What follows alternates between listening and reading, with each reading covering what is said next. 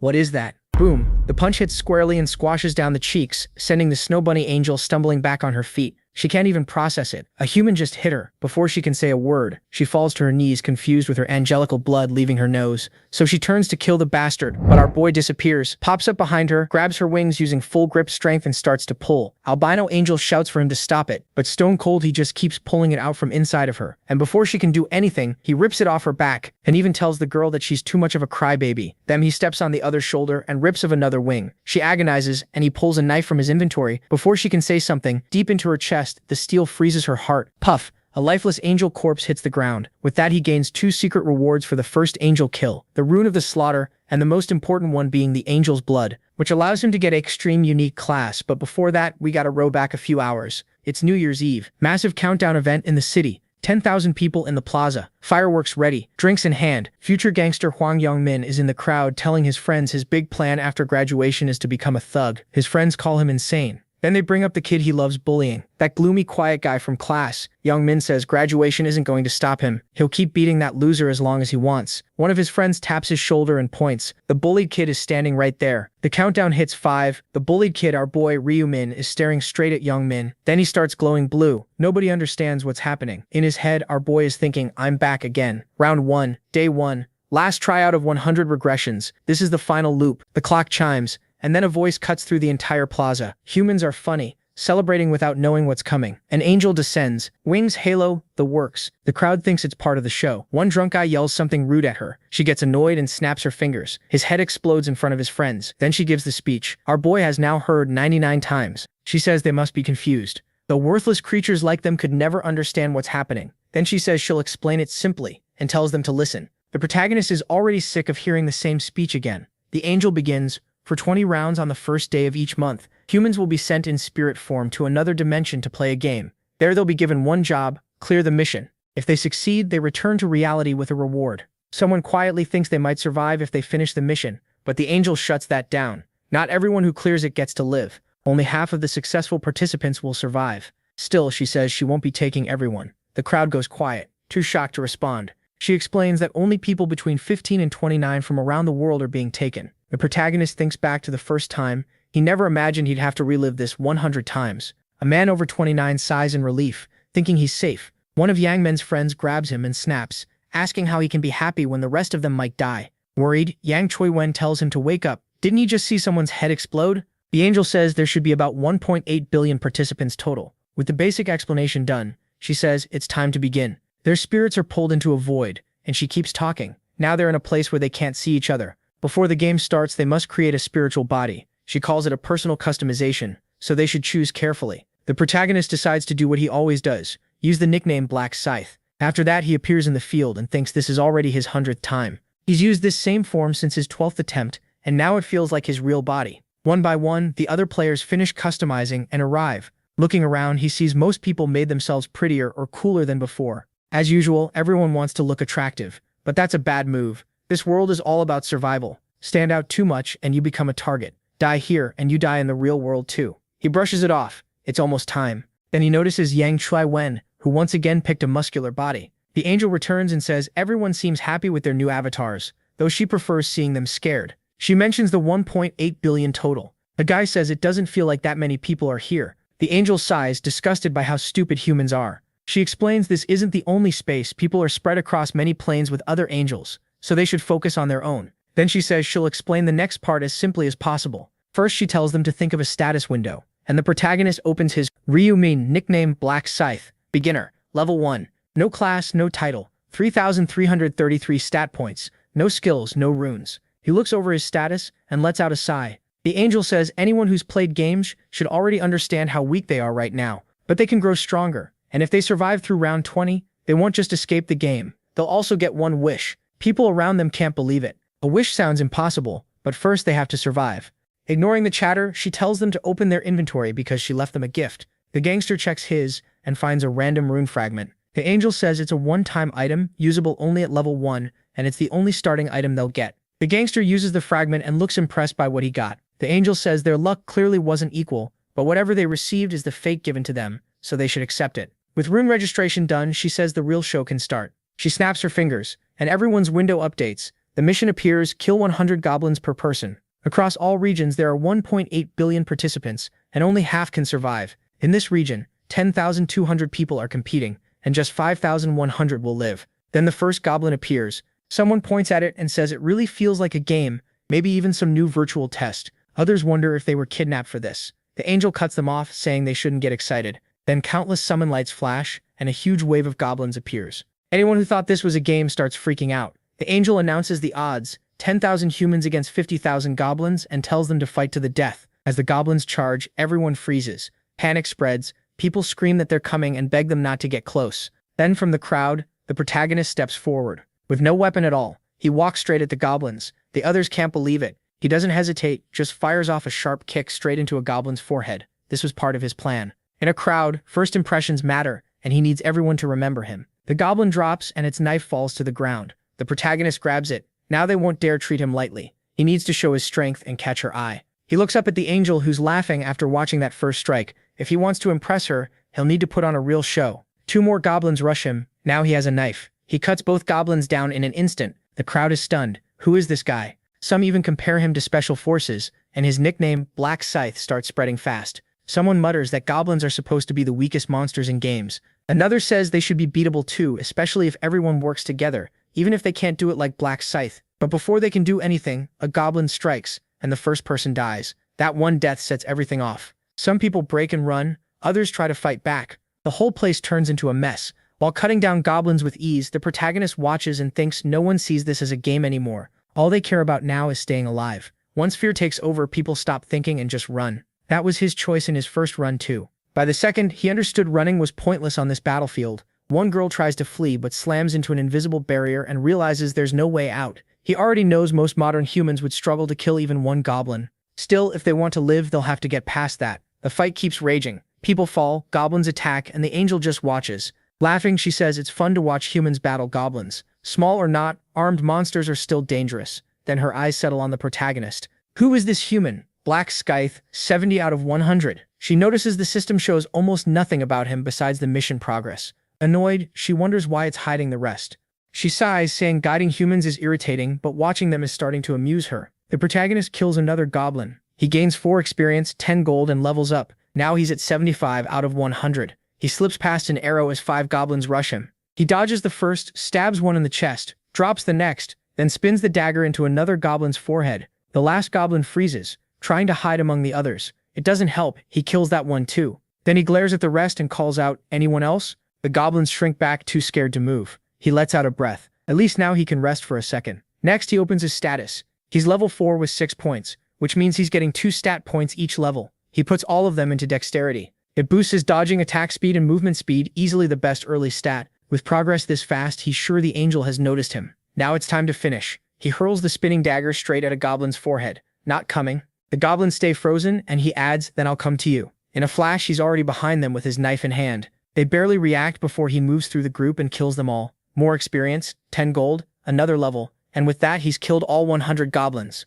Round 1 is complete. A golden barrier surrounds him. He clears round 1 easily. He went on that killing spree to grab the angel's attention, but also for another reason. Then the system announces that he finished first in the current region. It also declares him first across the entire region. Round 1 winner, Black Scythe. He sighs, first place again. Finishing early matters since the top 3 get extra rewards based on rank. The system grants him a low-level rare weapon ticket for taking first in the current region. More importantly, for finishing first overall, he gets a special reward and a selection chest. The best prize by far. He decides to use the weapon ticket first. The choices are a sword, a stiletto, or a spear. It's nothing amazing, but getting gear this early is still a win. Without hesitation, he picks the stiletto. It's a rare weapon with 15 attack and bonus dexterity. No special effect, but for a beginner, it's the best dagger possible. He tosses aside the goblin's basic dagger. The special selection chest can wait for now. As he checks his status again, he thinks about the title he just got. He never saw anything like this in his last 99 tries. Then he uses his rune. The random rune fragment turns into the time reversal rune.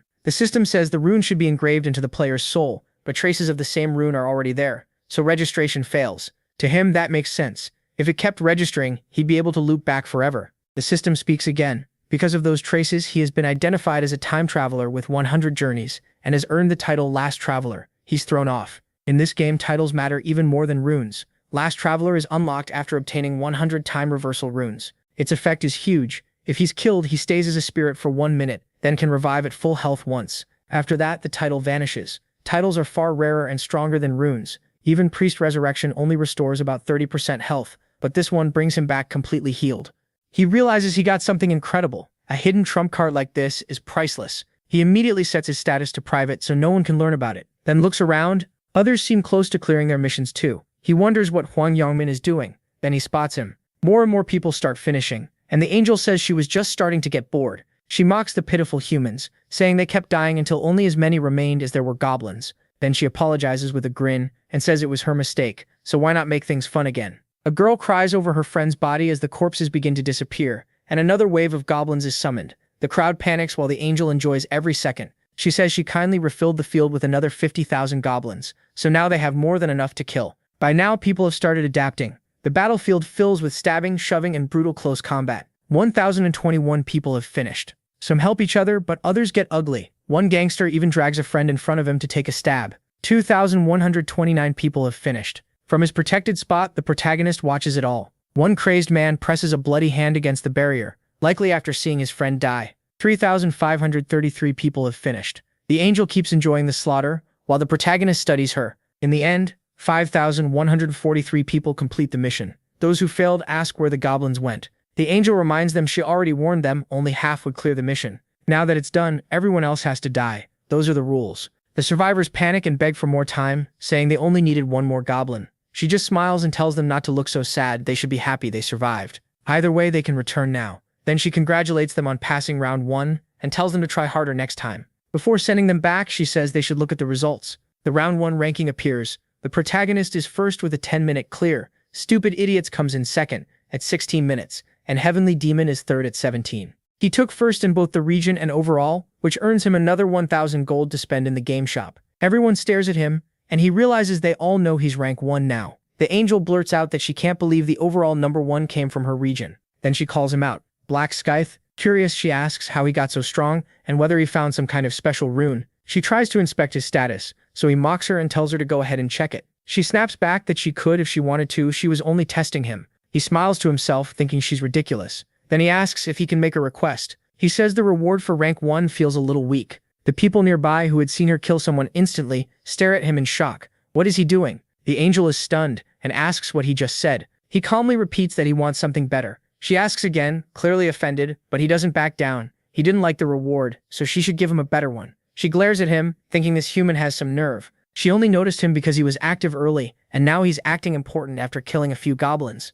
For a moment, she wants to blow his head off. Then she remembers she can only use that instant kill power once, and she already spent it. Still, that doesn't mean she can't deal with him. An idea comes to her, and she turns back to him. So, you want a better reward? Normally, she'd reject a demand like this right away, but she says she'll consider it, and that they should talk in private. Everyone else has to wait. The others are stunned. They can't believe the angel actually listened to him, and some wonder if they should complain too, though they assume it's only because he's rank 1. Now they're dying to know what reward he's about to get. The protagonist glances at Huang Yongmin, but Huang Yongmin doesn't seem interested. Then the protagonist heads off with the angel into the forest. She tells him to walk closer so she doesn't have to keep turning her head to talk. He answers with a sarcastic, "All right." She calls him an insolent human and grumbles that his greedy race never listens. In her mind, she complains that she can't just change what the system already assigned him. As far as she's concerned, he should accept his reward and learn what happens to greedy insects. Once we get past that rock, I'll kill him. There is a risk, though. If I get rid of the first-place player for personal reasons without using my special power,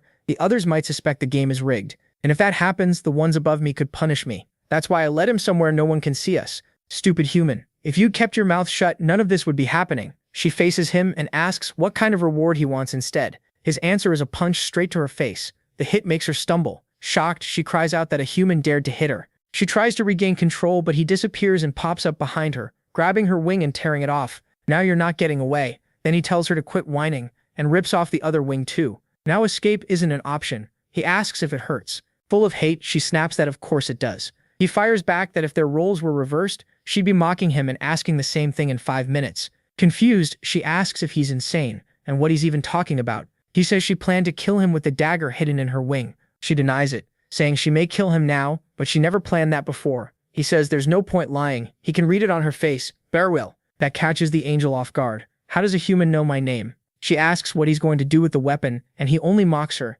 Can't you guess? Enraged, she threatens to blow his head off with a snap of her fingers, but he reminds her that power is already gone. Finally understanding the situation, she mutters that she's in trouble. She tries one more threat, saying her allies won't forgive this, but he laughs. Angels only care about themselves. Once she's gone, no one will bother. Now desperate, she begs him to stop, saying he gains nothing. He laughs again and says killing her will get him plenty. She warns he'll regret it and never go home, but he says the system sends him back when the round ends. Stunned, she asks how he knows that. In panic, she offers information for her life. He coldly says if he wanted answers, he'd force them out of her. He says he'd torture her until he learned everything, what her kind is, how their world works, their goal, and the truth that she's just a pawn acting like a guide. The angel tries to argue, but he doesn't hesitate and drives the attack into her heart. She collapses. The system announces that an angel has been defeated. He's the first player to kill an angel. He gains the title First Angel Slayer, and as a reward, he gets Angel's Blood. He notes that he was first again, just like expected, and also got the Slaughter Rune, which is etched into his soul automatically. With this title, his stats double whenever he fights a sacred monster. He remembers that he only learned about this reward on his 13th try after killing the first angel back then. Maybe that's because only one person can get it. The Slaughter Rune raises his stats by 1 for every enemy he kills, up to 100, and it lasts until the round ends. He figures these rewards are basically on the level of unique items, and the other angels would be stunned to know he already has this rune. But the biggest reason he killed the angel was the angel's blood, a unique consumable that lets a player become a reaper. It only works at level 10 or higher, and only the first player to kill an angel can get it. Any player can get a class starting at level 10.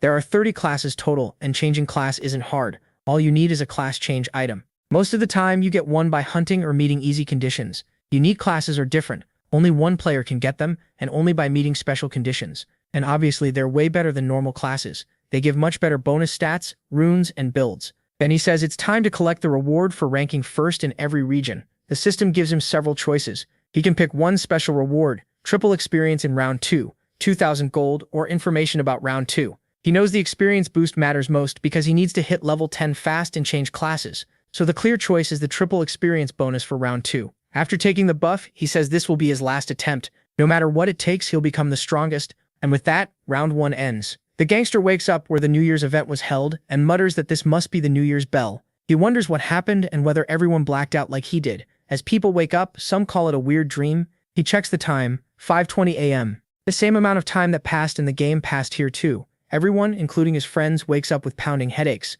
He asks if Huang Yang-ho also blacked out. Huang Yang-ho says it wasn't just him. Looks like everyone did. He notes that they all dropped at the same time and starts talking about the strange dream. One friend asks Huang Yang-ho if he had it too. He hesitates, then says yes, but he's not sure it was a dream. Was it all real? The goblins round 1? All of it? Are they really being sent back next month? Then they spot someone who still hasn't woken up and ask why he's not moving. When they touch him, his body is cold. One of them checks and says he isn't breathing and has no pulse. Is he really dead? Another wonders if he died because he failed the game.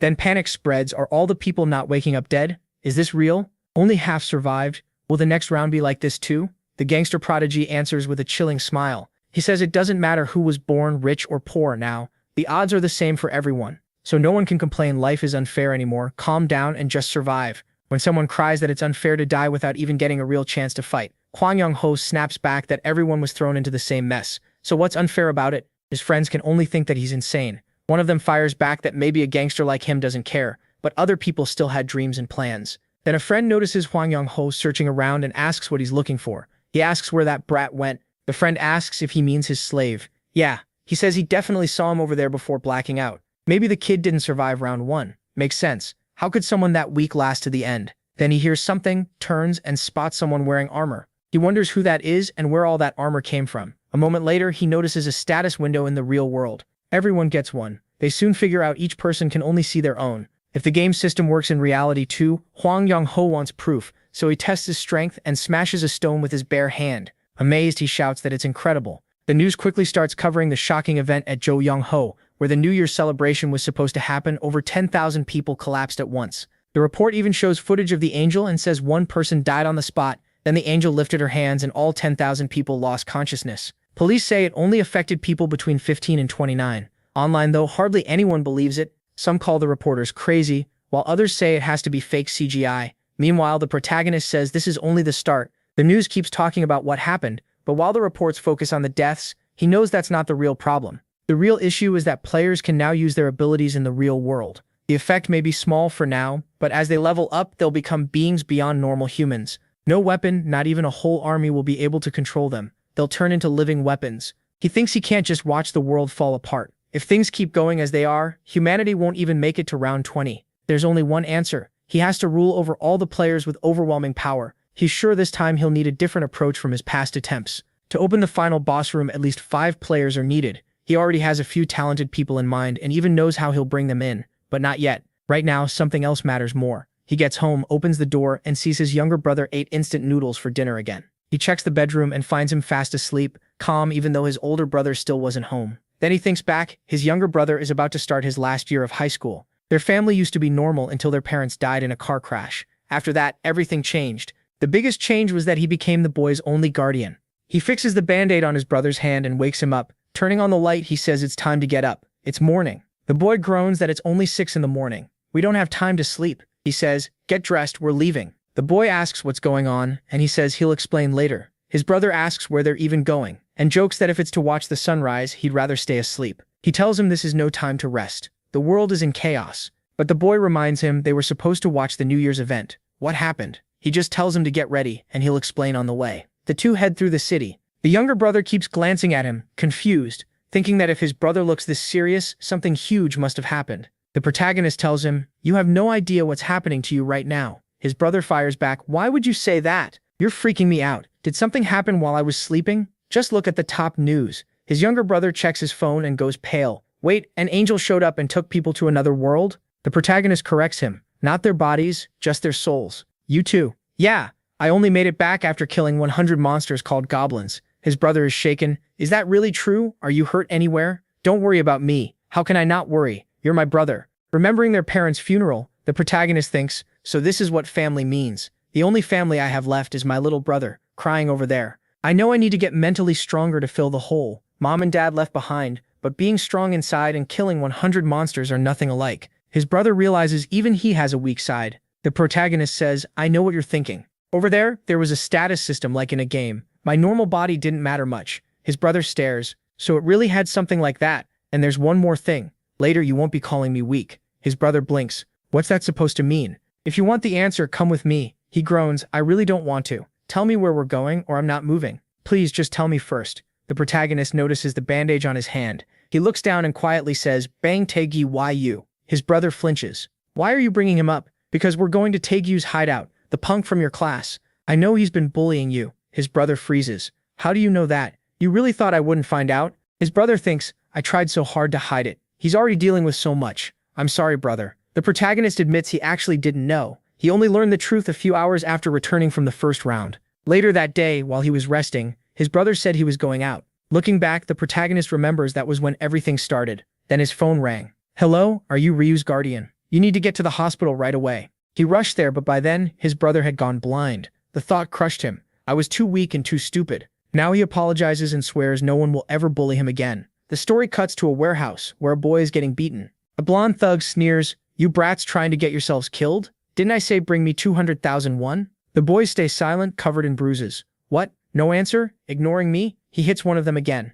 The others mutter that Taegyu really is ruthless, even to his own lackeys. Even the older students avoid him. Nobody wants to end up on his bad side. Taegyu curses, saying he was supposed to buy a motorcycle today, but these useless idiots ruined it. He turns to a friend. So where am I supposed to get money now? The guy just shrugs. Use your brain and find me somewhere to squeeze cash out of. Then someone gets an idea. What about that kid you always take money from? Your little slave, the tall one with curly hair, call him. Taegyu smirks. That bastard? I was already thinking about it. I'll beat him up as a New Year gift. I'll rob him till he's got nothing left. Sounds fun. Then he pauses. But that loser's basically homeless. Even if I beat him, what money could he have? His place is a total dump. One friend laughs. Seriously. Taegyu agrees. That loser doesn't even have relatives. He only lives with his brother. Then his friend notices his expression and asks what's wrong. Taegyu stares ahead at Ryu's brother and asks, what's that? That's when the protagonist arrives with his brother. Taegyu takes one look and says, well, look who showed up. Not the devil, just a pain in the neck. Ryu, you little. He quickly bows his head and apologizes while trying to hold his brother back. Taegyu points at the protagonist. Who's this punk? His face alone annoys me. Then he spots someone beside them. And who's this? You bring another slave because you were lonely? The protagonist is too scared to answer, so the protagonist speaks up. I'm MC's older brother. Taegyu laughs. Older brother? I told you to keep your mouth shut. Now you drag this loser into it too. You're both getting wrecked today. Then he orders his guys to grab them. The gang steps forward, laughing that the world's gone crazy if this guy thinks he can take on Tagyu. They tease Ryu, asking if his brother can even fight. One thug walks up to the protagonist and mocks him for looking small and soft. A second later, he gets punched in the face and drops. The guy behind him yells, "What just happened?" Another stares in shock. Did he just dodge that? Before he can react, he gets smashed in the mouth and flies back too. Now they realize this guy's for real. Another one rushes in, but the protagonist slips past him, then fires back with more punches. Soon they're all on the floor, shaking and unsure what to do. Tagyu glares at them. Useless trash. So you learned a little boxing somewhere? You think that means something? He sneers at Ryu's brother, saying a few moves don't make him special. In the end, raw strength is what matters. The protagonist stays calm. Have you even been watching the news? Tagyu snaps, "What news?" Before he can finish, the protagonist slips past another punch, then another, and another. Tagyu starts getting dizzy. What the hell? Why can't I hit him even once? The protagonist tells him if he'd seen the news, he never would have messed with a player. Then he drives a punch into Tagyu's cheek, knocking his jaw out of place. That cocky look vanishes fast. Another punch slams into the other side of his face. "You were never going to beat me." Tagyu lowers his hand and a tooth drops out. Raging, he screams, "I'll kill you." He charges again, but the protagonist dodges, grabs his wrist and cracks him twice in the head. Tagyu staggers, barely able to stand. Why does he keep hitting my face? If I could just land one hit. Just one. He rushes in again, but gets dodged, punched in the mouth, and sent flying. The protagonist says calmly, "Bang Tagyu, does that hurt?" He remembers that day no matter how many times he's gone back, and vows never to let that hell happen again. As he walks closer, Tagyu panics and begs him to stay back. The protagonist grabs his hand, catching him off guard. "This is what happens when you mess with my little brother." Then he snaps all 5 fingers at once. And now for the other hand. He grabs that one too. Tagyu screams no, but he's crushed again before he can escape. By then, his lackeys are already running for their lives. Even Ryu can barely watch from a distance. The protagonist warns him, "If you ever touch him again, you know what happens, right?" Tagyu hurriedly promises he won't. "That's right, but I need to make sure because people like you change their minds fast." Then the cracking starts again. Later, the 2 brothers walk back and the younger one is still shaken. He asks, "How did you do that? Did you learn martial arts or something?" The protagonist reminds him not to worry. Players can use their skills in real life too.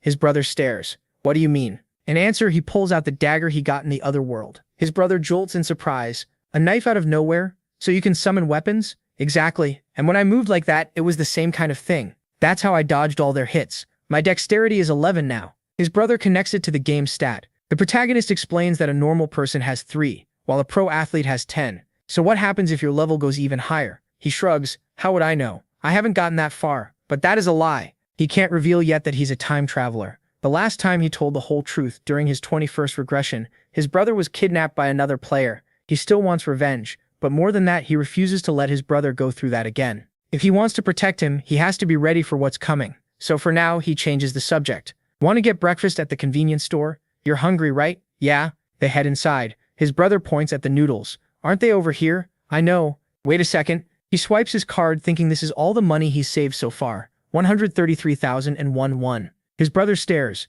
"You took all of it out? I need it." Then he asks, "What do you want to eat today?" His brother hesitates. "Everything here is expensive. Some of it is over 5,001. "It's fine. Pick whatever you want. You really want me to live on instant noodles forever? Then choose what you want. We'll be okay." "Okay, then I want the spicy pork belly. I've really been wanting to eat this." The protagonist smiles and says soon they'll go to a restaurant and eat steak. Really expensive meat. His brother protests that this is already more than enough for him. The protagonist looks at him and thinks, "Just wait a few days. I'll give you so much good food, you'll get tired of it." His little brother eats happily, and the protagonist watches with a quiet smile. Then he gets up. His brother thanks him, but asks where he's going. "Wait here a minute." He walks to the counter. His brother blurts out, "You withdrew all that money for this?" He buys a stack of lottery tickets, thinking this is the first smart thing he's done since coming back. "We're winning the lottery." His brother can't believe it. "You spent it on tickets? How many did you buy? 20? Wait, 100,001 on lottery tickets? What if we get nothing?" The protagonist just tells him to relax and watch. His brother stares. "What are you doing?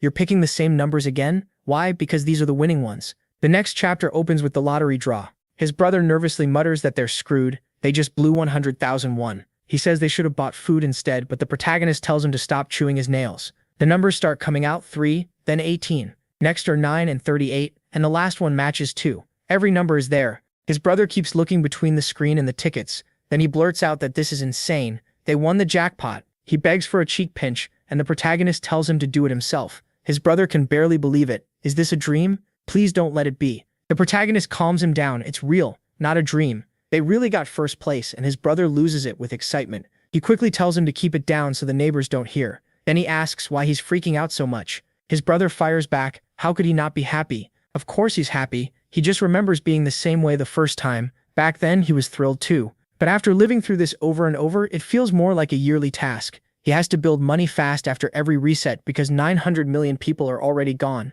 Soon the economy will collapse, and players will start trading with cash more than ever. Still stunned, his brother asks how 100 tickets all won first place, and how much they're getting. The protagonist says he doesn't know, even though he does. It's enough money to shake everything up. Later, he goes to claim the prize. He's done this so many times that he doesn't even feel nervous anymore. At the counter, he says he's there to collect the first place winnings. The clerk congratulates him. While processing the claim, the clerk comments that he looks like a student. Asked where he bought the tickets, he says QVS 24 at the Yonghui branch. That makes the clerk freeze. QVS 24 in Yonghui? The clerk remembers hearing that 115 winning tickets came out this round. And the wild part, 100 of them were sold at one location. Could one person have bought all of them? Realizing who this is, they decide the president needs to be called right away for this VIP guest. Seeing the clerk drift off, the protagonist cuts in and asks for help. The clerk apologizes and asks him to wait a moment. He agrees. A little later, the bank president shows up. He thanks the protagonist for waiting and introduces himself as the president of Yonghui Bank. Then excited, he congratulates the winner. The protagonist thanks him. The president suggests moving somewhere private and asks him to follow. He is taken to the ticket verification room. A secretary notices him with the president and wonders who he is. For a second, she thinks he might be the president's son. Instead, the president says he's a VIP guest here to claim a prize and tells her to make sure he's comfortable. She realizes this must be the man with the 100 winning tickets. The president tells her to continue. After he leaves, the protagonist thanks her and she tries to steady herself. She offers him a drink, but he politely says no. Then she asks if he brought the tickets. He hands over 20 tickets, with 5 entries on each. As she checks them, she's stunned. They all use the exact same numbers, like he knew the future. After verifying everything, she confirms all 100 entries are first-place winners. The protagonist asks how much he'll get. She tells him the total prize is about 22 billion won. After taxes, it'll be around 15 billion. He notes how fast everything moved. The first thing he does after getting the money is find a new place for them to live. Then he opens an investment account and puts everything into Bitcoin, knowing it'll jump 500% next month. Later, he asks his brother what he thinks of the new home. His brother lights up, saying it's amazing and huge. The protagonist says it was the best place they could move into right away. His brother asks why he rented instead of buying when they have so much money. He explains that besides the 1 billion he pulled out for the deposit, he has no cash left. Everything else is in Bitcoin. His brother is shocked and he keeps going. He says he knows what his brother wants to say, but this wasn't a careless move. Besides, he can still make more through the lottery, since he's seen 4 winning number sets in his dreams. His brother just stares, amazed that he's apparently one of those people who dreams numbers. Then he hesitates and asks if the numbers are really right and tells him not to forget them. He says not to worry, there's no way he'd forget after seeing them so many times. Then he tells his brother to get ready so they can go eat. His brother asks where. That's when he reveals they're moving today. Before this, he'd only shown photos, so his brother had no idea it was happening now. Elsewhere, the gangster slams a fist into the wall. Grinning, he says dumping all his stats into strength was the right call. He also got a room that doubles that strength, so he feels crazy lucky. He brags that even Mike Tyson would envy a punch like this. Satisfied with the test, he decides it's time to try it on a real person. So he starts pounding on the protagonist's door, calling for Raymond. He knows that bastard isn't dead, but he's not answering calls either. Angry, he says Raymond must think he can get away after staring him down like that. He swears he'll crush him. Still banging on the door, he says that even if they're both players, trash is still trash, and now it's time for a lesson. He's sure Raymond is hiding inside, so when no one comes out, he gets even madder. Leaning on the door, he listens closely. If he hears breathing, he'll break the whole place down. Then someone asks what a student is doing in front of another person's door. He snaps back, asking why that matters. Are they the owner? The man says yes, he is, and that throws the gangster off. The owner asks if he's here to see a friend. He quickly plays along and says yes, asking him to open the door. He claims he lost contact with his friend and just needs help getting in. But the owner tells him it looks like that friend ditched him. The room is empty. The student who lived there moved out today. Hearing that, he realizes the bastard ran without a word. The story shifts to the new apartment building. The younger brother is blown away by how tall it is. He points out the revolving door at the entrance and the keycard access. A staff member confirms the protagonist's identity, and his brother is shocked that the place even has security. He says the place is incredible. The protagonist tells him to come on, and they head inside. When they reach the apartment, the younger brother is stunned by its size. The protagonist says it's about 330 square meters, and his brother says that's way too huge for an apartment. He asks if that much space is really needed for just 2 people, but the protagonist says they have plenty of money, so why not? Then his brother asks the lease price. The answer, 500 million won up front and 22 million a month. That leaves him speechless. Not long ago, he was worried about spending 5,000 won on food. He says the place is too expensive and asks if they shouldn't get something cheaper. But the protagonist doesn't budge. This is the minimum. The pricier the place, the better the security. He thinks about what happens on the first day of each month when players fall asleep and return to the game world. That's when they're most helpless. At that moment, they're easy targets for disasters, fires, earthquakes, or assassins sent by other players, so they need the safest place possible. Then he asks if his brother likes the apartment, and the answer is an easy yes. He says he's glad to hear that, but his brother suddenly looks guilty. When asked why, he finally opens up. He's worried about the next trip to the other world. The protagonist may have to fight again, while he's just been enjoying everything and not thinking about it. The protagonist lightly smacks him. Then he asks why he's acting so gloomy. Does he think he won't make it back next time? Before his brother can sink deeper into it, he tells him to forget that and go eat. There's a good Korean place on the 2nd floor. Then he checks his phone. He figures the gangster noticed he moved, but decides to ignore him for now. It's not like they'll meet again in real life, maybe only in the other world. The next day, he wakes up. Seeing his brother heading out, he asks where he's going. His brother says he's finally awake. Then he explains he ordered some rice cakes and is going to pick them up. That catches the protagonist off guard. He doesn't remember this happening in any past reset. Things can change, sure, but this is the first time his brother has gone to buy rice cakes. So he asks why, and his brother says it's to greet the neighbors since they just moved in. The protagonist says that's actually not a bad idea. His brother says he'll go alone, but the protagonist gets ready and goes with him. Soon they ring a doorbell. A voice asks who's there. They say they just moved in and wanted to introduce themselves. A woman opens the door. She looks at them in surprise, saying they really look alike and asking if they're brothers. They say yes. They offer her the rice cakes and mention they're best while warm. She thanks them, takes the box, and they move on. They do the same at the next place, get another thank you, and head to the next door.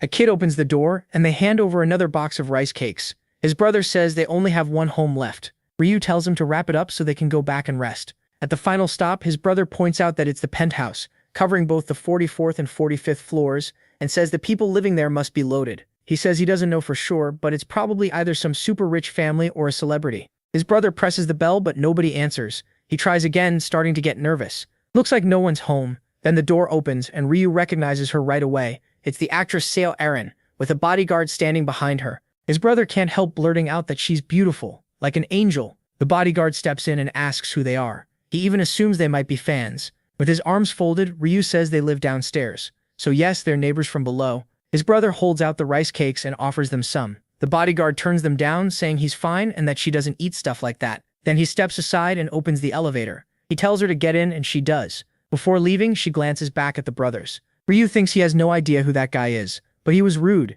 He decides not to bother with him. His brother says he's okay, but did you see her? Wow. The protagonist asks, see who? His brother stares at him. What does he mean? Who? He saw her too. That was Seo Erin. Ryu just repeats the name, still clueless about who she is. The scene shifts to Seo Erin, thinking about how several actors have already been eliminated. She's disturbed that the world is somehow still running, like normal. Then her phone lights up with a text. It says, did you see the news? Seo Jin passed away. Another message asks if she's coming to the company tomorrow, and she falls deeper into thought. Someone even more successful than her died in the very first round. She figures that if she hadn't gotten a strong rune, she might have ended up in the headlines too. That makes her think about how far she's come and how she's managed to stay here. Without the company backing her, would she ever have gotten this famous? Even the penthouse was paid for by them. The bodyguard asks what's on her mind, and she says it's nothing. He sits down and reminds her she can be honest with him, so she admits it. She was thinking about how messed up the world has become and whether she'll survive the next round. He asks if that's what's bothering her, then tells her not to stress about round 2.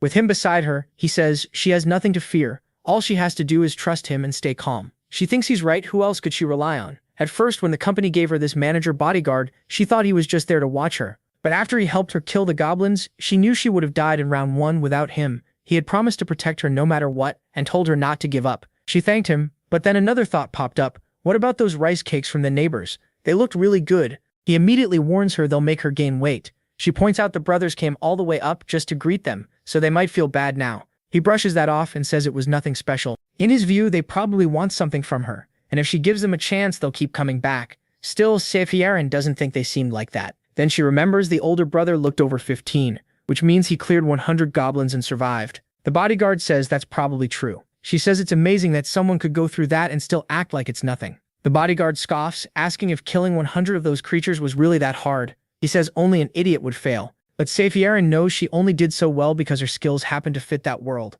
Even so, she still wasn't anywhere near Black Scythel. Watching him fight almost made her feel sorry for the goblins. She wonders what kind of job someone that skilled has in real life. If she could team up with a person like that, she'd probably survive round 2. This time she made it through mostly by luck, so can she really survive again? The next day, Tuesday, January 31st, at 11 a.m., Ryu gets home. His brother greets him by saying he won again. MC has hit the lottery one more time this round for 15 billion won. His brother is shocked and asks if the bank said anything. Since this is already the 4th time, even the bank president is interested now, welcoming back his lucky customer. When asked for his secret, Ryu gives the same answer as before, a divine message in his dreams. The president jokes that he wishes he could have dreams like that too. Back home, his brother asks if he's putting it all into Bitcoin again. He says yes, and it's already grown to 150 billion. His brother tells him he should start cashing out because it could crash. The protagonist says not yet. For now, they eat and spend some time walking around the city. At 11:55 p.m., lying next to his brother, Ryu speaks up.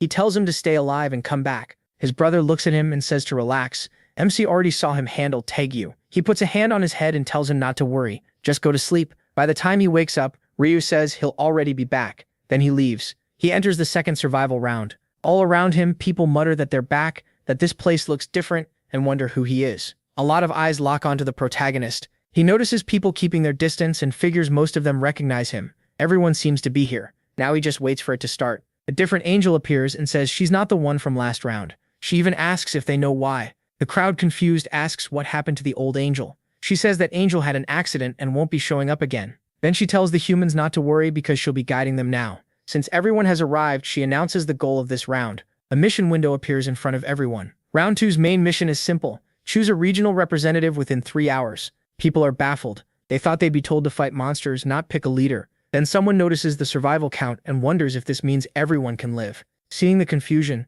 the angel starts explaining. This round isn't about combat at all. It ends once they choose a representative. Whoever gets picked will have the authority to command the others and make humans obey. Once a representative gives an order, everyone else must submit or be killed by that person. It's a huge amount of power. In 3 hours, each person will get 1 voting ticket to pick the representative. One man asks if that's really all there is to it. The angel says yes. Just vote, clear the mission, and go home. She even calls it a break between rounds. The crowd lights up. No fighting means they can survive, and this seems way easier than last time. Then she adds one more thing. They need to spend the next 3 hours deciding who that representative should be. The countdown begins. 3 hours until voting. People are thrilled, convinced they won't be eliminated this time. But one gangster-looking guy is irritated. He was ready for a fight, so this feels like a waste. Someone tells Hwang Yo-min to calm down since they'll survive just by voting. He keeps complaining anyway, angry that he poured all his stats into strength and now can't show what he can do. Ryu thinks that, just like before, Yaomin must have gotten the strength rune again. Everything from Yaomin's rune to the way this round is unfolding matches his memory exactly. He knows the others will waste the next 3 hours arguing over votes, but the representative isn't what matters most. If there's a main mission, then there's a hidden one too. In round 2, that secret mission is getting a class, and to do that he needs to hit level 10 as fast as possible. Spotting a goblin hidden in the forest, he moves in. The creature charges him, but with one swift move to but one clean strike to the neck ends it. Kill count 1 out of 100. With the triple buff active, he gets 9 experience points, and the angel killing rune boosts all his stats too. Heading deeper into the forest to start hunting was the right choice. Goblins move in packs, so one means more are nearby. A group spots him and gets ready to attack. He thinks they'd be smarter not to. One gets stabbed through the chest, another is cut down, and before long he's reached 50 kills. Just one more level. Only 30 minutes have passed. He checks his status. Black Scythe, level 9. Once he hits level 10, he can change classes. If he had a strength rune, pumping strength would be more efficient. Still, going all in on strength is dangerous. No matter how hard you hit, one fatal blow and you're done. Players have 4 stats: strength, intelligence, dexterity, and luck. Strength raises power, health, and defense. Intelligence improves magic, mental strength, and thinking speed. Dexterity boosts attack speed, movement, and dodging. Luck helps with crits, rare items, and more gold. In this game, you can't dump everything into one stat. That's even more true for the Reaper class, since it uses both physical and magic damage. He needs balance, but for now, dexterity comes first. As he heads toward another group of goblins, he hears footsteps behind him. Someone's following him. He only notices now because he was focused on hunting, but he's sure of it. What's strange is that in all his resets, no one ever tracked him before. He pulls out his knife and tells them to show themselves. If they don't make their intentions clear, they'd better start praying. Then the person finally appears. It's her. Ryu is stunned. It's the actress Seo Aaron. Why is she following him? She quickly apologizes for tailing him. Her bodyguard steps up and apologizes too. He says they meant no harm and asks MC not to be upset. He notices the man's nickname An Sang Chul. That makes him pause. Isn't this guy the right-hand man of Mejian Rock? The name is annoying to say, but Mejian Rock is the eldest son of one of the country's biggest companies, and a player known as the Heavenly Demon. He's also one of Ryu's targets. Bringing the Heavenly Demon onto his side would make his growth much easier, but the person he really needs is the healer who'll end up with him. I never thought I'd run into his right-hand man this soon. But why is An Sang Chul with Sue Aaron? Hold on, isn't he the one who was outside her apartment? Now I remember. The celestial demon was backing a celebrity for business reasons. What matters is this: when did you start tailing me? He doesn't like it. The future is changing again. Sue Aaron says they followed him from the start after seeing him head into the forest, then apologizes for upsetting him. He asks why. She says she means no harm. She just wants to make him an offer. Since you got first place in round 1, I thought maybe we could work together. Work together. To him, that only matters if both sides gain something. She agrees, but he shuts it down right away. He doesn't need her. He's doing fine alone, and he tells her to stop wasting his time and leave. No mercy at all. She asks to stay with him anyway, but he refuses. He has no plan to team up with her. He turns and leaves. Her bodyguard gets annoyed, wondering who this guy thinks he is. Then she suddenly drops, and he cries out, "Ms. Aaron!" She says rank 1 earned that spot for a reason. The pressure from him was crushing. The bodyguard figures anyone would be shaken with a knife pointed at them. She sighs that she only wanted to team up with rank 1, but it clearly didn't work out. He reminds her this is exactly what he warned about. Someone like that is too proud to join anyone. She knows, but it still stings. He tells her not to dwell on it. They've already wasted enough time chasing him. She looks around at the monsters and suggests using the extra time to hunt instead. He agrees and tells her to move. Nearby, a goblin looks around, confused about where he went. Ryu appears in an instant and cuts it down. While they're talking about teaming up, he's too busy to care. He's almost at the next level. Hobgoblin eliminated 60 kills. Then a pack of wolves shows up. 5 at once. Nice. His luck is holding. The beasts rush him, but he moves first and cuts through all of them. They hit the ground dead. Total kills, 65. He levels up and reaches level 10. It's time. He meets the advancement requirements and unlocks the shop. Finally, class advancement. Round 2 side mission. Advance before voting starts. Reward 150% discount coupon for a daily shop item. Most players panic the first time they see this. Mission item? Where do you get it? How does class change even work? Anyone can tell getting a class is huge. The problem is, nobody knows how to get class change items yet. You only earn them by meeting hidden conditions. A warrior, for example, needs at least 10 strength and 30 kills at once. A berserker has to keep fighting while bleeding. An assassin needs to stab several monsters from behind. So to unlock a class, players have to act like that class first. At first he kept hunting, hiding, and running through the forest over and over. That's how he got the hunter class. But once he learned about Reaper, that became his only choice. And now he has the item. Class advancement item used. This choice is permanent. Do you want to become a Reaper? He doesn't need time to think.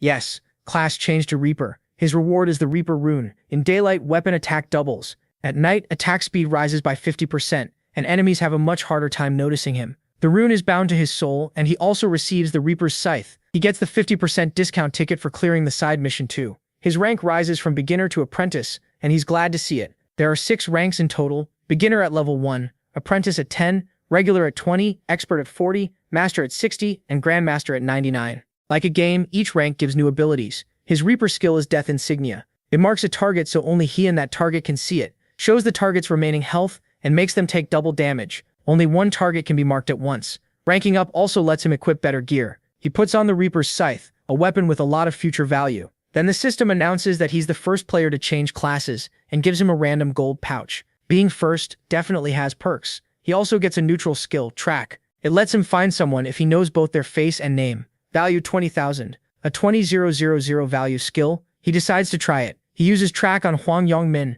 Face and name confirmed. Searching for target location. Yongmin is 190 meters away. Follow the arrow ahead. Ryu realizes that means Yongmin came into the forest too. Last time he was 2 kilometers away. Should he go check? Then the scene shifts to Suarin and her bodyguard running for their lives. She stumbles and falls. She says she can't run anymore. Her leg won't move. The bodyguard urges her to keep going before they get caught. He tells her to stand even if it hurts. She tries, but the wound from the arrow burns badly. He says it's only a guess, but injuries here might not carry over to the real world. If they survive and get back, everything may be fine. She nods and says she'll endure it. Then someone calls out, asking where they think they're going. They turn and see Yale Min. He mocks them, saying he must not have hurt them enough before. The bodyguard curses their luck for getting caught because of her. Realizing there's no way out, he gets ready to fight. Yeomin laughs. Does this old man really think he can take them on? He points out how many people are with him. The bodyguard asks why they're doing this and what she ever did to them. Yeomin says she did nothing. That was never the point. They only want one thing,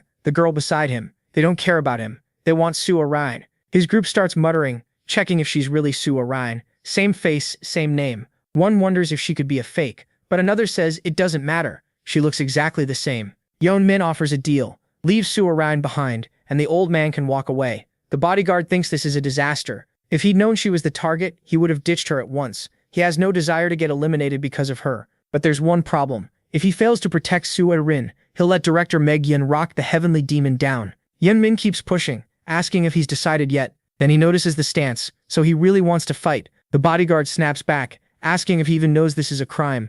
Min laughs at that. A crime? There are no laws here, and who would he report it to? The police after they go back. Even if he tried, what proof would he have? This might not even be Min's real face. The bodyguard hates hearing it, but he knows it's true. Talking won't save them. With his battered body, he'll have to fight. Then he notices someone and blurts out, it's Black Scythe. Min goes tense, shocked he showed up. The protagonist walks in and asks what's going on. Min tries to brush him off, but the protagonist ignores him and asks the bodyguard for the story. The bodyguard quickly explains that they were trapped, and Min's group is trying to take Sue Rin. If Black Scythe helps, they'll owe him deeply. MC asks Min if that's true. Min tells him to mind his own business and leave. His aura turns red. How is it not his business? He knows these people. Min freezes and asks what he's planning. Ryu pulls out his scythe and says he can't just leave an injured person behind. Min gets irritated. Sue Rin looks relieved, and the bodyguard thanks him. Standing in the middle of it, the protagonist thinks this won't be a loss for him anyway. If he helps, the celestial demon will look at him differently.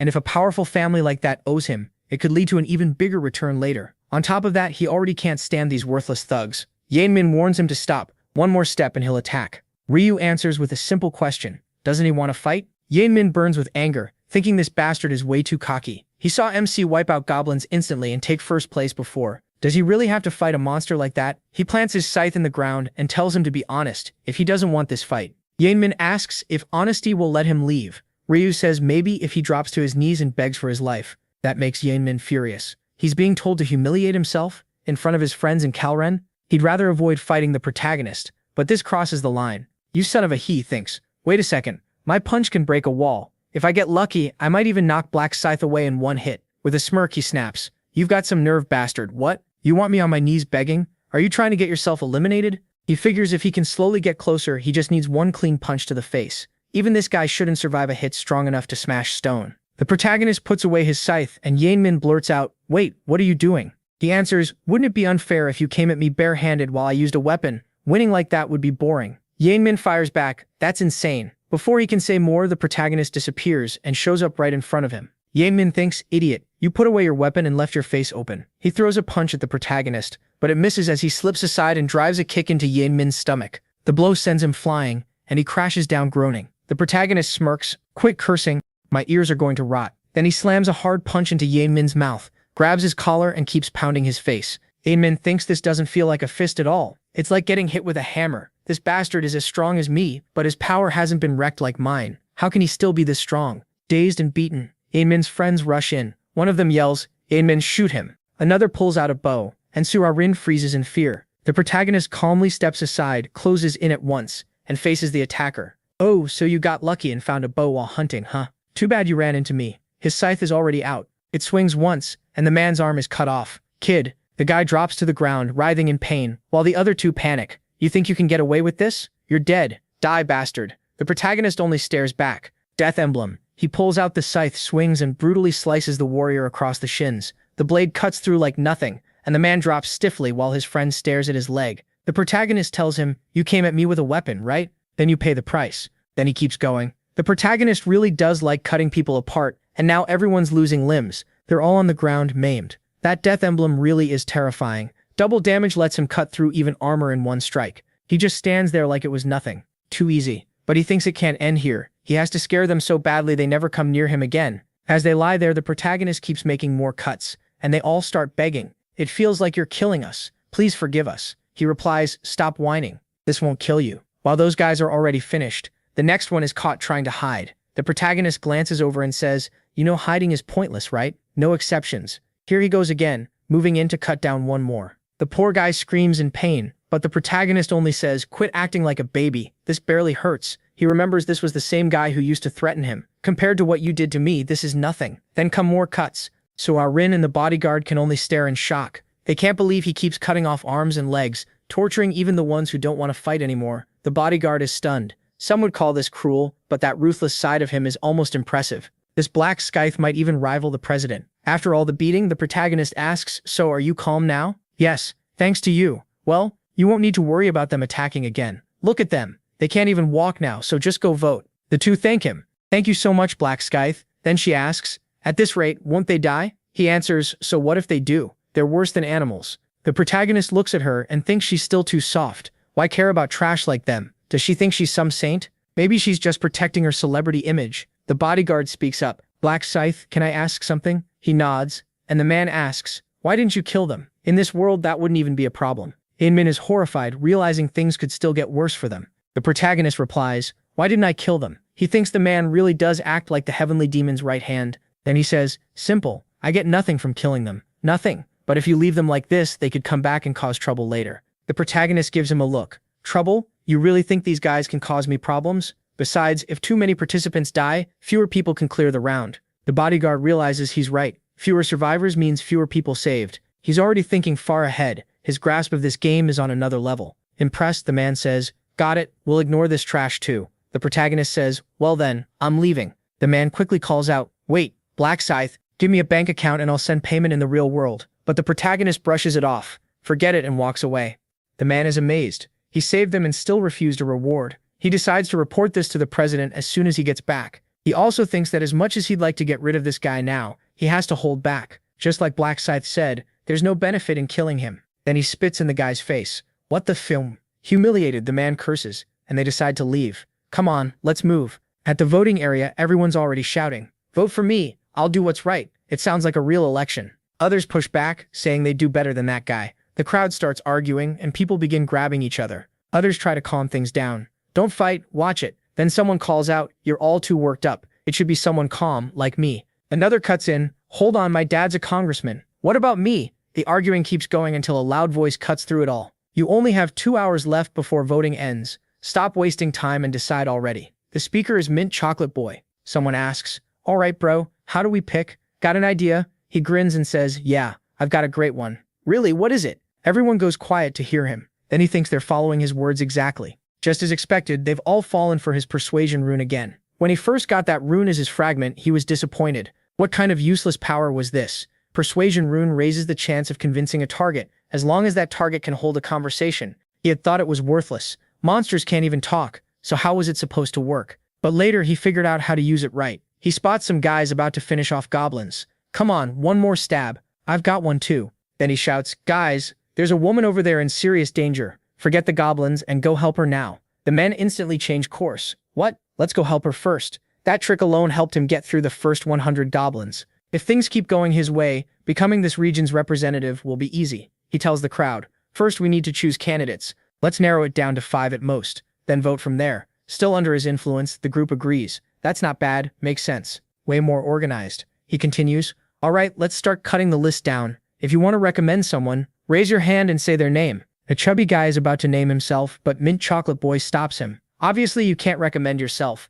If we allow that, we're back where we started." The guy gets frustrated. Damn it, he's right, we're stuck again. Inside, Mint Chocolate Boy thinks persuading these losers is way too easy. But the group still hesitates. "I don't know who to choose. I don't know anyone here. I don't want any of them representing me." He notices the silence and thinks this is perfect. At this rate, only the people who stood out will get named. A guy in back raises his hand. "I recommend Mint Chocolate Boy." He thinks, bingo. "Me?" he asks, and the guy answers, "Yeah. You'd make a great representative. You're logical, and you've shown leadership. You're handling this really well, aren't you?" The others nod. "Yeah, he is." He thinks, another one caught. Then he says, "Thanks for recommending me. If there's any other name." Another man stands up. "I'd like to recommend Black Scythe." He thinks that makes sense. Of course, someone would name the guy who ranked first last round. Another raises a hand. "Then I recommend the guy who placed second. Life is a documentary." Someone else adds, "I'll recommend the third, right hand of the Black Dragon." "All right, that gives us 4 candidates already. We just need one more. Anyone else?" When no one answers, he says, "Fine, then we'll go with 4. Before we vote, does anyone want to say anything? He thinks winning over this bunch will be ridiculously easy. When I become this region's representative, A nearby voice cuts him off. Stop saying that stupid crap. He turns with a laugh and sees life as a documentary. The guy ranked number 2. I'm sick of listening to your garbage, the man says. Mint Chocolate Boy frowns. What do you mean? What are you talking about? Then the other guy replies, Mint Chocolate Kid, you really think this world is easy, don't you? Like people will just do whatever you say if you talk enough. He wonders what that meant. Did the guy figure out his skill? No, probably not. The second-ranked guy steps forward and curses him out, asking who he is to decide the region's representative. He answers calmly, saying he's getting rude, and that the way people talk shows who they are. Did he really have to come in so hostile? Mint Chocolate thinks this is perfect. It might actually help him. But the other guy explodes, asking if he's really trying to lecture him and if he wants to get eliminated. That catches him off guard. Why isn't his ability working? That shouldn't be possible. He turns to the crowd and starts threatening everyone. Don't vote for anyone else. Vote for him or he'll crush them all. Mint Chocolate can only think one thing. This guy is a total mess. Then someone calls him out. No one will listen if he talks like that, so he should stop embarrassing himself and leave. He goes quiet for a moment, then suddenly grabs the man by the neck and tells him he has one more thing to say. As the victim collapses, he reminds him that he warned him not to mess around unless he wanted to die. The man dies on the spot, and he uses the body as a warning. Anyone who refuses to vote for him will end up the same way. The crowd is horrified. They're all thinking the same thing. This guy is insane. He's a killer. He doesn't care, and dares anyone with a problem to fight him. This guy has completely snapped. He laughs, says they're all talk, and starts killing people without hesitation. To him, this is perfect. No cops, no reporters, no cameras. He can kill as much as he wants. If they don't vote for him now, he'll hunt them down in the next round. Everyone panics. Vote and live, or refuse and die. He figures fear will lock in his win as representative. He also plans to crush Black Scythe once he gets authority and take the top spot. Meanwhile, the protagonist is out hunting and has already killed 265 monsters. He's making the most of his rune bonus and the extra experience. At this rate, he's almost level 16. Still, leveling is getting slower. Even after 200 kills in 2 hours, he only gained about 2 levels. The good part is that hunting has been easy thanks to the Reaper's rune and the Assassin's rune. Then the voting time runs out. The voting period is over. All players in the starting region are summoned back. The protagonist and the others from the forest are teleported in and find many people lying on the ground.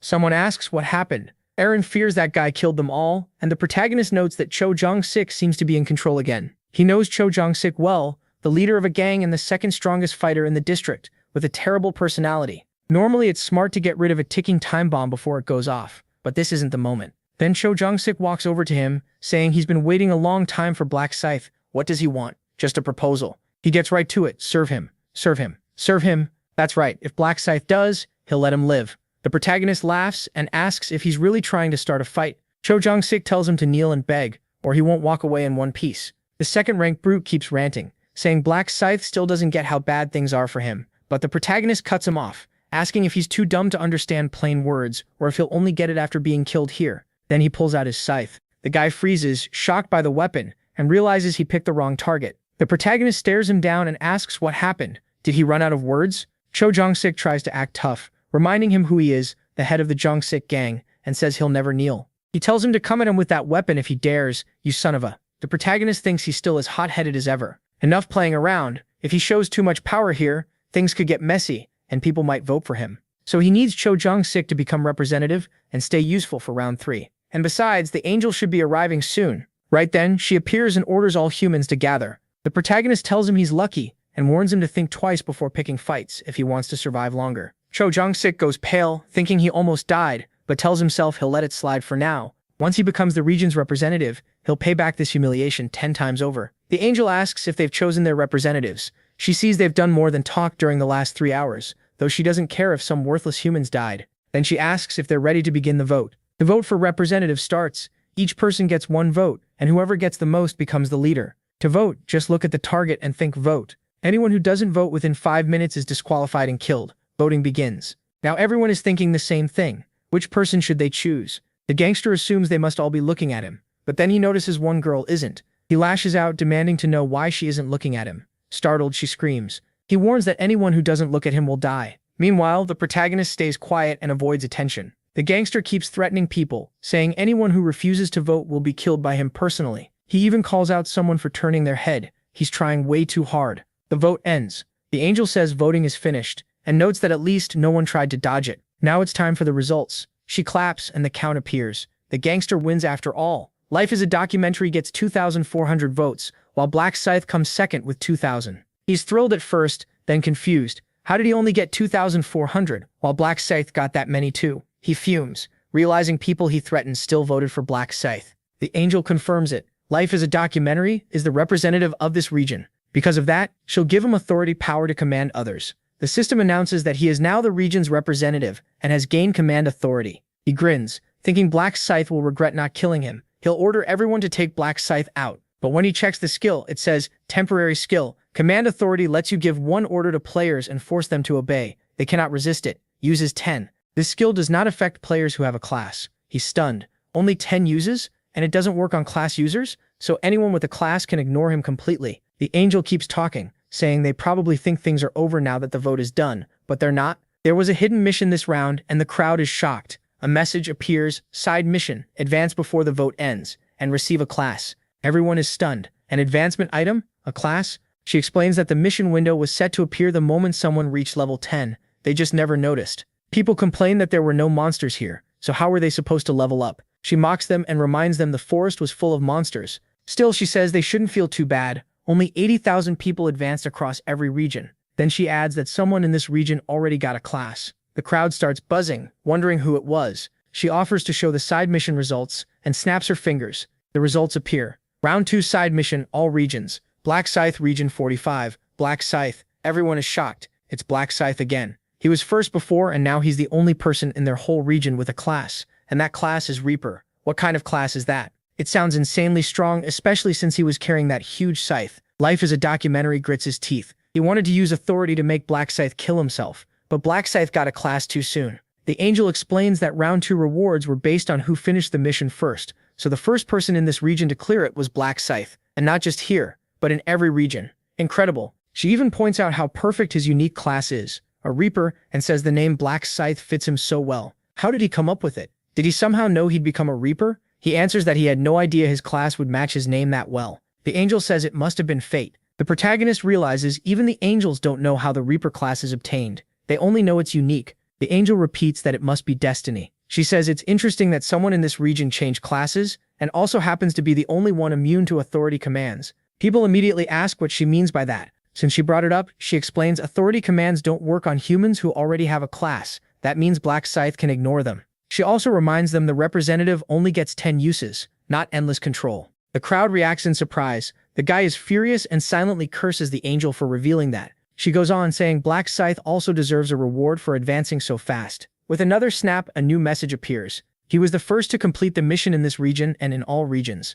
As a reward, he gets low-rank armor and a special chest. Now he needs to choose one of the rare armor sets. The options are metal armor, hunter armor, or mage armor. There's really no reason to hesitate. The first is too heavy and the third barely protects him, so he picks the hunter gear. The special chest, like before, lets him choose between a triple buff, 3,000 gold, or information. Since round 3 has lots of monsters, the experience buff is clearly the best pick again. The angel says that now all the rewards have been handed out. Please head home. Round 3 is going to be exciting. I promise. A system message says the mission is over and everyone will return on March 1st. Then his soul goes back into his body. The gangster wakes up and checks his arm. Thank goodness it's still there. As long as you're not eliminated, your body is restored. He bows his head and swears never to cross Black Scythe again. What a nightmare. Why did he mess with someone that ruthless? Somewhere else, the bodyguard who planned to leave the girl changes his mind, so things work out. He tells Seal Aaron she did well, but she says he was the one who did everything. She thanks him for helping her and keeping her safe. Straightening his tie, he says that's only natural. He's both her manager and her bodyguard.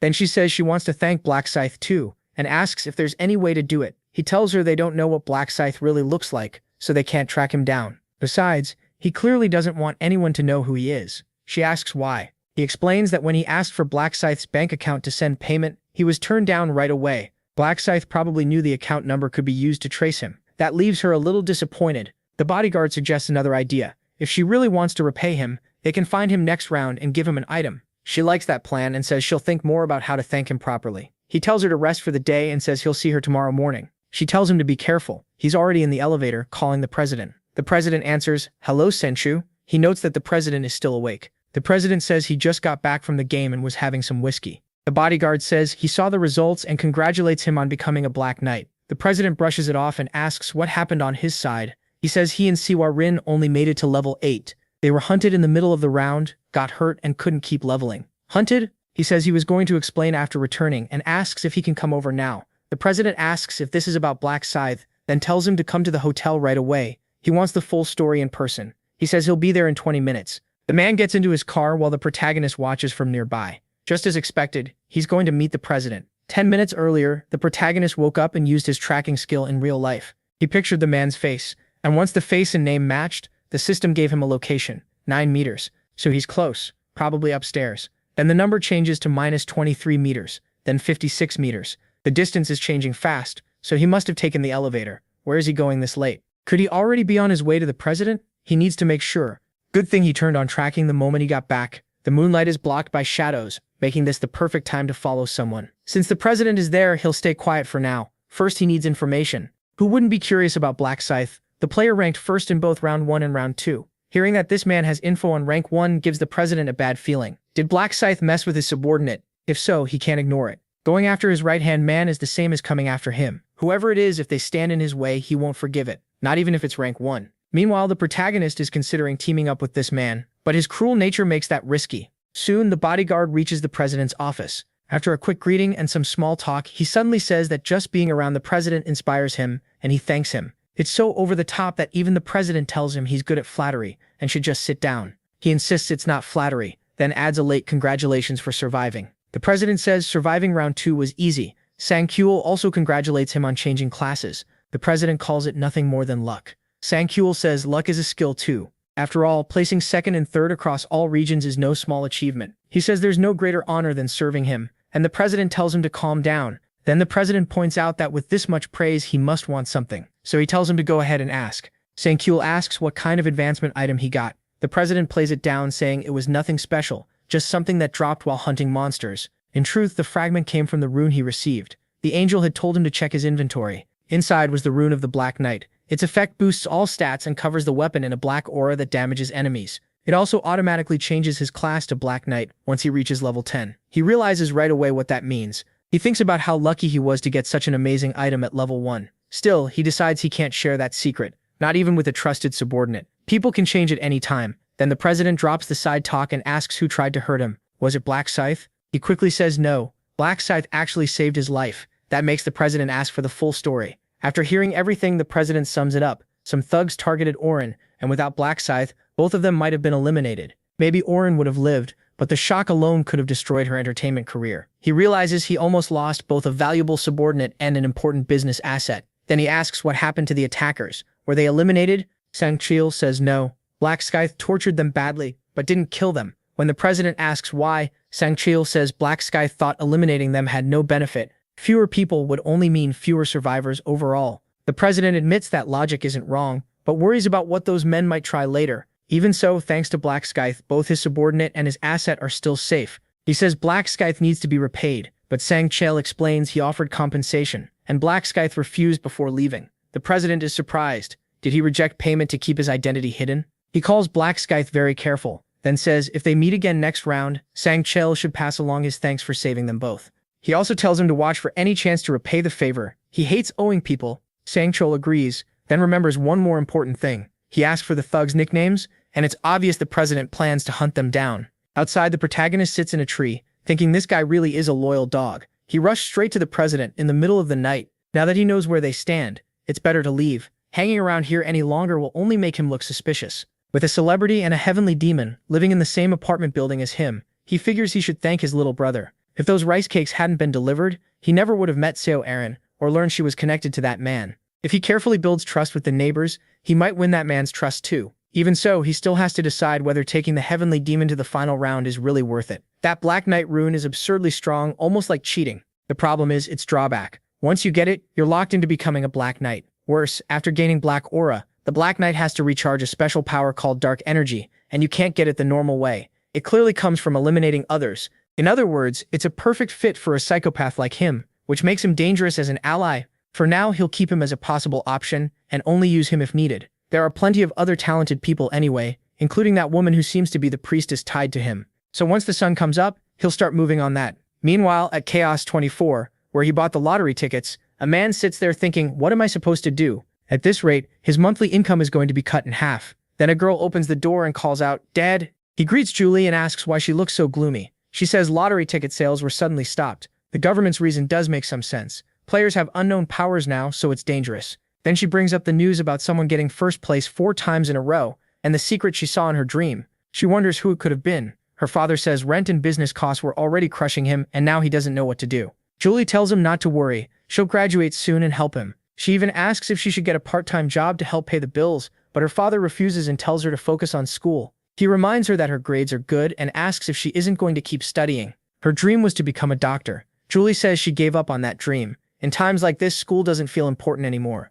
He says she's right. Money hardly matters now either. If things go badly, she could be eliminated in the next round. He admits he's been feeling lost lately and apologizes to Julie. She tells him he doesn't need to say sorry. None of this is his fault. Then she tries to comfort him. She made it through round 2 and even got a class. That shocks him. A class? She tells him to wait, then casts a healing type skill on him. He asks what this is. She explains it's a buff skill from her class. It raises all stats a little and seems to refresh normal people too.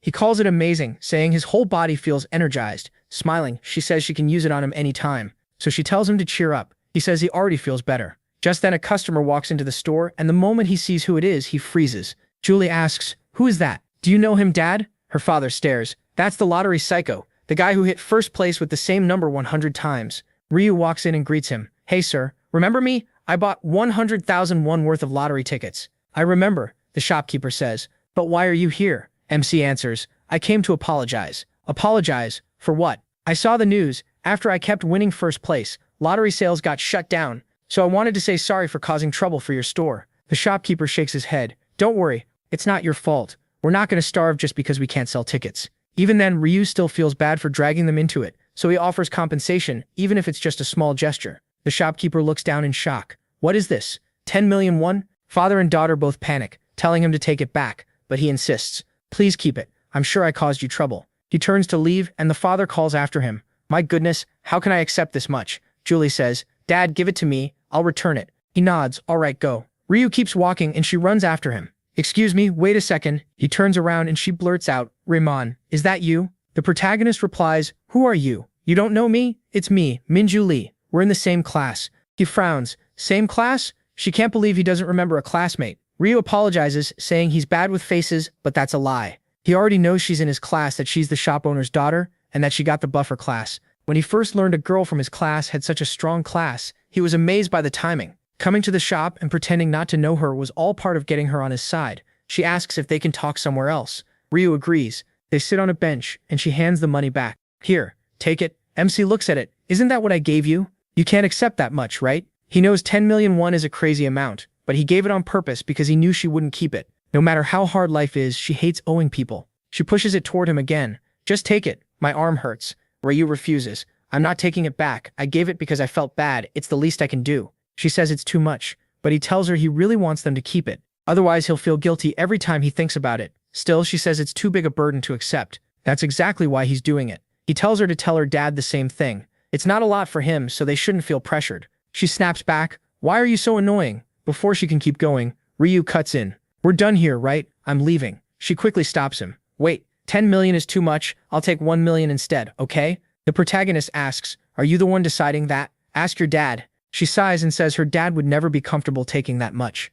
"Your dad? The shop owner is your dad?" "Yeah." MC acts surprised. "Wow, I go there all the time." She says it's just as surprising to learn the lottery winner is her classmate. He thinks classmate? She reminds him they're in the same class and says she recognized him the second he walked in. He apologizes again, saying he really is bad with faces. Then he adds that this is the first time they've ever really talked. She admits that's true. "So this is the first time you've even heard my name, right?" "Yeah, sorry." She gets a little embarrassed, and Ryu thinks, even if he feels bad pretending not to know her, he has to keep her curious about him. She stands and says, "I already told you, but I'll say it again. My name is Minju Lee. I'm in the same class as you, and this is my face. Will you remember me now?" Ryu answers, "I will." She sits back down, feeling weirdly defeated. Graduation is close, and here she is introducing herself to a classmate. The protagonist says, "At least we know each other now. It's not like we can't talk after graduation." Then he brings up something else. "So why don't you give me your number?" "My number? Yeah, that's not weird for classmates, is it?" She admits he's right. So she gives it to him. Ryu says it must be fate that they met like this,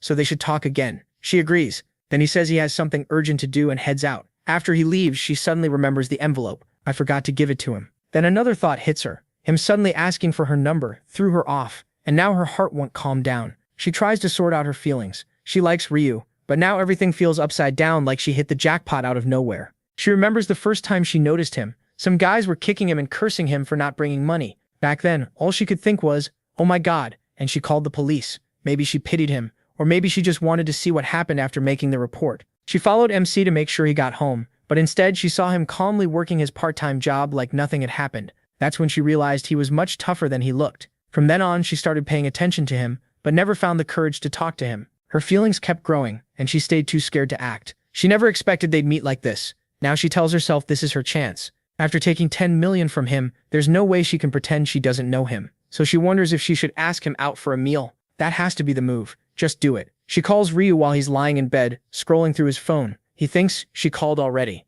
Then she blurts out, let's eat, dinner's on me. I have money now, and I can't keep owing you. To him, that sounds like a good sign. She clearly feels indebted to him, which means it'll be easy to bring her closer and make her an ally. If things go right, he can keep her alive and bring her to round 20. He gets ready to go, already carrying a Prada bag. His brother asks where he's going, and Ryu says he's meeting a friend. A friend, not a girl, right? The protagonist shoots back, and what if it is? Then he leaves, telling him not to forget lunch. His brother just stands there, stunned. No way, was MC really going on a date? When they meet up, Ryu asks, so how's the meat? She blinks. What? The meat? Do you like it? She says yes, but the whole thing feels awkward. Meanwhile, she can't stop thinking how amazing it is to be alone with him. The two fall into silence. She panics inside. The mood is getting strange, so she tells herself to say something, anything. Then she asks how he won the lottery, 4 times in a row. Ryu answers, I saw the numbers in my dreams. She's amazed and asks how much he won. Enough, he thinks, to never worry about money again, though now he has to worry about staying alive. She asks about his first round and whether killing goblins was hard. He says it was really tough and took a long time. Then she asks his region. He says he doesn't remember all of it, just that it ends in 5. Hers ends in 7. And she sounds disappointed that they probably won't meet there. Ryu thinks she shouldn't worry. They'll meet eventually. As survivors drop, the regions will merge. She asks his level. He says 10, and she says she's level 10 too. Then they talk about classes. He says he doesn't have one yet and asks about hers. She says she got lucky and found a class item called Buffer. Buffer, like in games. The protagonist is relieved she got that class again. She offers to show him. One of her buffs, Blessing, raises all stats. MC tells her to try it, so she casts the buff on him. Ryu is impressed. It boosts every stat by 50% for 3 hours. That only makes him more sure. He has to get her to round 20. He praises it as a great unique class. He also knows that once she maxes the skill, the boost will jump to 100%. She's happy he liked the buff, and he knows this is exactly why he was looking for her. The reward he got for being first to change classes was a random gold backpack. It gives money based on luck, so the higher the luck stat, the more gold comes out. He thanks her, clearly pleased. She tells him to ask anytime he wants another buff, since it's easy for her to use. Then Ryu reminds her she said she had something to tell him. She realizes she should have said it earlier. She thanks him for the 10 million, and says her dad wanted to thank him too. She also promises they'll pay him back. The protagonist asks if that was all, then says again not to worry about the money. She says if he won't take the money back, maybe she can give him something else. Then she remembers what to do. She pulls something from her inventory and Ryu wonders what it is. She says she got it while hunting. If he won't take the money, then he has to take this instead. She really means it, so he'd better not refuse. Next, they say goodbye. She tells him she had a great time and he agrees, warning her to stay safe in the next round before they part ways. After that, the protagonist goes to the square. There, he opens his inventory to check the gift she gave him. It's a low-grade purple magic crystal. He's stunned that she gave him something this valuable. Sadly, he still can't use it yet. He'll understand its full use at level 20. When the Combine feature opens, that system lets him fuse the crystal with a weapon and add special effects. There are 7 types: red boosts damage, orange raises strength, and yellow increases luck. Green is for dexterity, and blue boosts intelligence. Dark blue lowers the damage you take. Then there's purple, the rarest one with a tiny chance to raise every stat. Getting this for free is a huge win. Maybe his real-life luck stat is high too. For now, he'll save the crystal until level 20. But first, should he open the golden pouch now? Before that, he wants to raise his stats with the assassin rune, without using those annoying worms. The rune gives him 1 stat point every time he kills something, and bugs count since they're alive. In the other world, there aren't any insects, so he has to depend on monsters. Here on Earth, though, he has a much easier option. After a quick apology, he starts crushing bugs. That fills his rune to 100 out of 100 and gives him 100 extra stats. His luck stat rises to 45. The 15 points he put into luck have become 45. This time, he expects a great result. So he opens his inventory and takes out the golden pouch. It can give anywhere from 1 to 9,000. 999 gold. Now it's time to see what he gets. Even with the same luck stat, the amount can still change. In the past, his usual result was around 3,000 to 6,000 gold. He checks the reward, and wait, it's 9,999, the highest possible amount. That blessing was absolutely worth it. Now he has 16,000 gold, enough to buy even an epic item. The item he's been waiting for shows up in 2 weeks, so for now he just waits. When he gets home, his brother asks with a grin how the date went. The protagonist shuts that down right away. What date? His brother keeps teasing, but he changes the subject and asks what he had for lunch. He says he ate black ramen. His brother can't believe he picked that, but he argues there's nothing wrong with it. He's wanted to try it for a long time. The protagonist gets it. Just a month ago, they didn't even have enough money to live on. Then he remembers his Bitcoin should be close to 150 million now. Just like before, it'll crash in 2 weeks, so he plans to sell everything. Before that, he decides to get his driver's license as fast as possible, so he goes to take the test. He's done this so many times that he figures he can take it easy and still pass. He gets up and heads out, leaving the examiner wondering what this guy's deal is. Then the examiner checks the score and sees a 95. He passed insanely fast. At that point, all he can do is accept it. Not long after, the protagonist gets his license. That sends him into a weird moment of self-reflection after living so many years. What even is his real age now? Right after that, he gets behind the wheel of a Lamborghini Aventador. So yes, he's definitely showing off a little. Still, buying it goes smoothly since he already knows exactly where to go and what to say. 2 weeks later, it's finally time to dump the Bitcoin, and he does it with a nasty little smile. His brother asks what happened, and he calmly says he sold it all. When asked how much he made, the answer is simple: 300 million. His brother is completely stunned. 300 million? He can't believe the 60 million lottery money turned into that much so fast, and the protagonist tells him he's serious. His brother admits he tried to stop him from investing, but this profit is insane. The protagonist says he didn't expect it to go this high either. Last time he only made 280 million. When his brother asks if he'll cash out, the answer is obvious: of course. And after that, he says he's moving on to stocks. That makes his brother spit out his coffee. Stocks? He doesn't know anything about that. But the protagonist tells him not to worry. He claims he saw this in a dream too. His brother can only stare. Another crazy dream. And now it's about stocks? Yep, he's buying in, and they're gonna get rich again. His brother finally gives up and tells him to do whatever he wants. The protagonist understands the reaction, but he knows the future, so he's not worried. The company he wants now is Kazdak, currently worth about 900 million. It's tied to the Heavenly Demon Consultancy. That company belongs to that man. Nothing big has happened yet, but after round 4, they'll build a special system, and the company's value will shoot up. Since he already knows it'll rise, there's no reason not to invest. If he grabs a big enough share, he can gain real control and use the power of a major shareholder. So his first move is to put in 280 million and secure 31%. Then he glances over at his brother. Please let the dream be right again. He makes the purchase. Good, it's done. Now all that's left is buying his items. That same night at midnight, he opens the game's item shop. He's been saving for this moment. He heads to the equipment tab. If you have enough money, you can buy common gear and skills right away. Most of it is normal rank, though rare and epic items can appear too. There's also a daily item slot that changes every day with one random item. Usually that makes hunting for a specific item hard, but for him it doesn't matter. He already knows what's coming. And today is the day the epic item he needs finally appears. There it is, the skeletal necklace. It gives extra stats, and its best effect boosts attack speed by 1% for every enemy killed, up to 25. Perfect. It raises intelligence and attack speed, and for what it does, it's pretty cheap. Now that it's here, he can finally use his plan. He opens his inventory and uses the 50% discount ticket he got from changing classes. Even with his terrible math, he quickly realizes he only paid half and still has almost 14,000 gold left. That's a lot of money, and he's thrilled. Honestly, if he'd done the math sooner, he would have known. At first, he planned to spend the rest on normal gear, but if he saves 6,000 more, he can buy another skill, and that skill is way better than any normal equipment. So now he needs to earn 6,000 gold as fast as possible. Luckily, round 3 is packed with monsters. Time passes, and on the first day of March, everyone is summoned again. The group arrives already annoyed, wondering where they are, as they find themselves in a ruined village. The place seems surrounded by fortress walls, almost like castle gates. Someone notices a crystal nearby and wonders what kind of mission they'll face in the 3rd round. The protagonist can tell everyone is nervous because this place is new to them. Everyone except Jung-sik. He's the only one not panicking. People start whispering, asking if that's the representative from their zone.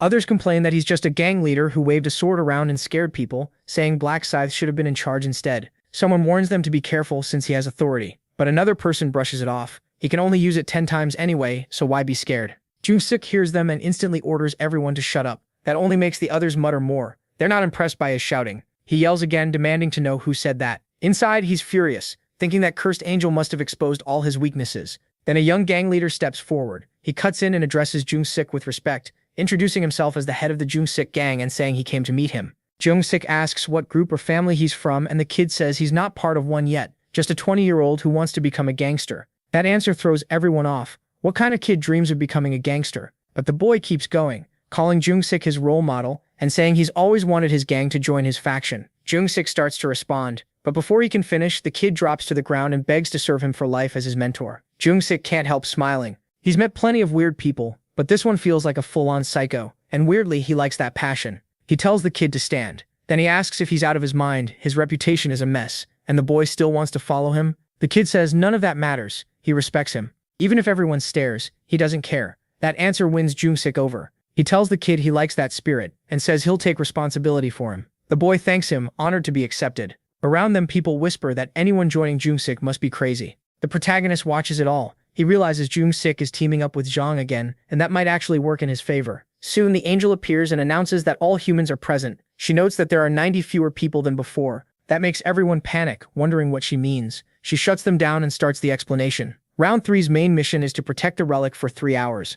Out of 856 million players in the whole game, only 214 million can survive, and in this zone, only 1/4 will make it. The crowd is shocked. There are already fewer people, so how did it get this bad? The angel coldly says it's not like young humans would die of old age. If they were eliminated, then they must have been fighting each other in the real world, and that's none of her concern. Then someone notices something strange. The players check the survival limit for this round and see only 1,200 survivors allowed. They immediately protest, saying that's just a quarter of everyone and asking if the angel made a mistake. She only laughs. A mistake? Too bad. There's no mistake. The number is low, so I get why you're scared, but the rules haven't changed. Half the players are supposed to survive each round, but all of you made it through the last one, so this time only a quarter can live to even things out. Someone starts to protest, but she cuts in. Don't act cheated. Just fight hard enough to make the top 25%. That's enough talk. Here's how this round works. Every 30 minutes, monsters will pour out of 4 gates. Their target is the relic in the middle of the village.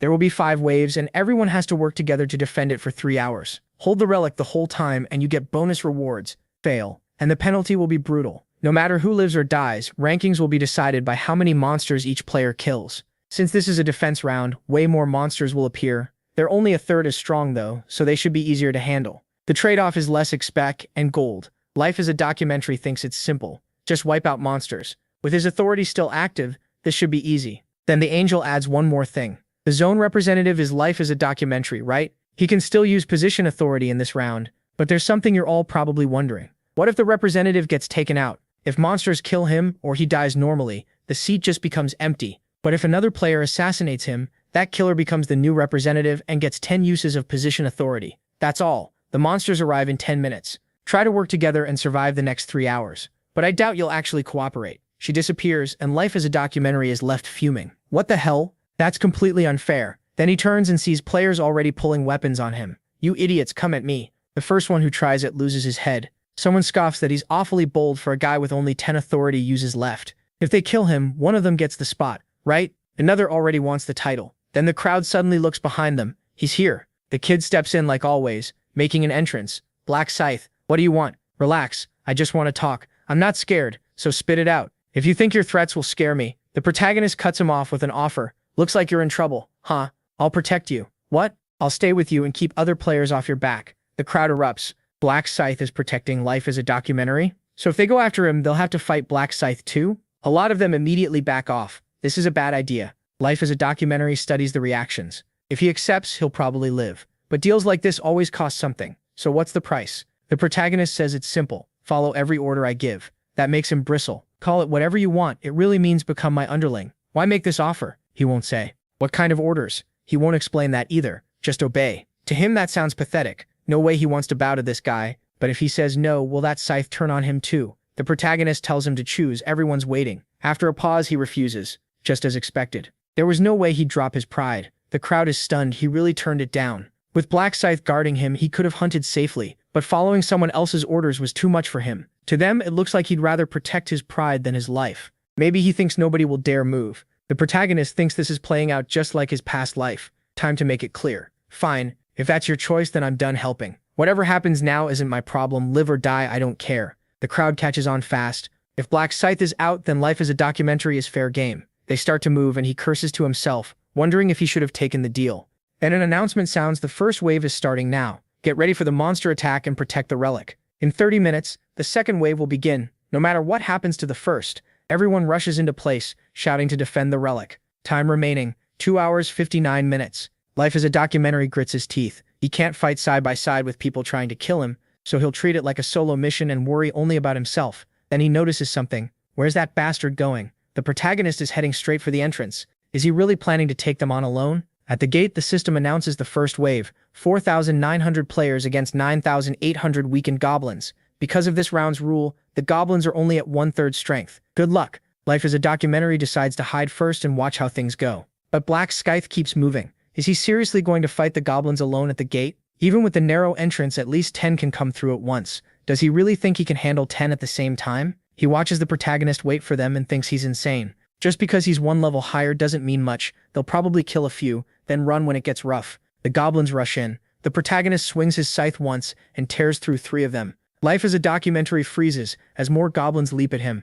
Then the protagonist jumps and cuts them down in midair. Life as a documentary can barely believe it. Is Black Scythe really this strong? He can't imagine being that powerful even at level 16. Standing around won't help. He needs to get stronger too. Most of the other players are busy fighting goblins across the area. Shouts ring out from afar. One side is collapsing and players scramble to stop the flood. Life as a documentary sees his chance and moves in. Time to kill some goblins himself. Come here, you little X-bags. He drops one goblin, then another. With his detection room, reading their movements is easy. Suddenly an arrow whips past him. What? An arrow? There weren't any goblins with bows, so who fired it? He didn't catch the shooter, but if he finds them, he's going to stab them through the ribs. Then someone yells that they got him. Life as a documentary pulls out his spear and drives it into the man's chest, stabbing him over and over. He spots another player with a bow. That must have been the one. He hurls the spear and smashes the archer in the head. Now he's more worried about players than monsters. If being representative is this cursed, he'd rather hand it off. Though even now he refuses to bow to Black Scythe. Still, there has to be a way to hunt without getting jumped by other players.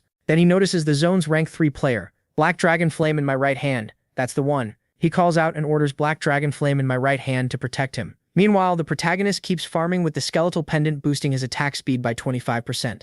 He keeps stacking kills already over 500. His X buff is active too and the assassin rune raises all his stats by 100%. Gold keeps pouring in with bonus gains on top. The protagonist opens his status window. So far, he's earned around 2,000 gold. At this pace, he can hit 20,000 by the second wave, but he wants even more, enough to buy 2 general abilities, maybe even get the Inner Thoughts rune early. Another goblin charges in.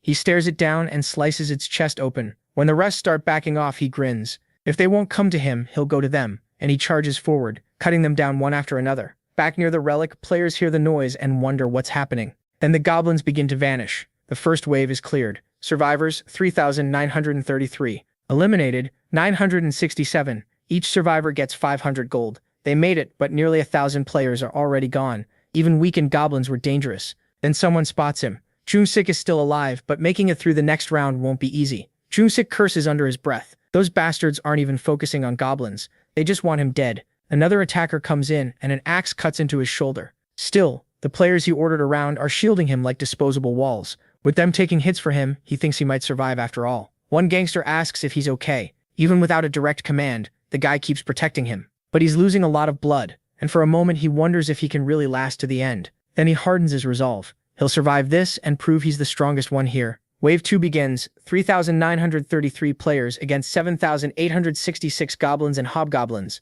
Just like before, they're weakened. Good luck. The protagonist faces the new wave. One sweep of his scythe drops 5 or 6 at once. He lunges ahead and cuts down 3 more, then hits level 20. His rank rises from apprentice to regular, and the combination function unlocks. Finally, level 20. Now he can fuse items into special ones the shop doesn't sell. As a rank up reward, Death Seal gets stronger. Its bonus damage jumps from 100% to 120. He also gains a Reaper exclusive skill, Night of Death. By using the darkness around him, he can create an artificial night within 500 meters. His next skill unlock comes at level 40. With Death Seal boosted to 120% and a new skill on top, he's thrilled. Best of all, Night of Death works perfectly with the Reaper rune, which gives him 50% more attack speed at night. A crowd of armed goblins closes in. Perfect timing, he just got a new skill. He activates Night of Death, and darkness spreads across the area. The goblins panic, swinging wildly while he darts through them and cuts them apart. They can't see a thing and stumble around in confusion. One by one they drop. It's a slaughter.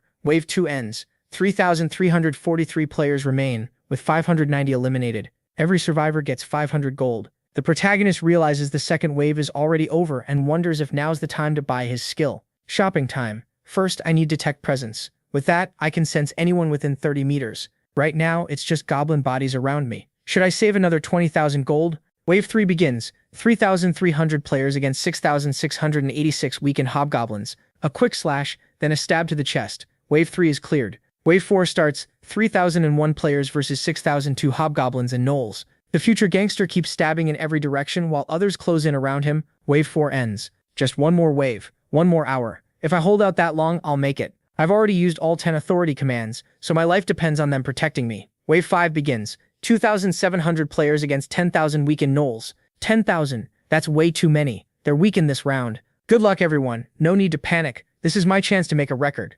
I need more power, and I need to crush the bastards who came after me. Then he spots the group he ordered before, getting hit in the chest. Someone points him out. There's the zone representative. Kill him now. He panics and yells for protection, grabbing 2 players as shields. One gets stabbed in the chest, another in the face, and both collapse. Now he knows he's in real trouble. This isn't the time to hunt anymore. He has to run. But the others spot him and rush in. Damn it, I only had to survive one more wave. Just one more. He runs straight to the protagonist. Black Scythe. Hey Black Scythe, I accept your offer. I'll do whatever you say. Just protect me. I said I'll accept, Black Scythe. Answer me. The answer is no. He already said he doesn't care what happens to him now. The gangster protests that he'll submit, but Black Scythe shuts him down. He has no authority commands left, so he's useless. He realizes it too late. If he'd known it would end like this, he would have accepted much sooner. Did you see that? He turned him down. What a relief. I was worried Black Scythe might actually take him in. His life really is a joke. Now that he's finished, taking him out will be easy. Fine. If you're coming for me, I'll drag at least one of you down before I'm eliminated. Then the gangster prodigy steps in. Son, ban him. You're having a hard time, huh? Don't worry, I got you, Huang Yongmin. I knew I could trust you. If I live through this, a punch to the mouth drops him flat. Son, ban him. Calm down. Dying won't hurt that much. You bastard. The beating keeps going. One punch after another. Damn it. To think I Chojong Sek would get betrayed by trash like this. Then it's over. The zone representative, life is a documentary, is eliminated. His authority transfers to the killer. Player Yong Min becomes the new representative. That's it. I'm the representative now. I'm the king. You are now the representative and have gained the authority powers. Now I can mess with Siwoo Rin all I want. This is going to be fun. Take it easy. Come Nim. I'll put your authorities to good use. Don't hate me too much. This is what happens when a boss only knows how to run. Pathetic. Hey, did you all see that? He never had a chance. Yeah, you're right. What the hell? His hands are still covered in blood. He beat him to death barehanded. This psycho gives everyone chills. A total bastard. He really betrayed him. People start whispering, wasn't he backing that gangster before? Looks like he planned to stab him in the back from the start. This guy's insane. And now he's the leader? Wait, let's take him out. Now they're aiming at me. Good thing I still have someone to lean on. Black Scythe. What? You saw the message. I'm the zone representative now. I have the 10 authority commands, so I'll accept the same deal you offered. Life is a documentary. I'll obey anything if you protect me. You dropped Chojong Sik because he lost those commands, so you'll take me, right? I don't like your attitude. Get on your knees and beg. Then maybe I'll think about it. Excuse me? Didn't you hear me? I have the 10 authority commands. Black Scythe isn't impressed. So what? You're the one who needs help here. He goes quiet, thrown off. Black Scythe repeats himself. If you want protection, kneel and beg. He starts to turn away. Fine, I'll do whatever you say, so please make me your subordinate, Sir Scythe. The protagonist stares him down. He's seen this kind of scene too many times. But Wang Yongmin still has some use. Alright, your offer is accepted. Yongmin immediately thanks him over and over. Stop that. It's disgusting. Sorry, man. He steps forward. The group is stunned. Wait, what? Black Scythe is protecting Yongmin? That's insane. Do we really have to fight him now? You saw how Scythe fights, right? No way. He killed hundreds of monsters by himself. How are we supposed to beat someone like that? The protagonist decides for them. You have 2 choices. Give up on the zone representative and go back to killing monsters or die by my hand. I suggest the first one, but the second is fine too. Anyone who points a blade at me won't be treated like a person. That is enough. They lower their weapons, even dropping their daggers. I'm out. Me too. Yongmin is amazed. Just a few words from Scythe and everyone backed off. He was terrifying as an enemy, but being on his side feels great. The protagonist knows this will be over soon. At this rate, they can clear the 5th wave easily, but ending it here would be a waste. Wang Yongmin. Yes, Black Scythe. You said you'd do whatever I ask. Of course. Just say it. Use the 10 authority commands to destroy the relic. What? The relic? But if it breaks, he remembers the warning from the angel. Fail to protect the relic, and you'll be punished. Then another thought hits him. If he uses all 10 commands, he can't use them on Sea Viewer later. He asks why, but Black Scythe cuts him off. Do it now. He even tries asking if 9 is enough. One last warning comes back. Choose now or be eliminated. Alright, I'll do it. Then he starts naming the 10 people he'll command. Sim Sang-ju, Small Pepper, Don't Touch Me, Spring, Summer, Winter. Command the 10 names I called will destroy the relic. Someone protests. Wait, those are all my friends. Why are you doing this? They trade nervous looks. One of them apologizes, saying it's Black Scythe's order, so they have no choice. Then it begins. Don't touch me, Sim Sang-juan, Small Pepper. The order reaches all 10 of them. Break the relic. A system alert appears. The relic is under attack. What? They turn and see the 10 lunatics already smashing the relic. Hey, why are you doing that? Stop. We'll get punished. Don't break it. But everyone keeps striking it. It's over. The relic is destroyed. Main mission failed. In 30 minutes, the Divine Punishment Agent will be summoned. The group panics. Punishment Agent? What's that? Then the next message comes. Survive the agent until the timer ends. The round won't finish until it disappears, so it's some kind of boss. Secret secondary mission. Round 3. Survive the Divine Agent for 30 minutes. Reward 3,000 gold. That gets their attention. At least the reward is 3,000 gold. They've only made 2,000 so far by protecting the relic, so maybe this is worth it. Yeah, it's actually better money. A reward bigger than the 5th wave itself. That's exactly why he had Wang Yongmin destroy the relic. But he made sure not to do it himself, because the players who attacked the relic have been identified. The 10 attackers will receive a penalty. Their stats are permanently cut by 50%. One of them freaks out. What? We only followed orders. This is insane. Huang Yongmin, you scum. He can only mumble that he didn't know this penalty would happen. Then another notice appears. Because the zone representative failed to protect the relic, he will also be punished. What? All his stats are permanently reduced? What a joke. The protagonist just watches. A permanent stat loss hits your chance to survive hard. That's basically deadly. Now it's time to get ready for the Divine Punishment Agent. Shopping time. Let's buy a few things first, like an assassin's hood and agility boots. Even cheap boots will help right now. Then combination. All I have to do is place an item and mix it with an energy stone. Combination successful. Your skeletal necklace gained +1 to all stats. I can put an energy stone into every piece of gear. Combination successful. My armor gets +1 damage reduction. Another success, +2 strength. These low-grade stones won't do much, but it's still better than nothing. Wait, is it starting already? He's a little nervous. Meanwhile, others try to calm themselves down. It's only 30 minutes. We can do this. Just keep running. Half an hour and we'll all live. Not everyone believes that. Escaping the Divine Punishment Agent isn't that simple. In his last life, only 500 out of 2,700 survived. Just staying alive here is already a huge task. Normally, it takes 5 level 40 players to beat the Divine Punishment Agent. But this time, he plans to kill it himself and get a huge reward. That's because of the title he got from Burial, the first assassin of angels. Against divine-type enemies, all his stats double, and the Divine Punishment Agent is exactly that type.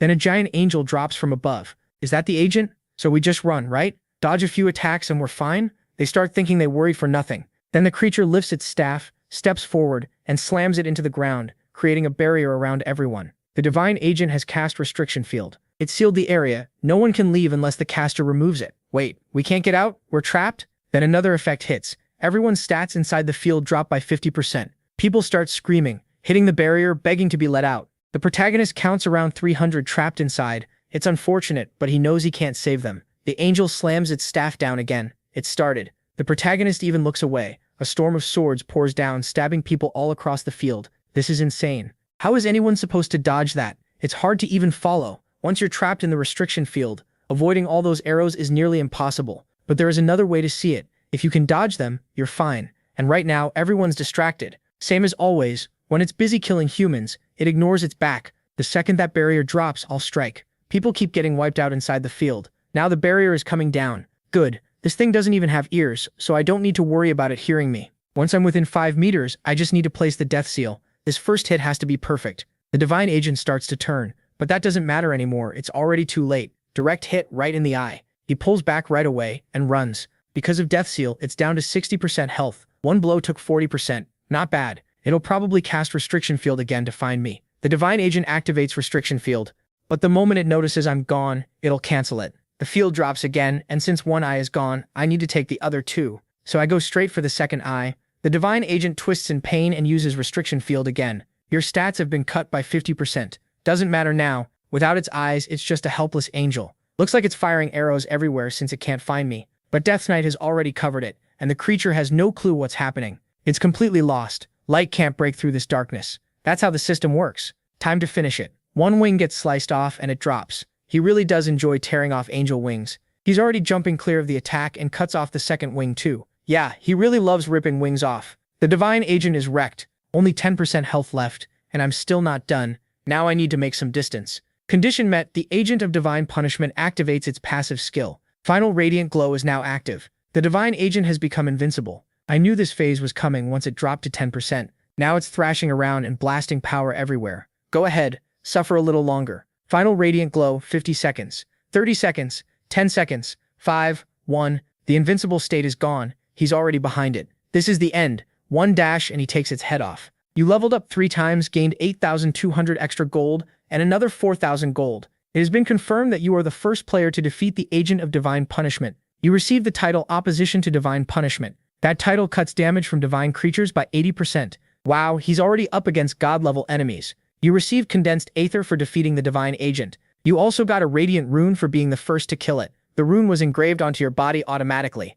Just as expected, Condensed Aether, this was the real reason for the whole plan. After all, it's a key material for making a god rank item. And I also got the Rune of Radiance. It gives 1 intelligence per level, and boosts divine skill effects by 1% each level. Now that I'm level 30, that means 30 intelligence and 30% stronger divine skills. At least I won't need to spend points on intelligence for a while. Everyone cleared the side quest and got 3,000 gold. It's over. We lived. Thank goodness. No way. Black Scythe beat the divine agent alone. That's a monster. Amazing. Defeating the agent of divine punishment alone, you're the first human who's truly caught my interest. So how about an interview tomorrow morning? Black Scythe, how did you come up with a plan like that? He only thinks what a useless question. I killed it because I wanted to. If I got eliminated, I'd have to sit there and watch everyone else die. The group is stunned. So he fought to save everyone? They thought he was arrogant, but maybe he's actually a good guy. The angel says he did all this just to save his race. Humans are strange. One minute they kill each other, the next they protect each other. That's something I can't understand. The protagonist just thinks, of course you can't, you narcissistic angel. Anyway, humans, congrats on surviving, but don't relax yet, because your fate still depends on the results. Shall we see them? Black Scythe, 3,600 kills. Worthless Bastards, 982. Celestial Demon, 963. Those are the rankings across every zone. Now for this zone, SK45, Black Scythe is first, Sangchil is second with 687 kills, and Kalren is third. So the bodyguard took second and third. But did she even appear in that fight? I never saw her. Black Scythe got 3,600 kills while second place didn't even hit 1,000. And he's level 30. This guy is absurd. Does he have some kind of bonus? I do have an experience bonus, but I think you only get it by placing first in your zone. Congratulations, you finished rank 1 across all zones. Congratulations, you also ranked first in your zone. As your zone's top player, you've received a coupon for 1 intermediate ring. A ring. Please select 1 intermediate item. There they are, Wind Ring, Magic Ring, or Resistance Ring. It looks like the worst pick, but this is the one I need most. I'll take the Resistance Ring. Effect plus 4 luck and plus 35% resistance to abnormal effects. Raw strength means nothing if you get locked down. And since status resistance can grow with stats, getting this early is the smart move. Next up, you may choose 1 special reward. 50% bonus stats for round 4, 4,000 gold, or information about round 4. Just as I thought, there's no more experience bonus. Starting in round 4, this isn't just about monsters anymore. So I'll take number 2, the gold. Meanwhile, the angel points out that while the humans are celebrating, they should check the rankings. Rank 1225 belongs to the Kutov line. The guy complains that the system must have made a mistake, and begs it to check again. He insists there's no way his rank should be that low after killing so many monsters. The angel snaps back, why are these bugs talking? If you couldn't keep your rank, then you deserve to be wiped out. She snaps her fingers and they disappear. And that brings round 3 to an end. Su Xiao Aaron wakes up in bed. I'm back. Thank goodness I survived round 3. More than that, I even got the summoner class, fairy summoning. Look at this, an amazing fairy. Those fairies worked like shields, and my bodyguard kept everyone busy. Thanks to them, I cleared round 3 safely. I can't believe I placed 3rd. Wow, and this energy stone is my reward. I wonder if Black Scythe would like it. He'd definitely want this. If there's one thing he goes for fast, it's an energy stone. Then Yaman storms in and smashes a lamp in rage. Damn that Black Scythe. Penalty applied. Your stats have been permanently reduced by 50%. Damn it. If I knew this would happen, I never would have volunteered. Bastard. Then he notices his phone ringing. Great. Now I'm really screwed. Incoming call from Kim Sung-han. He picks up. Hey Kim Sung-han. But the other side explodes, asking if he's lost his mind and if he knows the mess he caused. He tries to play dumb, but Kim Sung-han doesn't buy it. Everyone got ruined because of him. How could a leader use his authority to betray his own people and still call himself human? He argues that he had no choice. Black Scythe would have eliminated him otherwise. Kim Sung-han fires back that he should have just been eliminated. That would have been better than betraying his friends. He protests that things weren't fair for him either. since he lost stats as the representative. Kim Sung-han doesn't care. He used his friends for his own gain, and none of this would have happened if he weren't greedy. To him, he's just a traitor. Then comes the final warning. Never call again. In real life or that other world, they're done. If they meet again, he'll beat him senseless. The call ends. What did I even do that was so wrong? I'm a victim too. He decides to call the others and deal with Kim Sung-han later, but nobody answers. They've all blocked him. So this is it. Back to being alone. Then his anger boils over. So if he sees me again, he'll eliminate me? Fine. Let him try. If anyone comes at me, I'll kill them first. The next day at the Imperial Hotel. Come in, Department Chief. He says he survived again, and the answer is simple. Just got lucky, sir. He asks if round 3 was rough and whether he's okay. He says yes, since the monsters were weaker, it wasn't too hard. Then comes the next question. Current level. And did he get a class? He's level 11 now. A knight. Surin reached the same level, but her class turned out different. She's a summoner. That doesn't sound common. He says he was surprised too. After the class change, she summoned fairies that kept putting up shields. Because of that, their hunting went smoothly. That's great news. Then he suggests staying close to the actress Surin. If needed, maybe even date her. Date her? He stammers, and the answer comes back that it would just make learning her weaknesses easier, not that he has to marry her. Still, he can't help asking if they're seriously telling him to date her. The response softens. It was a joke. It's just been a while since they've seen that look on his face. They tell him he doesn't have to. He admits that might be for the best, since Surin doesn't seem to like him much. He starts putting himself down, calling himself useless, cowardly, and awkward. They cut him off and remind him he's responsible. He says she's still formal with him. She even calls him Mr. Bodyguard. Then he changes the subject and asks what the urgent message was. First comes an apology. He asks why. Because he failed the mission he was given. He couldn't help Black Scythe, and he couldn't even deliver the message. Still, he must have had a reason. So he starts explaining everything that happened. That agent of divine punishment sounds like a serious enemy. Did Black Scythe really kill it? Yes, sir. He handled it alone with crushing power. It was like he already knew exactly how to beat it. Black Scythe clearly doesn't need backup. He's way beyond what we imagined. Honestly, having the Black Knight's rune made me think I was strong, and now I feel embarrassed. If I ever get the chance, I want to meet Black Scythe. Since you had your reasons, I won't blame you. I'm sorry, sir. Forget that for now. What did the tracking team find on those bandits? The main suspect goes by Hwang Young-min. If that's even his real name. There are dozens of people with that name in Korea. But if he's in his 20s and lives in Seoul, it drops to 5. Where are they? The detective said it'll take at least a month to find all their addresses. A month? Then we won't catch him before round 4. That's true. But we don't need to force it yet. We can buy some time. How much gold do you have now? About 10,000 gold? Then you're halfway there. The shop sells a skill called tracking. Once you hit 20,000, buy it. Yes, sir. By the way, I got distracted earlier and forgot to mention this. Last month, a shareholder bought a huge amount of stock in your company. Which company? Mine? The Celestial Demon Consultancy. The one you're focused on right now. How much did they buy? Sir, try not to be shocked. They took 31%. Wait, one person bought 31% of the whole company? Yes. I could barely believe it myself when I saw it. Hold on. Celestial Demon Consultancy is worth 900 billion won. If they bought 31%, that's about 280 billion won. One person has that kind of money? Could it be some rich investor? I have no idea. Or maybe my siblings are involved somehow. Either way, if they bought 31%, they want to say in management. Department head, give me this major shareholder's contact info. At the same time, the protagonist checks his phone. He'll call soon. Since I'm a major shareholder now, I need to sound important. Brother, what level are you? His brother suddenly runs in. Why are you asking that out of nowhere? Some guy in my class won't shut up about how strong his brother is. He keeps bragging that his brother is high level and that he's already level 11. Level 11? Relax. I'm higher than that. Really? What level are you? What should I tell him? If I say the real number, it could cause trouble. 12? Really? Wow. Then you must have a class. Of course. So what class is it? What do you have? That's a secret. Come on. We're brothers. There shouldn't be secrets. Just get out already. Fine. Then the phone rings. Here it is.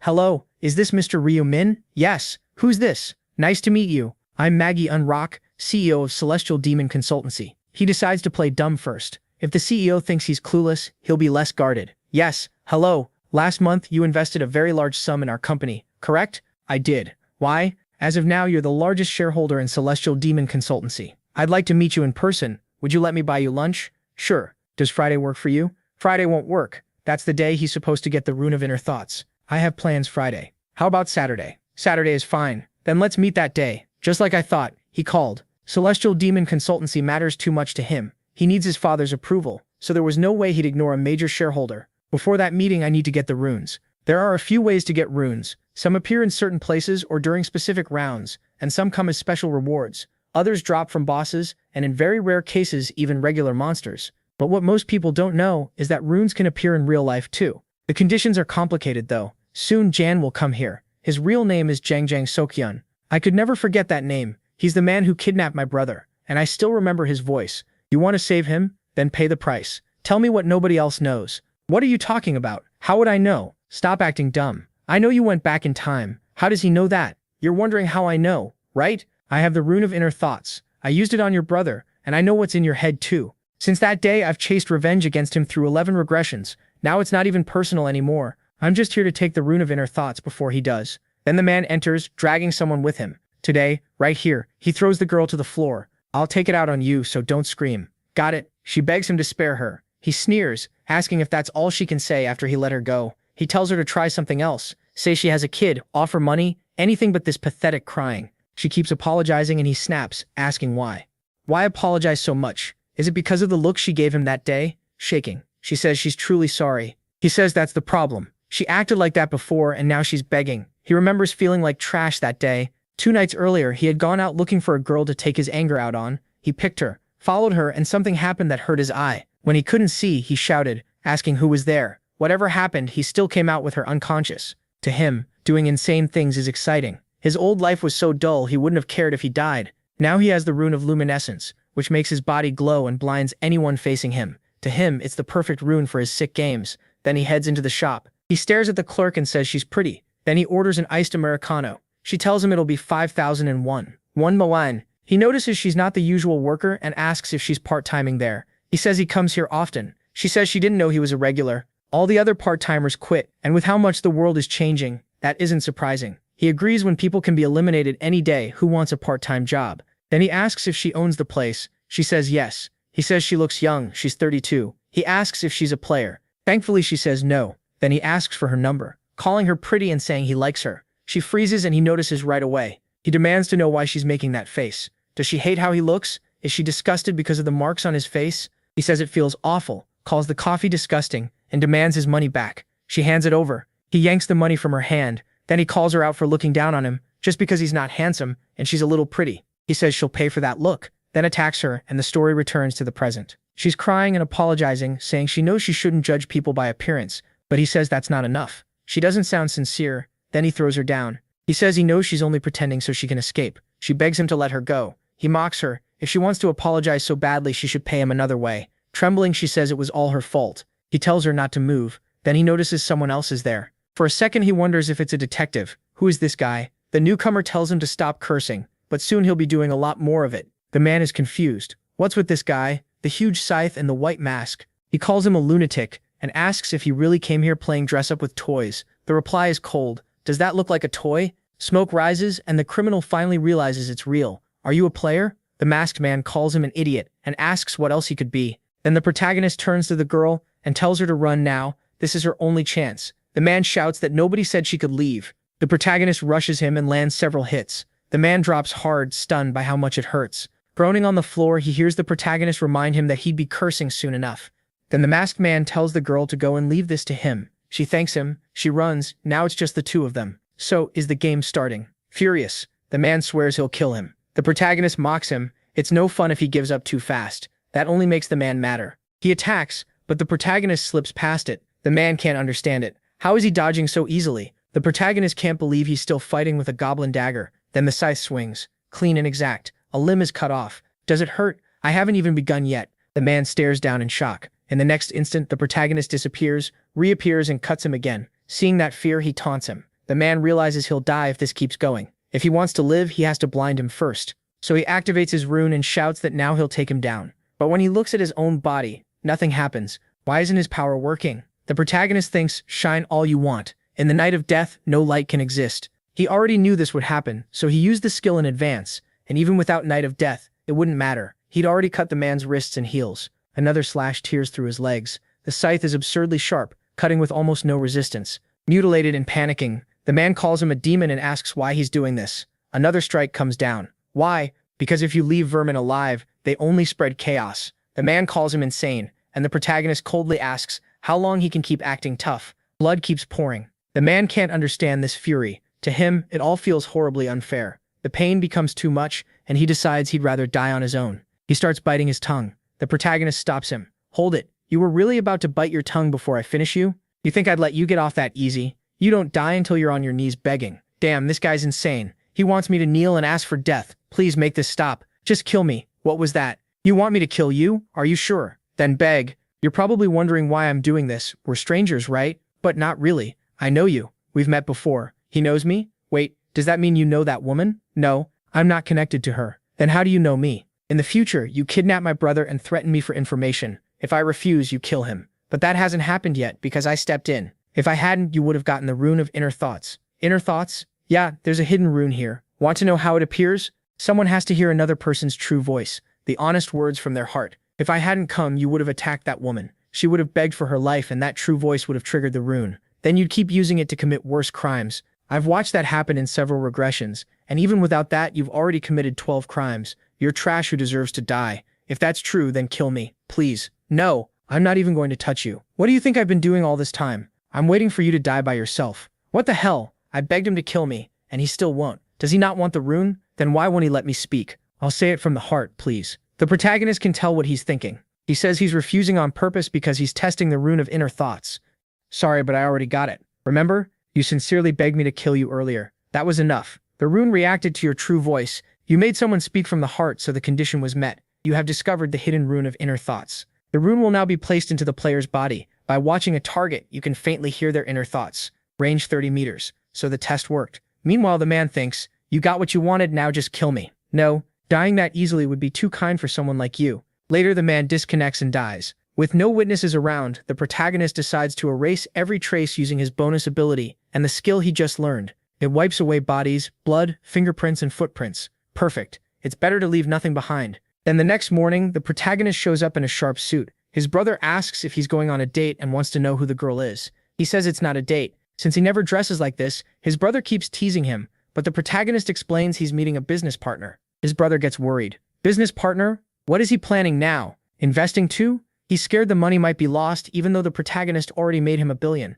Noticing that, the protagonist tells him to calm down. Doesn't he trust his own brother? That makes his brother light up. Of course he does. Then the protagonist tells him to stay put because other players are about to get a lot more dangerous. His brother says he saw that on the news. More and more players are using their powers for evil, and every country is struggling to stop them. The protagonist says that's how it goes. If you meet the conditions in clear stages, you keep getting stronger. Before long, players will start enslaving normal people, and he needs to become unstoppable before that happens. He also plans to build his name as a Reaper. On the way out, he warns his brother to be careful. His brother still wants to know what kind of job this is, but the protagonist only says it's a secret. He promises to explain later, tells him to stop whining, and says to stay home and eat. Soon, the protagonist arrives at a huge gate. This hotel is Ongru's territory, so meeting here gives them the home field advantage. Nobody else knows that man is tied to Ongru. The protagonist is the only one with that information. He plans to use it now, even if it's risky, to make himself seem more valuable. For that to work, he has to act like he knows nothing. So he awkwardly heads to the front desk and says he's here for a meeting. The receptionist asks if it's with the president of the Heavenly Demon Group,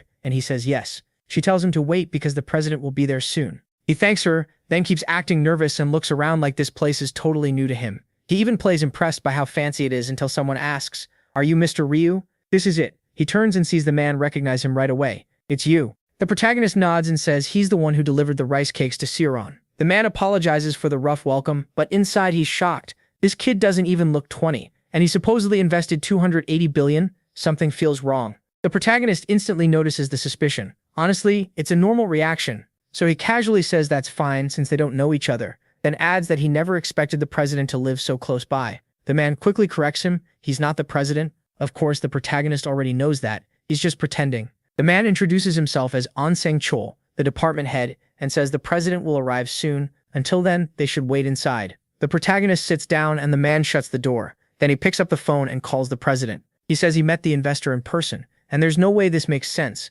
The guy is far too young. He can't have gathered $280 billion by himself, so someone must be behind him. Be careful. The protagonist catches on right away. That first approach wasn't random. The man was clearly there to report on him, and there's no chance a careful person like the president would actually be late. Right then he arrives. Hello, I'm Megyan Rock, president of Celestial Demon Consultancy. He greets the protagonist, who introduces himself as Ryu Min. The president asks him to sit, and even has the department head stay beside them. That feels strange. He brought Sang-chul into the meeting without asking first, so he's clearly planning something. Megyeon-rok suggests they eat before talking business and says he prepared Korean food in case it suits him. The protagonist keeps up the act, marveling at how expensive everything looks. The president says he's glad to hear that. At that point, Megyeon-rok lowers his guard a little. The protagonist seems too young and too naive to have made 280 billion alone, so someone must be backing him. Now he starts wondering who sent him, his brothers maybe, or his uncle. He says the visit surprised him and asks how old such a young shareholder is. The protagonist answers,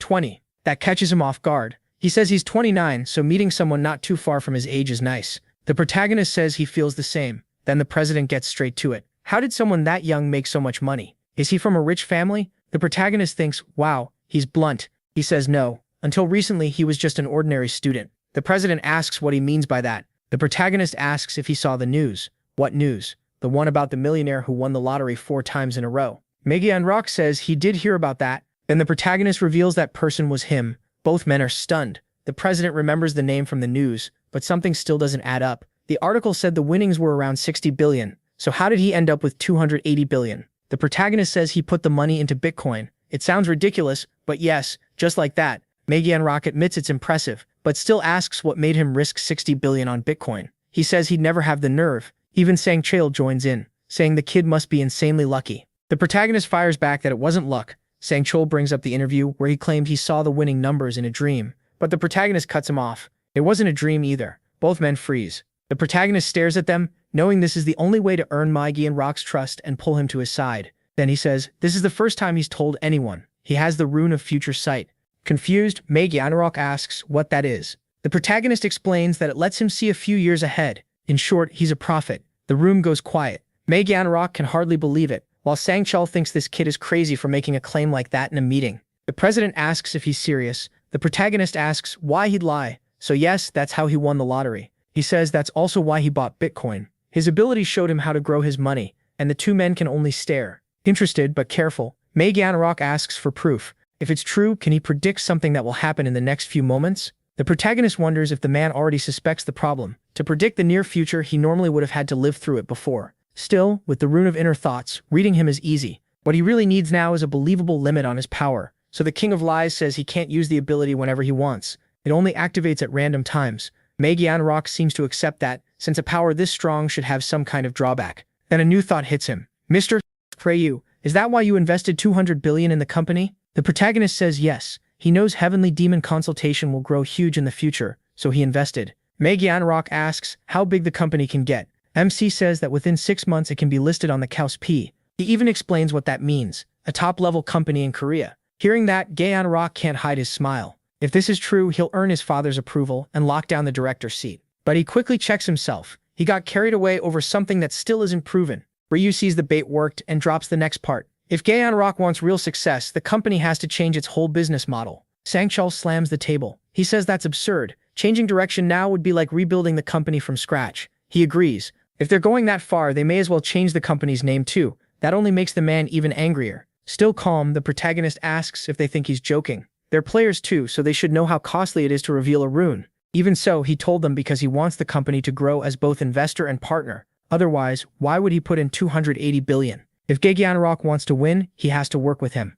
Sang-chul starts sweating and asks if Megyeon-rok is really taking this madman seriously. Ryu notices the doubt and asks straight up if Sang-chul trusts his power. The answer is simple, no. So MC pushes harder and asks if they know why he moved into that penthouse. Sang-chul freezes and Megyeon-rok asks what penthouse he's talking about. Then Sang-chul blurts out that he moved in right below Suaran. He says he did it after getting the rune of future vision. Megyeon-rok doesn't like hearing this so late, and Sang-chul is shaken too. He thought the protagonist was just some nobody. Megyeon-rok starts putting the timeline together. If that happened in January, it was before the Bitcoin investment, so Ryu moved near someone tied to the company before joining it. Unless he really knows the future, that shouldn't be possible. Then another thought hits him. Maybe MC already knew he was Sujuran's sponsor. He catches their whispering and realizes he needs one more push. If they still don't believe him, he'll give them something bigger. He says this hotel will one day belong to Megyeon-rok's cell. Then he lays it out. He's the eldest son of the O-Sun Group, and Heavenly Demon Consultation is a secret business built to win his father's approval. Sang-chul jumps up and demands to know who sent him,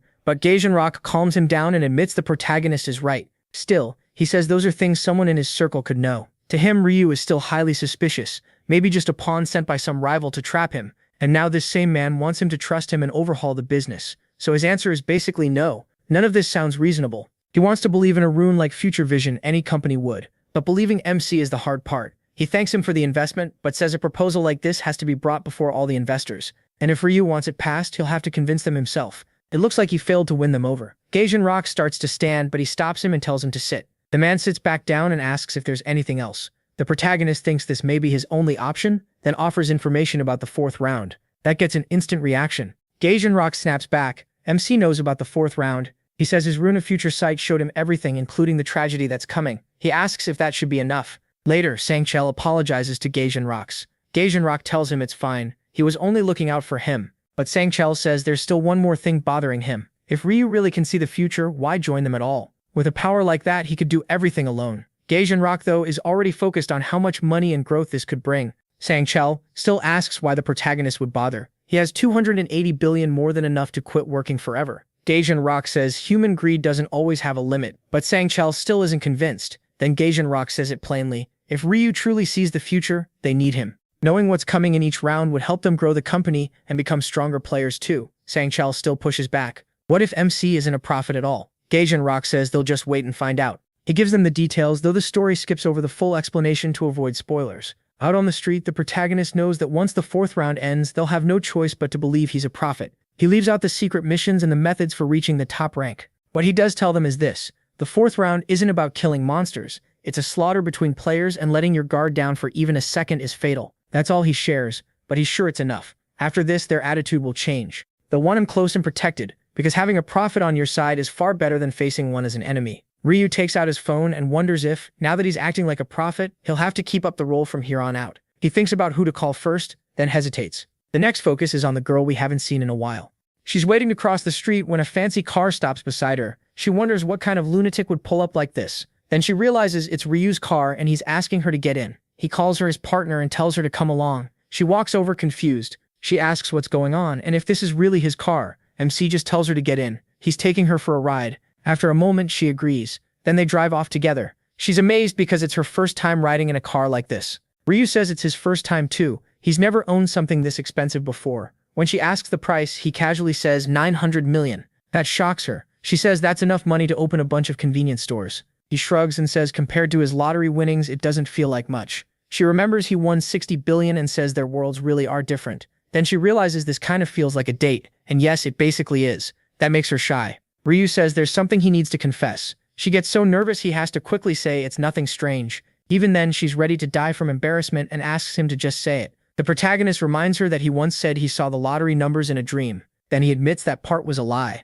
What he really got was the Rune of Future Sight, which lets him see the future. He figures that's probably why his class is prophet. She thinks it's amazing and asks if that means he has a unique class. Ryu says he thinks so. Instead of doubting him, she's happy he trusted her enough to tell her. MC says it's only fair since she already shared her class with him. She points out that she never told him about her rune, so now she'll tell him that too. She says hers is the Rune of Protection. For every person within 10 meters, it adds a thin barrier around her. So with 5 people nearby, she'd get 5 layers and it can go up to 10. For a support-type player, that's pretty solid. Then she asks why he suddenly brought all this up. Ryu says hiding it would only weigh on him, and she probably wouldn't believe what he's about to say otherwise. She asks what he means. He tells her about the 4th mission and warns her to be extremely careful. He says she has to watch the other players around her at all times. She gets excited because he told her first. To her, that feels like proof she has a special place in his heart, and she's very happy about it. Back home, Ryu thinks it over and realizes she really does like him. That explains why she's always been so kind to him. The thought surprises him a little, but he also sees the upside. This makes her easier to bring onto his side, and because of that, she'll trust his prophecies more easily too. As always, Ryu is planning ahead. After that, he rests and time quickly passes. Soon, it's April 31st, 11:55. Before entering the other world, he buys another epic item for the day. It's the shadow gloves. At night, the gloves blend into darkness, and even the weapons he holds turn faint and hard to see. With his Knight of Death skill, that means his weapon can become nearly invisible. He's getting even stronger. Then his brother shows up and says it's time. He asks if the protagonist thinks things will go well. The protagonist says he won't know until he gets there. His brother then asks the obvious question, if he's really a prophet, does he know what happens in the 4th round? MC says knowing the future and knowing what to do with it are completely different. Still worried as ever, his brother keeps pressing. He tells him to survive no matter what. He brushes it off, says not to jinx him before he even goes, and says goodbye. Then the 4th round begins, the round of death. And that miserable guy is back again. All his stats have been permanently cut in half. He betrayed the person he admired most, and now in this round he doesn't even have command authority. Winning like this won't be easy. He's on edge, glancing around in fear of the very people he once called allies. More than anything, he wants to know what kind of place this is. The area is completely empty, making the mission feel like a box built to trap test rats. Then he spots Ryu right away and thinks that bastard was sure to show up. He's still stunned that the protagonist used other players to destroy the relic, and then killed the prosecutor of retribution without hesitation. Now he's thinking that if he had the power, he would have killed MC already. Right now, he can't do anything. If he wants to live, he has to play along. Then he shows up. "Hey, Mr. Black Reaper, how's it going?" With a smile, he asks if their last deal still counts, the one where he becomes his subordinate and gets protection in return. The protagonist just goes, "What deal, you lunatic?" Then he shuts him down right away. He doesn't need a subordinate like him anymore. That leaves the guy stunned. Why? Simple. He lost command authority, so being a representative means almost nothing now. Most players have already moved up anyway, which makes him close to useless. At this point, he's just an easy target. A target? He freezes and quickly looks around to see who might be watching. The protagonist tells him not to panic. Everyone here is a target, and there probably aren't that many people dying to hunt him down. That gives him a little hope. Maybe people really won't chase him. But the protagonist points out that by now, most players know being the regional representative isn't some amazing prize. With all the danger and attention it brings, it's hardly worth having. The guy thinks it over and admits that's true. Now he wants to ditch that title as fast as possible. Then she walks over. He clearly doesn't like that, flustered and annoyed at the same time. She greets the protagonist politely. "Hello, Mr. Black Reaper." Then she asks if he remembers them, and he says of course he does. She reminds him that he saved them from this bully, and says they wanted to thank him again, shooting the guy beside her a sharp look. That instantly gets under his skin. "Me? A bully? Come on, relax." The protagonist thanks them, but says there's no reason for them to keep meeting like this. She adds that their association's president also wanted to thank him. He cuts that off too. He doesn't care about the president. But Surayan steps up with a gift, saying she still wants to repay him. "Please take this." That catches him off guard. She says words alone don't feel like enough, and hopes he'll accept it. So being who he is, he takes it without much hesitation. Why turn down a good item? She blushes a little. Su Aaron worries he might dislike it or think she handed him some useless rock. But the moment he sees it, he knows she has no idea how valuable this crystal really is. If she did, she never would have given it away. Then the guy next to her thinks he owns something similar. That makes the protagonist pause. Does he have an energy crystal too? The guy recalls his was a black and gold strength stone. That shocks the protagonist. It's absurdly rare, even harder to get than a magic crystal, and basically impossible to target on purpose right now. Now he's curious. Finding out that guy has an item like that feels either very lucky or very dangerous. Su Aaron timidly speaks up, asking if he means a barrier. He turns to her, confused, and asks what she's talking about. She explains that she got a summoner class and can place a fairy barrier on him if he wants, clearly trying to help. He refuses at once. "Thanks, but I don't need it." She can only answer, "Oh, I see." After that, she says goodbye and wishes him well before leaving with the others. The other guy is already walking off when the protagonist stops him. Wait, he warns that if he keeps going like this, he'll regret it. Confused, the guy asks what he means. They already talked about him being a target. The protagonist reminds him that he said not many would come after him, not no one. As long as he's still a representative, there are benefits people would kill for. Even if lots of players already hit level 10 and got classes, plenty still haven't. And those people would absolutely want his command authority. Out of thousands of players, there's no way nobody would try to kill him. So the guy asks what he's supposed to do. The protagonist says he can help him stop being easy prey. That makes him light up, really. But help won't be free. In exchange, he wants the stone Su Aaron gave him, and if he has anything similar, he'll take that too. Without much thought, he opens his inventory. He pulls the item out and hands it over right away. The protagonist asks if that's all. The answer comes fast. Yeah, that was everything he had. Then he hurriedly begs him not to take his equipment too. The protagonist tells him to relax. He was joking, and he wouldn't take the gear even if more items were offered. As he walks away, he says he'll still keep his promise to help. A moment later, Olivia appears, laughing that quite a few humans made it here without failing. Though their numbers have dropped a lot, that makes people wonder if more fights happen back in the real world. The protagonist isn't surprised. At this point, players getting dragged into trouble is basically unavoidable. Olivia asks if she should announce the 4th round's mission. Then the system reveals it. They have 3 hours to kill each other. Across all regions, there are 181,000 participants. In this region, 1,042 remain, and only 521 can clear the round. The whole place erupts in angry murmurs. Olivia mocks them for getting confused so easily and says the mission is simple: kill the players beside them. She goes on to explain that this round is meant to cut down the player count by making them kill one another. Unlike earlier rounds where monsters did the job, that makes people uneasy. No monsters means no leveling. One man asks if they only need to kill one person each, since only half are supposed to survive. Olivia tells everyone to be quiet, the rest is a secret, and spoiling everything would ruin the fun. Watching her, the protagonist finds it kind of funny. To him, it's obvious the angels are just messengers. Someone above them is the real one in charge, and if Olivia is hiding the rules, it's because that person told her to. She adds that killing one player alone won't guarantee survival. Only 521 can live, but how they'll be ranked is still secret. At most, she gives them one hint. Not everyone who gets a kill first will place first. Then she tells them that's all the explanation they're getting. They can start killing now, and the 3-hour round begins. The players are left shaken. They know they have to kill, but still can't process how twisted this round is. One guy, though, is thrilled. Since the mission is to kill other players, he's already thinking about taking out the people he hates.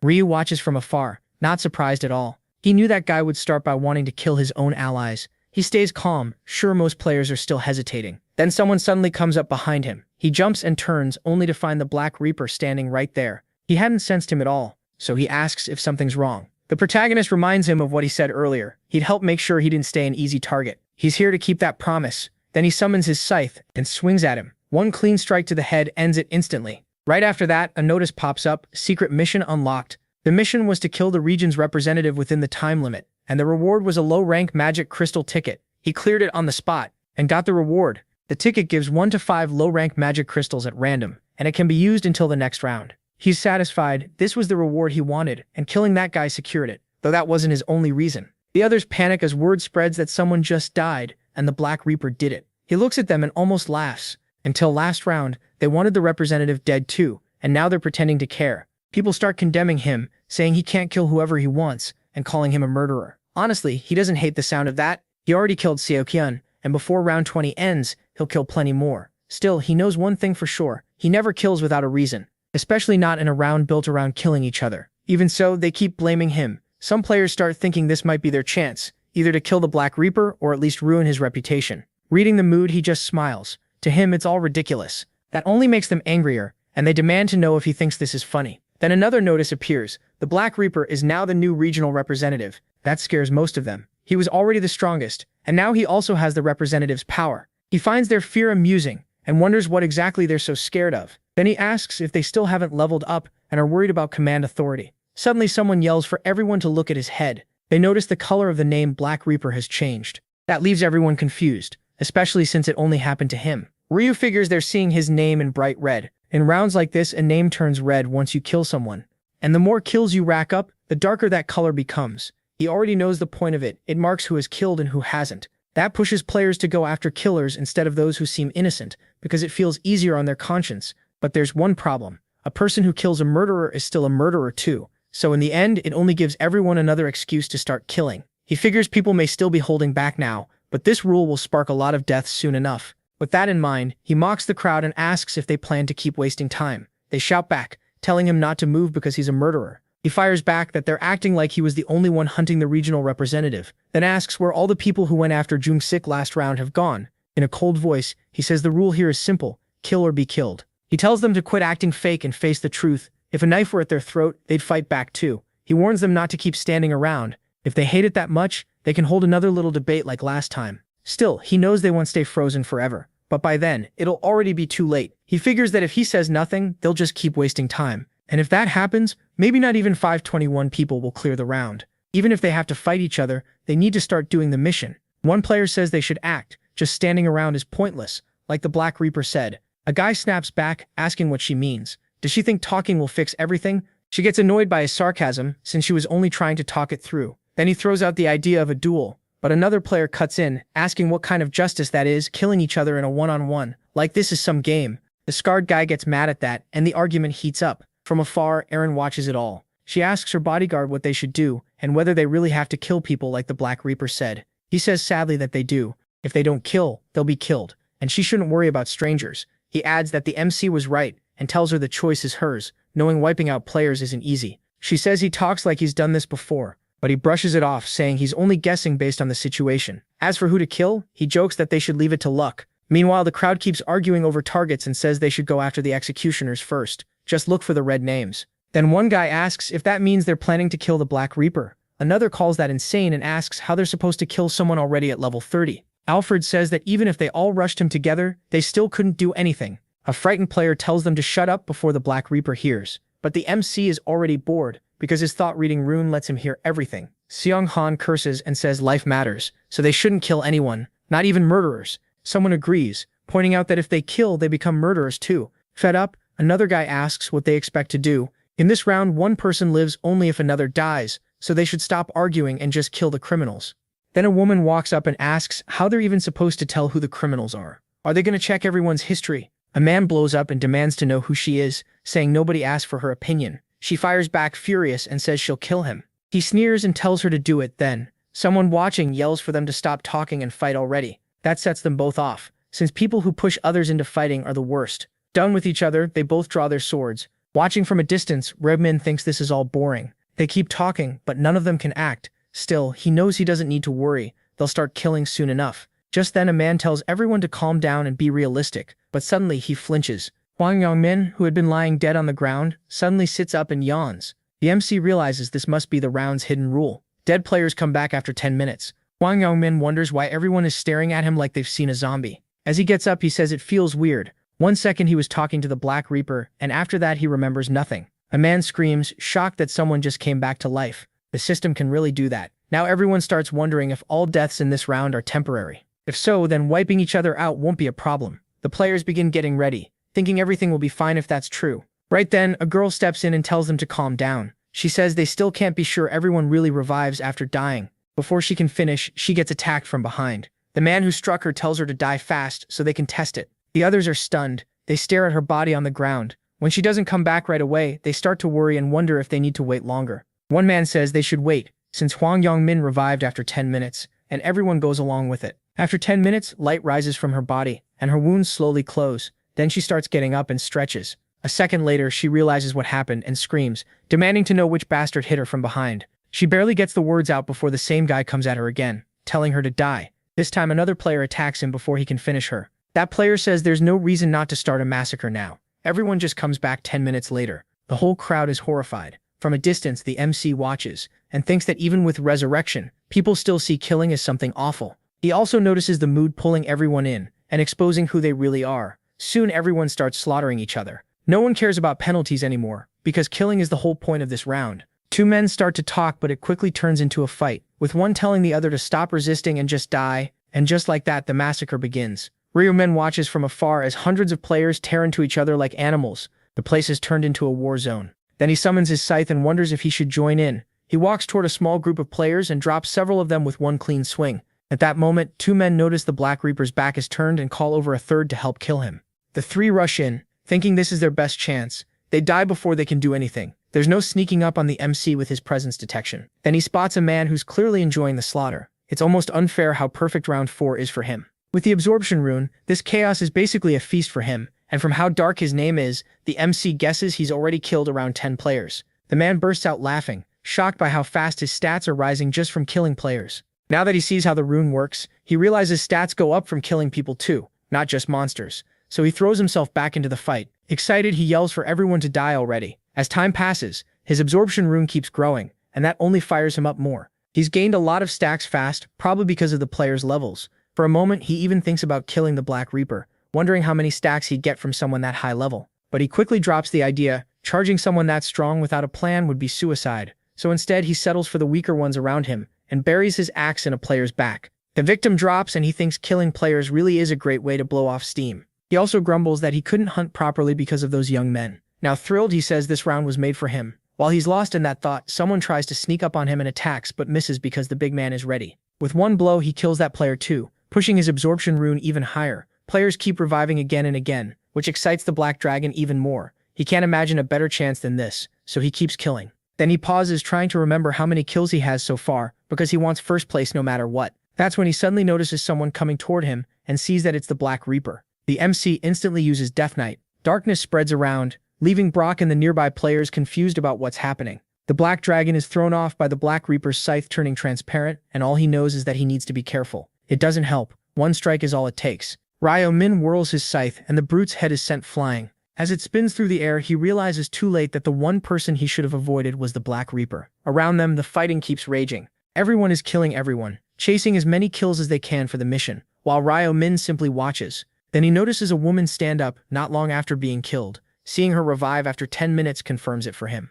That excites him because now he has the perfect chance to stab the traitors in the back. With that in mind, he moves through the crowd, looking for his friend until he finally spots him. It's Seung Han. Bao already aimed at someone else. To avoid suspicion, he walks up casually and suddenly drives a hard punch into him, telling him to die. The hit sends his friend flying and leaves him shaking on the ground in pain. Young Min walks over, grabs his shirt and asks if he didn't say on the phone that he'd kill him. With a terrifying look, he tells him to try it now. Then he brutally beats his former friend until he finally knocks him out. After that, he lets go and asks where his other targets are. Aaron watches the slaughter and thinks this must be what hell looks like. People keep killing each other without stopping. The whole place is filled with pure bloodlust. She's so shaken that her bodyguard asks if she's tired. Aaron says her body is fine but mentally she's falling apart. Sang-chul gets why she's struggling, but if she can't keep going, he won't be able to answer to the president. He hardly gets time to think before something catches him off guard. Someone sneaks up on them. The attacker grabs Aaron by the hair. Without hesitating, the player tries to finish her. Her bodyguard reacts first and jumps in.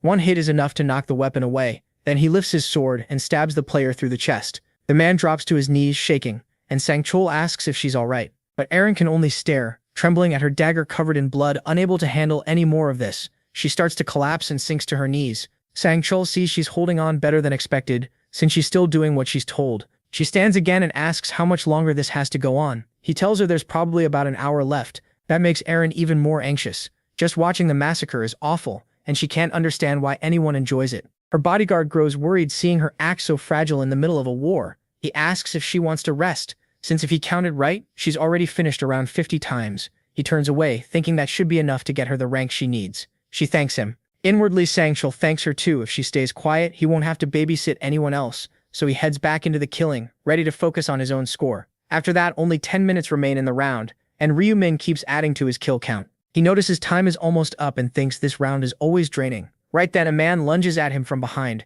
He spins around at once and drops the attacker in one strike, determined to claim every first-place reward in every region. Then he runs across the arena, knowing he has to reach the 20th round in top shape since he has no idea how strong the final boss will be. He goes after two players, cuts down the first one easily, then closes in on the second with such killing intent that the guy freezes on the spot. But Ryu Min just slips past him and keeps running. The stunned player can only wonder why he was spared. The protagonist already knows there's no point killing the same person again in round 4, because rankings only count unique kills. Even if he finishes one player 50 times, it still counts as just one. Thinking that, he glances over and spots Young Min still killing the same people again and again. He watches the guy beat down his targets with his bare hands and can't believe Young Min is still tormenting his 3 former friends in the same corner. At this rate, Ryo Min doubts any of them will survive the round. The brute sees one of them revive and attacks right away, even yelling at him to resurrect faster so he can kill him more times. Now there's only 1 minute left, and Ryo Min makes his final push to collect as many points as he can. One look at a target and he knows that's another kill.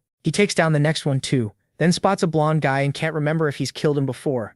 To be safe, he attacks anyway and secures another one-shot kill. Then a yellow aura starts rising around him and around every other player too. Olivia appears and asks if they enjoyed the slaughter. That only makes everyone furious. There was nothing fun about killing their own kind. She comments on how red the ground is, praises their work, and says she'll return everyone so they can see the rankings. Ryu Min finds that funny since she talks like she's saving them when it's really the system doing it. Anyone who lost a limb is restored, and those who were killed come back to life too. Seung-ho is one of them, and the moment he wakes up, he starts screaming at Young-ho, calling him a bastard, and swearing he'll kill him no matter what. Young-ho just laughs and calls his old friends idiots, until Olivia yells for everyone to shut up, warning she'll blow up the head of anyone who keeps talking. The whole place goes silent at once, and she looks pleased, ready to reveal the results. But first she says she'll announce the round's secret mission. With a snap of her fingers, the system reveals it. Kill the region's representative within the time limit, and earn a lowest class magic crystal ticket. Everyone is shocked that the hidden mission was to kill their own representative. Olivia then announces that the one who cleared it was the Black Reaper. The players are stunned, though they remember he killed the representative right at the start. The Black Dragon is furious, thinking he would have cleared that mission right away if he'd known. Meanwhile, Young Min is horrified, wondering if the Black Reaper really killed him for that reason. Then he checks his system and sees that the temporary skill command authority is gone. That makes him remember MC saying he'd help him avoid getting shot. Only now does he realize what that meant by taking the representative title. MC made sure Young Min wouldn't be targeted anymore. After that, Olivia gives them a nasty smile and asks if they're ready to see the rankings. She explains that scores were based on unique kills, so killing the same person over and over only counted once. The players ask if that means it was never just about getting as many kills as possible. Olivia mocks them, asking if they really thought the round would be that simple. Then with another snap, the rankings appear. Across all regions, the Black Reaper is first with 722 kills. The Stupid Idiots are second with 521, and the Celestial Demon is third with 433. In this region, Black Reaper takes first. Kukurubang gets second with 211, and Sangchul comes third with 209. The Angel is impressed to see the Black Reaper in first yet again. The players are stunned that one person killed over 700 out of roughly 1,000 players, about 70% all by himself. Even Olivia admits that's shocking and says he deserves a great reward. Then the system congratulates him for taking first in his region and first overall. For winning his region, he gets a medium-class rare armor ticket. For ranking first among all regions, he receives a special reward selection chest. Ryu Min is glad it's finally time to replace his current armor. The system offers 3 rare armors: Shining Bronze Armor, Bloody Assassin's Outfit, and Cloak of Darkness. He picks the second one without hesitation. The Bloody Assassin's Outfit is rare rank. It gives plus 60 defense, plus 4 dexterity, plus 5 attack speed, and plus 5 movement speed. Now he moves on to the special reward. His choices are a 50% stat boost during round 5, 5,000 gold, or information about round 5. He knows the 5th round secret mission is amazing, but also extremely hard, so he chooses the 50% stat boost for round 5. After that, Olivia asks if everyone is ready and reminds them that the cutoff to pass was rank 521. Then she says she'll start removing everyone who fell below it. At once, the players who didn't make the cut start vanishing, panicking, and begging her to stop. Ryu Min's friends begin to disappear too, since they spent more time dead than alive. That shocks him at first, but then he's relieved. They survived by the slimmest margin, even after he spent so much time killing them himself. Aaron is terrified too, unsure whether she'll vanish, while Sangchul stays calm because he knows they both got enough kills. He takes a deep breath and looks forward, seeing the notice that 521 survivors remain and the next round will start on May 1st. Back in the real world, at the Imperial Hotel, Sangchul runs full speed, shouting for his president. Kyungrok grumbles in annoyance before waking up and asking why Sangchul is there, since he doesn't remember calling him. The sector chief apologizes and says he got worried when the president wouldn't answer, thinking something might have happened. Kyungrok laughs and asks what could have happened when he placed third in the round. Embarrassed, Sangchul admits that's true, and says round 4 was brutal. The president says that's exactly why he went straight to sleep. He was worn out. His final count was 433 kills, but he knows the real number was much higher, since repeat kills didn't count. Then he wonders what kind of monster the Black Reaper is, and whether he's even human. Sang-Chu says he can't tell, but guesses the man might have a special forces background because of his insane skill and confidence, and because he lives in South Korea. Kyungrok is fascinated. He can't hide how impressed he is by the Reaper, and he knows he needs that man's help no matter what. He also figures he may need to ask the Prophet about the Black Reaper someday, if that name shows up in any future vision. And Sang-Chu says he was amazed that round 4 played out exactly the way the Prophet said. He admits he doubted it at first, but seeing it himself changed that. At the meeting, Ryu said the next round wouldn't be about hunting monsters, it would turn into players slaughtering each other. That shocked Gyeonglak so much that he asked if it was really true. The protagonist said yes, round 4 would be brutal, with players killing players, so he warned them not to relax. After hearing all that, the sector chief asks what they should do now, and whether they'll join hands with the Prophet, especially after round 4 proved his power. Gyeonglak grabs his clothes and says of course they will. Ryu already bought 31% of the company, so a big part of it is in the boy's hands. His subordinate asks if he really means it, if he's truly going to change the whole operation the way the boy suggested. Gyeonglak says he has no choice, since the Prophet already told him how the company can grow. He was also warned they need someone with that kind of gift on their side, so they can't look down on the boy just because he's young. That's why he tells the sector chief to keep working with MC, even if the boy does something he doesn't like. With the Prophet's visions, they can profit both in the game and in the real world, and Sangchul bows and says he'll be more careful with how he treats him from now on. The president tells him to start right away and call Ryu. He wants to throw a party for surviving, and he also says to invite actress Seo Erin, which leaves the sector chief confused. Gyeongchul just says having a celebrity there could be useful. Somewhere else, the MC waits by the store, then he lifts a hand to show he's there. Juri greets him and asks if everything's okay. Surprised he called her out early for a meal, he tells her not to worry, it's just a small celebration for making it through. After that, they keep driving together. On the way, she thanks him, saying she only survived round 4 because he warned her ahead of time. Ryu asks if she thought he might have been lying. Juri says no way. He had no reason to make something like that up. She admits that if she hadn't known she needed to kill at least 30 different people, she probably wouldn't have made it. But he disagrees in his head. Even without his warning, he believes Juri still would have survived because of the protection rune, and because her will to live is stronger than she thinks. They arrive at a fancy restaurant. Food is brought out quickly, and she gives thanks for the meal. The MC starts eating too. Before long, he notices she seems uneasy. Juri wonders if she really has the right to sit there after killing so many people, and admits she only came because Ryu invited her. He asks why she isn't eating, knowing guilt will swallow her if she keeps thinking like this. Then he asks if she feels this way because she killed someone. He tells her not to blame herself. She only did what she had to do to stay alive, and anyone in her place would understand that.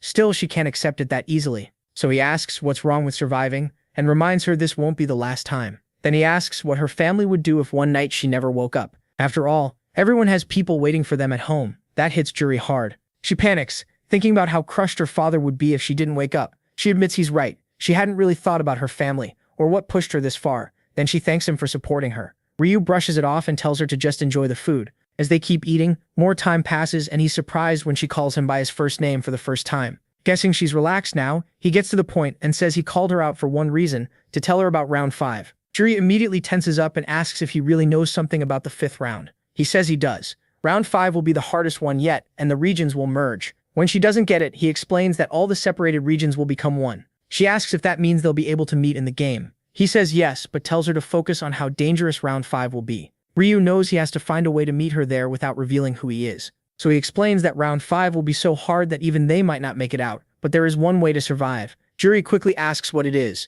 He says she needs to find the Black Reaper and ask for his help. A chill runs through her. She never expected him to say that. She asks if he means the Black Reaper who ranked first across every region in every round so far. And if he does, how is she supposed to approach someone that strong for help? The MC explains it's less about begging and more about teaming up, forming a temporary alliance so they can survive the round. Juri gets the idea but wonders why a level 30 player would ever work with someone who isn't even halfway there. Ryu says her buff skill is special enough that even the Black Reaper would want it. She's still unsure, saying a small buff doesn't seem like enough to earn his attention. He finds that amusing, because her ability is far more valuable than she thinks. Still, he tells her not to worry. He knows for certain the Black Reaper will agree to work with her, not just in round 5, but later on too. That makes her brighten up, and she asks if he really means it. Then she thanks him for telling her something so important. Next, he asks her to hold out her hand, and he uses his power, thinking it's the least he can do for her. He's glad to see he'll receive the buff, and he thanks her for it, which leaves Juri red with embarrassment. Thanks to the blessing skill, all his stats go up by 50. He uses his insects to secure another kill, and when his count reaches 100, the rune boosts all his attributes by another 100. Ryu sits down, satisfied that he's pushed his stats as far as he can for now. Then he opens his status window, and even he's shocked by the numbers. His luck has climbed to 84, higher than he expected. With that, he claims his first place reward, knowing it could give him something very useful. It's a minor rank magic crystal ticket, which can randomly give 1 to 5 minor magic crystals. Ryu thinks that if he were an ordinary person, he'd be praying right now, but with luck this high, he knows he doesn't need to. He remembers how it all began, when Barrow warned that the games would start on the first day of each month for 20 rounds. He isn't completely sure, but he believes some god must be behind it all. Only a divine being could drag 1.8 billion people into a deadly game, like a god toying with humans. And if he clears all 20 rounds and earns a wish at the end, he swears he'll destroy that cruel god. Thinking that, he uses the random selection ticket. A message pops up congratulating him for getting 5 minor magic crystals. The reward is 2 red crystals, 1 yellow, 1 green, and 1 purple, all minor rank. He's stunned. Not only did he get 5, that's the highest number possible. Seeing that, he can't help smiling. It almost feels worth hating the god who made this game. Then he starts combining them, beginning with the 2 red crystals. They fuse into a low-level red magic crystal. He checks the result, knowing that 2 crystals of the same color and rank combine into 1 crystal of a higher level. He repeats the process with the purple crystal and the one he got from Irin, making a low-level purple crystal too. Ryu moves to the next step and starts adding the crystals to his gear. First, he puts the red crystal into his hood, raising his damage by 2.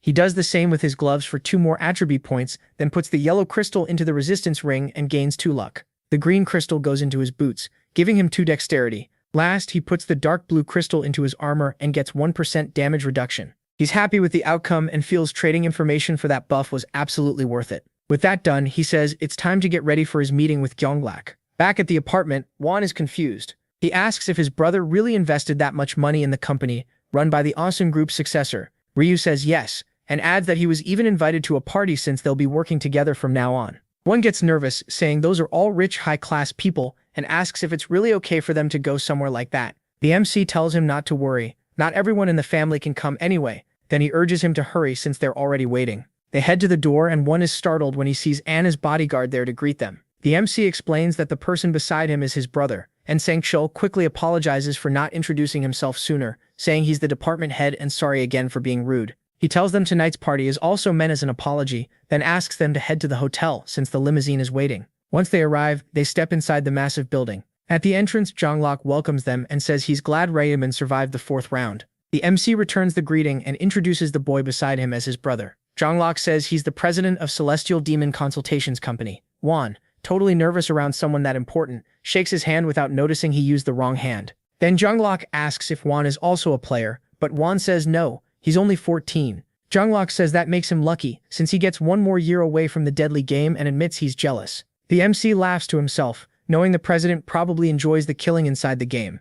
After that, Jonglok leads them to the grand hall, saying the party is simple but prepared as well as possible. When they get there, the banquet table is already filled with all kinds of food, and chefs are standing by in case anyone wants more. Juan can't hide how shocked he is. To him, this all feels unreal. The president invites them to enjoy it, saying he hopes the meal will be enough. Juan can only think that this has to be a joke. There's no way this counts as not much. Jonglok smiles and tells them to eat as much as they want. But then the hall doors open. The MC turns and is shocked by who walked in. It's Erin. The president gets up and says he's glad she finally made it. She apologizes for being late because she had to attend another actor's funeral. He says it's fine and adds that the company's biggest investor is here. She turns and starts introducing herself as Erin, an actress, but then recognizes them and asks if they're the boys who handed out rice cakes after moving in. They say yes. That makes her happy, since the biggest investors being her neighbors sounds nice, but deep down she doesn't buy it. They look way too young to have that kind of money, so she wonders if the president is messing with her. Juan, meanwhile, can barely contain himself. He's a huge fan, and asks if she really is Erin. Only then does the MC realize his brother truly had no idea. Erin was tied to Jonglok's company, which explains the reaction. He also knows Juan's shock is normal. Erin is famous and beautiful, so he decides to act interested too, just to keep things smooth. The president notices that and feels satisfied. Also, there's a private VIP room nearby where they can order any drinks they want. They head into the room, and soon Juan asks if drinks means alcohol, since he's still a student. Jonglok tells him not to worry. There are plenty of non-alcoholic options too. He then tells the department head to take special care of them and bring Juan a non-alcoholic drink. Once the door shuts, the MC says he can't drink alcohol either. Then he asks Erin if she can step outside and take pictures with his brother. She says that's no problem. The two of them leave the room, and Ryu Min uses the chance to face the president alone. With a cold stare, he asks if he really thought things would go that easily. The president gets so shaken that he asks what he means. The protagonist Min reminds him that he's a prophet class. If he can see the future, then of course he knows about the talk with Erin. That's why he asks how they're supposed to keep working like this, and warns him never to hide anything again. The CEO feels trapped. He never expected Ryu Min to know about that conversation too, or to see that far ahead. The MC says he knows Erin was brought in to win him over. The president apologizes and claims he only wanted the players to get along, but the MC cuts him off. He crossed the line when he tried to use his brother. That corners Ma Kyung-rok even more, because he knows that part is true too, and he quickly apologizes, calling it a foolish choice and promising to fix it right away. Ryu Min can tell the apology is real, so he says he'll let the Erin issue go this time. The president thanks him for the second chance. Then Ensang Kale walks into the room, notices the strange mood, and says he's back, but the president asks him to leave, saying he needs to discuss something important in private with the VIP guest. He also tells him to guide Erin and Juan to another room. Not understanding what's going on, the department head agrees and leaves. The president feels bad. He tried to lighten the mood by using Erin, but only made things worse. Ryu Min drops the topic and asks if he wants information on the second round. Ma Kyung-rok is surprised again, since the prophet even knows that. The MC says that's the only reason he accepted the invitation to share information about the fifth round.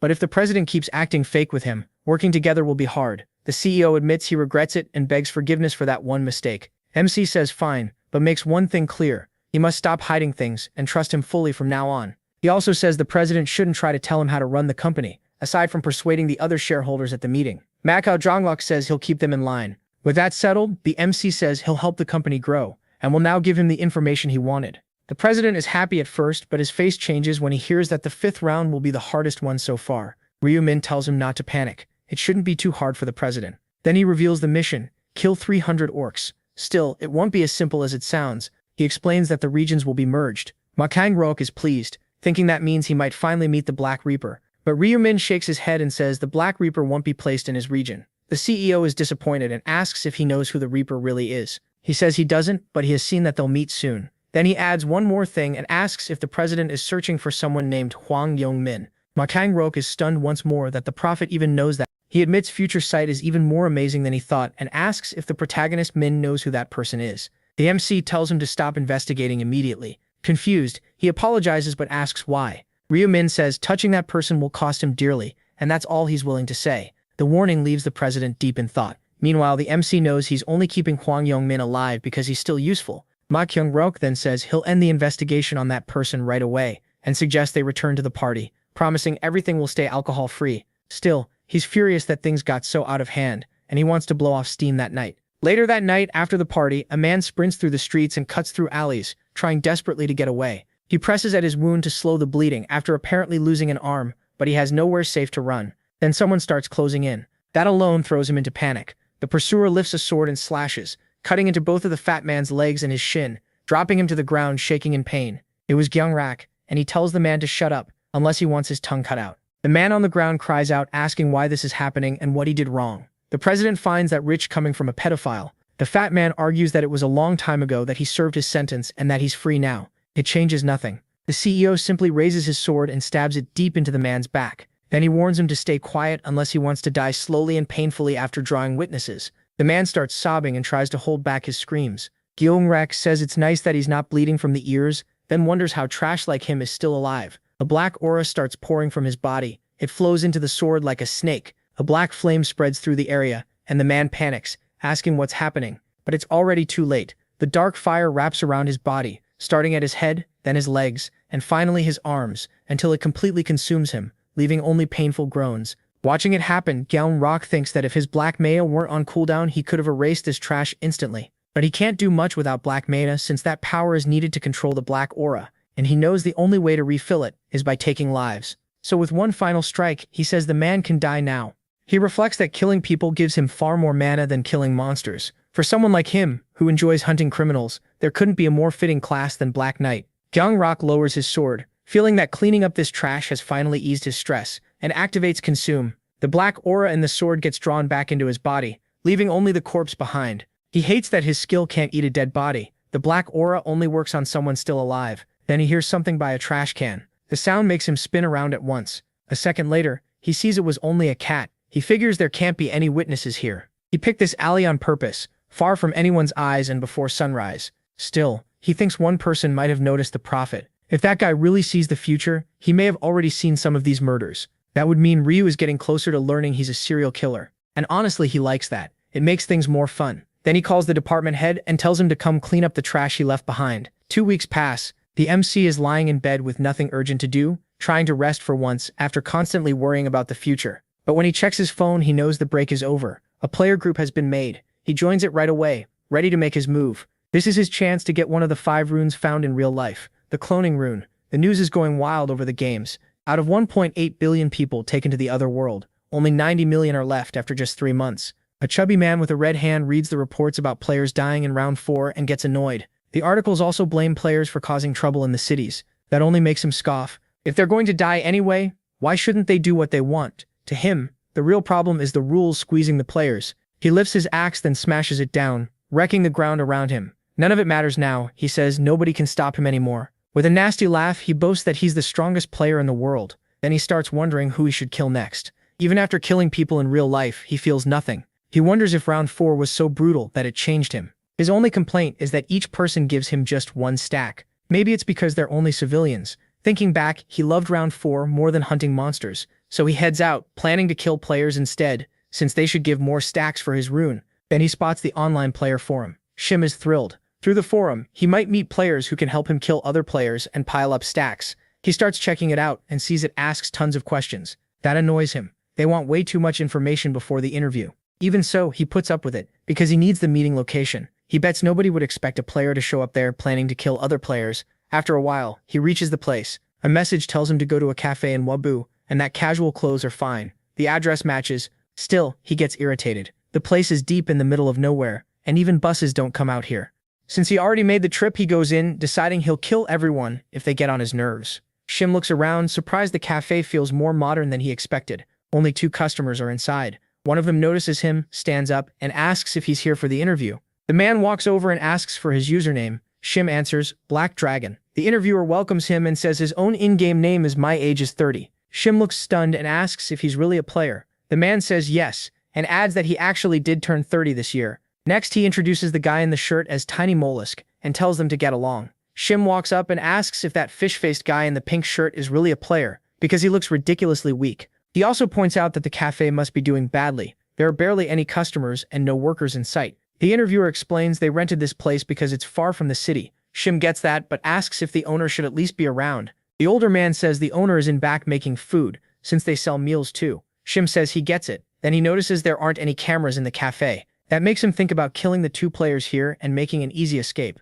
But he drops the idea. Wasting this chance on only two people would be stupid. Instead, he asks when the interview starts. The 30-year-old says they're waiting for one more person. Shim asks if that means there will be 3 interviewees. The answer is yes, and even though the person is late, the man says they're arriving now. The last player walks into the cafe. Right away, the man in his 30s stands up, asks if he's here for the interview, and asks for his in-game nickname. The newcomer says Black Reaper, and the interviewer is stunned. The most famous player of all just showed up. A few days earlier, they held a meeting. A man opens it by saying everyone is present except Honey, so they can start the 3rd week of April meeting. Then he asks Yark how many people joined the forum that week. Yark says around 2,000 joined. Even though the total number of players keeps dropping each month, forum signups are still rising every week. The president asks who brought in the journalist, since all this attention is clearly coming from the articles about them. Jamie says it was her, explaining she pulled it off through some new connections. He praises her, saying he expected no less from an old member, then asks Yark how many of those 2,000 are actually skilled. Yark says that after removing players with no class and anyone under level 10, about 1,200 remain. The president likes the sound of that and asks how many are truly useful. Yark gets ready to explain. He starts with a well-known player from Zone S455 named Black Dragon, an ordinary level 10 warrior who's ranked 3rd in his region. The president says that's interesting and guesses the player may have a strong rune. Yark adds that he seems good enough for an executive spot. Then he brings up Little Cockle from region S122-7, who usually places between 4th and 10th. On top of those two, he says there are 50 more players who keep ranking near the top in their own regions. The president is pleased. Sounds like they'll be busy interviewing all of them. Then he turns to the man in his 30s. He asks if he'd been nodding off and what he was doing last night to fall asleep during the meeting. As punishment, he puts him in charge of all 50 interviews, otherwise another strong candidate might take his place. The man apologizes for slipping up and says he'll take care of it. The president moves on and asks if the Black Reaper has contacted them. Yark says no. If that had happened, he would have reported it right away. The 4-eyed man sighs and says if someone that important showed up, he'd hand over an executive position on the spot. Then he tells Jamie to get more articles written. They need stronger marketing if they want to pull the Black Reaper into the group. She says that's fine, as long as he pays well. He tells her not to worry, anyone working hard will be rewarded. Then he says to move on. But Yark suddenly stops him, saying someone just asked to join the forum. The president doesn't see why that's a big deal and asks who it is. Yark says it's the Black Reaper. Everyone is instantly shocked. Back in the present, the man in his 30s warmly says it's great to meet him and asks if the trip was difficult. Black Reaper says it was. The man awkwardly apologizes, explaining they needed a private place to talk. He invites him to sit, then compliments his clothes and jokes that he's probably popular with women. Black Reaper takes a seat, and the 30-year-old explains that the other 2 people here are also interviewees. The fat guy is terrified now that he knows this really is the powerful Black Reaper from his own region. The player beside him offers a greeting too. The man repeats the warning, this is the Black Reaper. Then the MC introduces himself as Maris Quinjo, while thinking this idiot has a lot of nerve using his in-game nickname like that. Shim stays scared. The person in front of him says he's Black Reaper, the same guy who killed him 5 times in round 4. Shim thinks maybe he should ask if they know each other in real life, hoping that might stop him from being targeted so hard. The 30-year-old then calls on Black Dragon, asking if something's wrong since he still hasn't introduced himself. So the fat guy finally does. But Black Reaper shows no reaction at all. That stings. Shim thought the strongest player would remember his username, and now he wonders if he's so pathetic that even after being killed 5 times, Black Reaper still doesn't know who he is. Meanwhile, the MC keeps eating his ice cream, impressed that the guy in front of him is bold enough to use that nickname out in the open. He already knows this man is Kukuru Bang, a pro scammer who makes money any way he can. Right now, he's still a nobody. But later, he'll get the cloning rune and become famous for all the wrong reasons, since he plans to use it for crime. The MC hates that criminals are getting power from another world and using it to cause trouble here. Still, he's glad this meeting happened because he plans to take the cloning rune for himself. The man in his 30s begins the interview by checking everyone's personal details, starting with Maraschino. The MC gives a fake profile. Lee Sang-hyun, 20 years old, high school graduate, currently unemployed. Next, the interviewer asks if he's a level 13 assassin ranked 4th in the region. He says yes. Of course, all of that is false, except the username. He's pretending to be someone else because that's the only way to meet the condition for the cloning rune. To get that rune, a player has to kill someone where it's hidden while using a fake identity. He knows the scammer here did that before. He murdered someone while pretending to be the Black Reaper and got the rune. Then the interviewer turns to Black Dragon. The fat boy says he's Shim Hyung-taek, 16 years old and still in high school. The interviewer is shocked by his age, but inwardly just thinks it's ridiculous and calls him worthless. Ryu finds that funny. The kid may be 16, but he wiped out all his classmates, so he's not someone you can brush off. The man in his 30s asks if he's really a level 10 warrior ranked 3rd in the region. The fat boy snaps back, asking if he's calling him a liar. Then the old man turns to the last candidate. Asked for his name, he says he's in Hong, 28 years old, works as a fund manager, has never ranked below 1st, is level 30, and since everyone already knows his class is Reaper, he asks what else needs checking. That answer scares the interviewer, so he quickly thanks him and moves on. The MC gets annoyed because this guy is just a fraud planning to use that name to borrow money from players. With the identities checked, the interviewer asks the final question. Why do they want to join the group? He starts with Maraschino. The MC says the world has gotten dangerous and going out alone feels risky, so teaming up with other players seems smart. Then it's the fat boy's turn and he freezes up because he obviously can't admit he wants to hunt other players, so he copies the MC's answer, saying he can't even go to school without worrying about the next rounds. Finally, the interviewer asks the fake Black Reaper. He says he joined because he saw the forum and got curious. The man in his 30s laughs and says that's interesting. Then he says their answers were good, but there's one last thing before the interview ends. His face turns cold as he explains they need to kill someone to pass. Acting confused, the MC asks why they have to murder anyone. The interviewer doesn't buy that act for a second. He asks if they read the news, saying the government is starting to turn against players because it's afraid of their power. Clenching his fist, he says players will soon rule the world, and that can only happen if they stand together. Still fired up, he says they shouldn't be bound by government laws.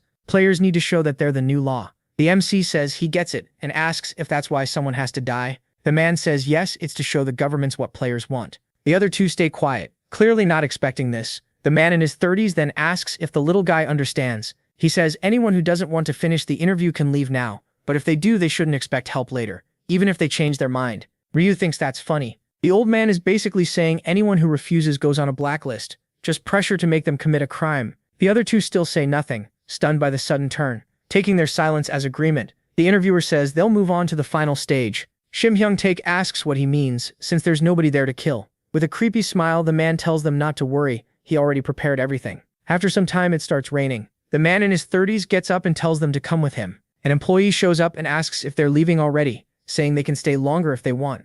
He says he's in a hurry and asks where the bathroom is. She says it's at the end of the hall. Then he asks a favor and hands her his car key. He tells her to bring his car around from the parking lot, since he's running late and the bathroom will slow him down even more. Smiling, she says not to worry and leaves right away. She hurries over to the car and opens the door. As she starts putting away the umbrella, a hand suddenly reaches from behind and grabs her neck, choking her out at once. It was the man in his 30s. To him, knocking someone out with his bare hands is easy. The fat boy is shocked and asks why it had to be her. The man tells them to stop talking. They need to move fast. Then he loads the unconscious woman into the car. After that, they all get in and drive off. They arrive at a warehouse and head inside for the final stage. Once inside, he throws the woman onto the floor and asks who wants to kill her. He offers the chance to the fake Black Reaper first. The man says he doesn't mind, but then someone tells them to wait. It's the MC. He asks if he can do it instead. The man in his 30s is surprised. He didn't expect that from someone who seems so timid. Still, he says that's fine and asks the fake Black Reaper to give the boy his turn. He agrees, then he starts walking away.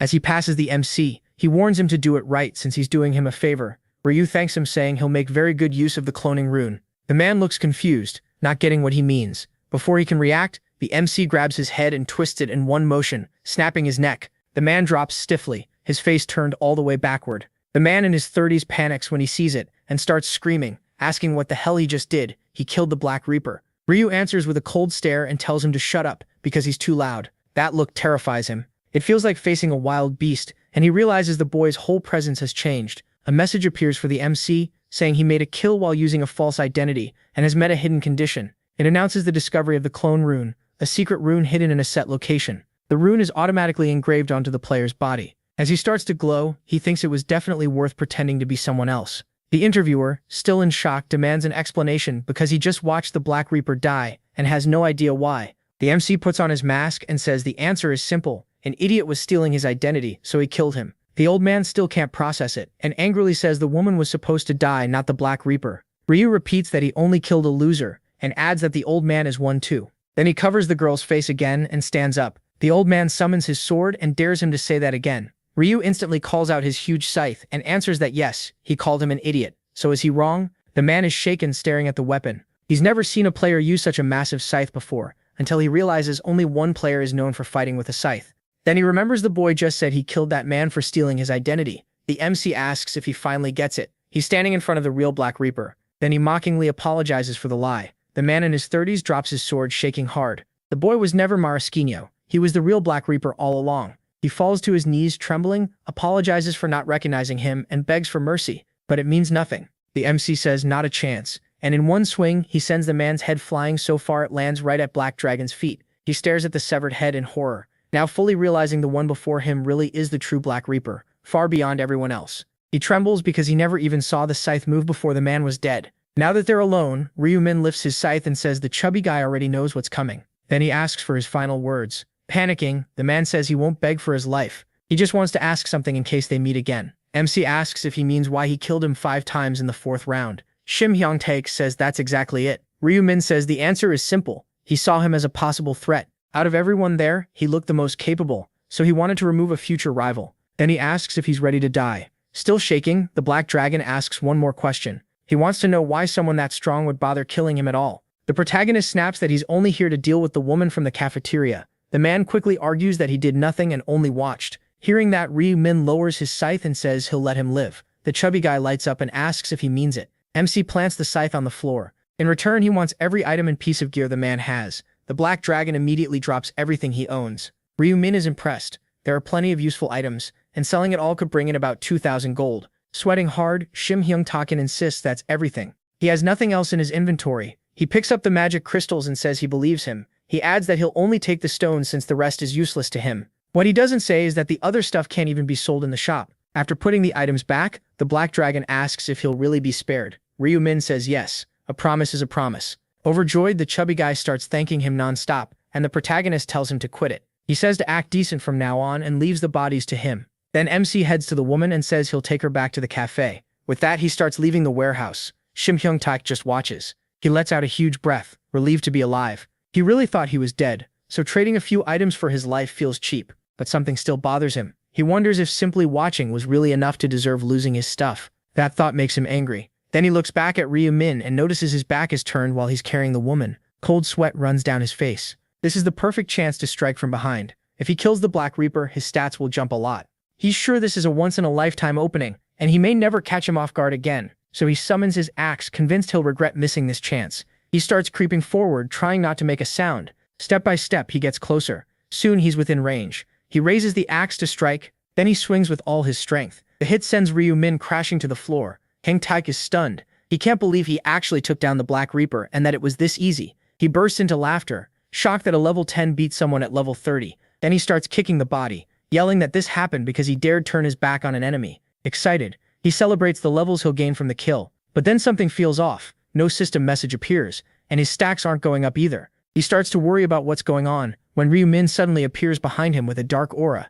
and asks what he thinks he's doing. The man spins around in terror. He can't understand any of it. He was sure he killed the Black Reaper, so he wonders if the protagonist has some kind of resurrection skill. Backing away in fear, he bumps into the body. When he turns back, the body is gone, and there isn't even a drop of blood left. Ryu-min explains that what he killed was a clone of him. The clone rune lets him make a perfect copy, but it can't attack. This is the clone rune. By saying create clone, the user makes one duplicate. The caster turns intangible for 10 seconds and hides after casting. The clone is mentally linked to the user and moves by his will, but it can't attack, use skills, or open the inventory. It also has a 10-minute cooldown. MC is pleased the trick worked on a real player. Even without combat power, the clone is useful, and this was a great test. Hyung-taek explodes, saying he was tricked. Ryu-min asks if he's insane. The real victim is him, since he was almost murdered from behind. Then he summons his scythe and cuts him down in one clean swing, leaving the fat man confused for a split second. His body won't move because his head rolls off right after. Ryu-min doesn't waste time and uses erase traces, making the head and the rest of the body burn away in black flames,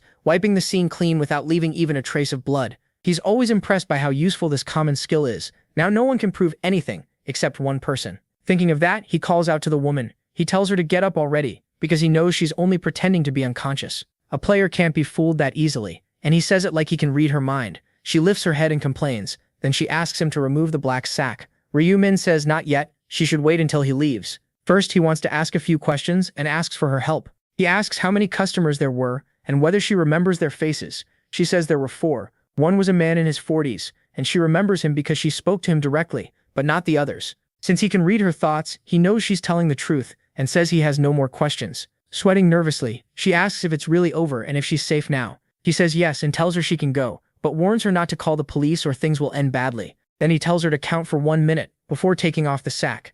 She agrees to do exactly that. Then she starts counting to 60. After that, she removes the sack and looks around in confusion. The warehouse is completely empty, making her wonder if it was all just a dream. Back at the hotel, Ryumen enters the room and says he's back. His brother looks confused and asks why he's wearing his pink jacket. The protagonist Min awkwardly walks past him and says he's tired and wants a nap. Still curious, one asks where he went and whether he already ate, then suggests they order dinner. Taking off the jacket, Ryumin says one can order whatever he wants. Then he notices the shirt is still clean, but after everything it's not something he wants his brother wearing again, so he throws it away. One panics, asking why he tossed it like that. MC Men says it's old and promises to buy him a new one. His brother, still a little upset, says okay, but admits it feels strange having school closed and being stuck inside. Ryumen feels bad. It must be miserable being trapped at home and unable to go to school because of people like Shim Hyung-tak, so he invites one to go to Everland the next day. One brightens up and asks if he's serious. He says yes and tells him to eat fast so they can sleep early. The next day, they go to the amusement park,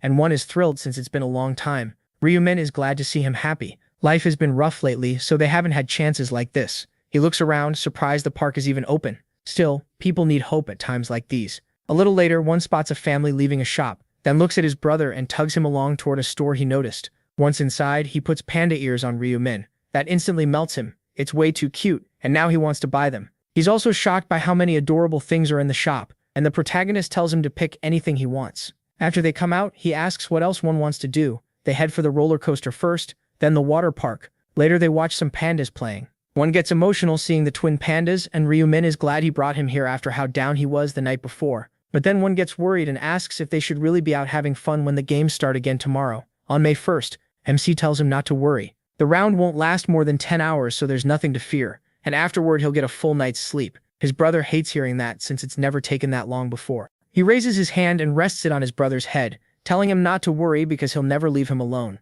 Then he tells him to keep enjoying the day. Maybe they can even go on the safari. After all that, night falls. Near midnight on April 30th, Ryu lies down to rest when his phone suddenly rings. He checks it and sees a few messages from Juri. She says it's almost midnight again and hopes they all survive one more day. That makes him smile. Now that the regions are joining, he can protect her too. He puts the phone down, and the moment midnight hits, every player is teleported to another world. Someone looks around and wonders if this is really everyone, because there are so few people. The place feels strangely empty. Ryu figures that's normal. The first round had 10,000 players, so of course the drop feels huge, but he knows that won't last long. Then the angel appears, happy to see them, and quick to congratulate them for reaching round 5. No one reacts.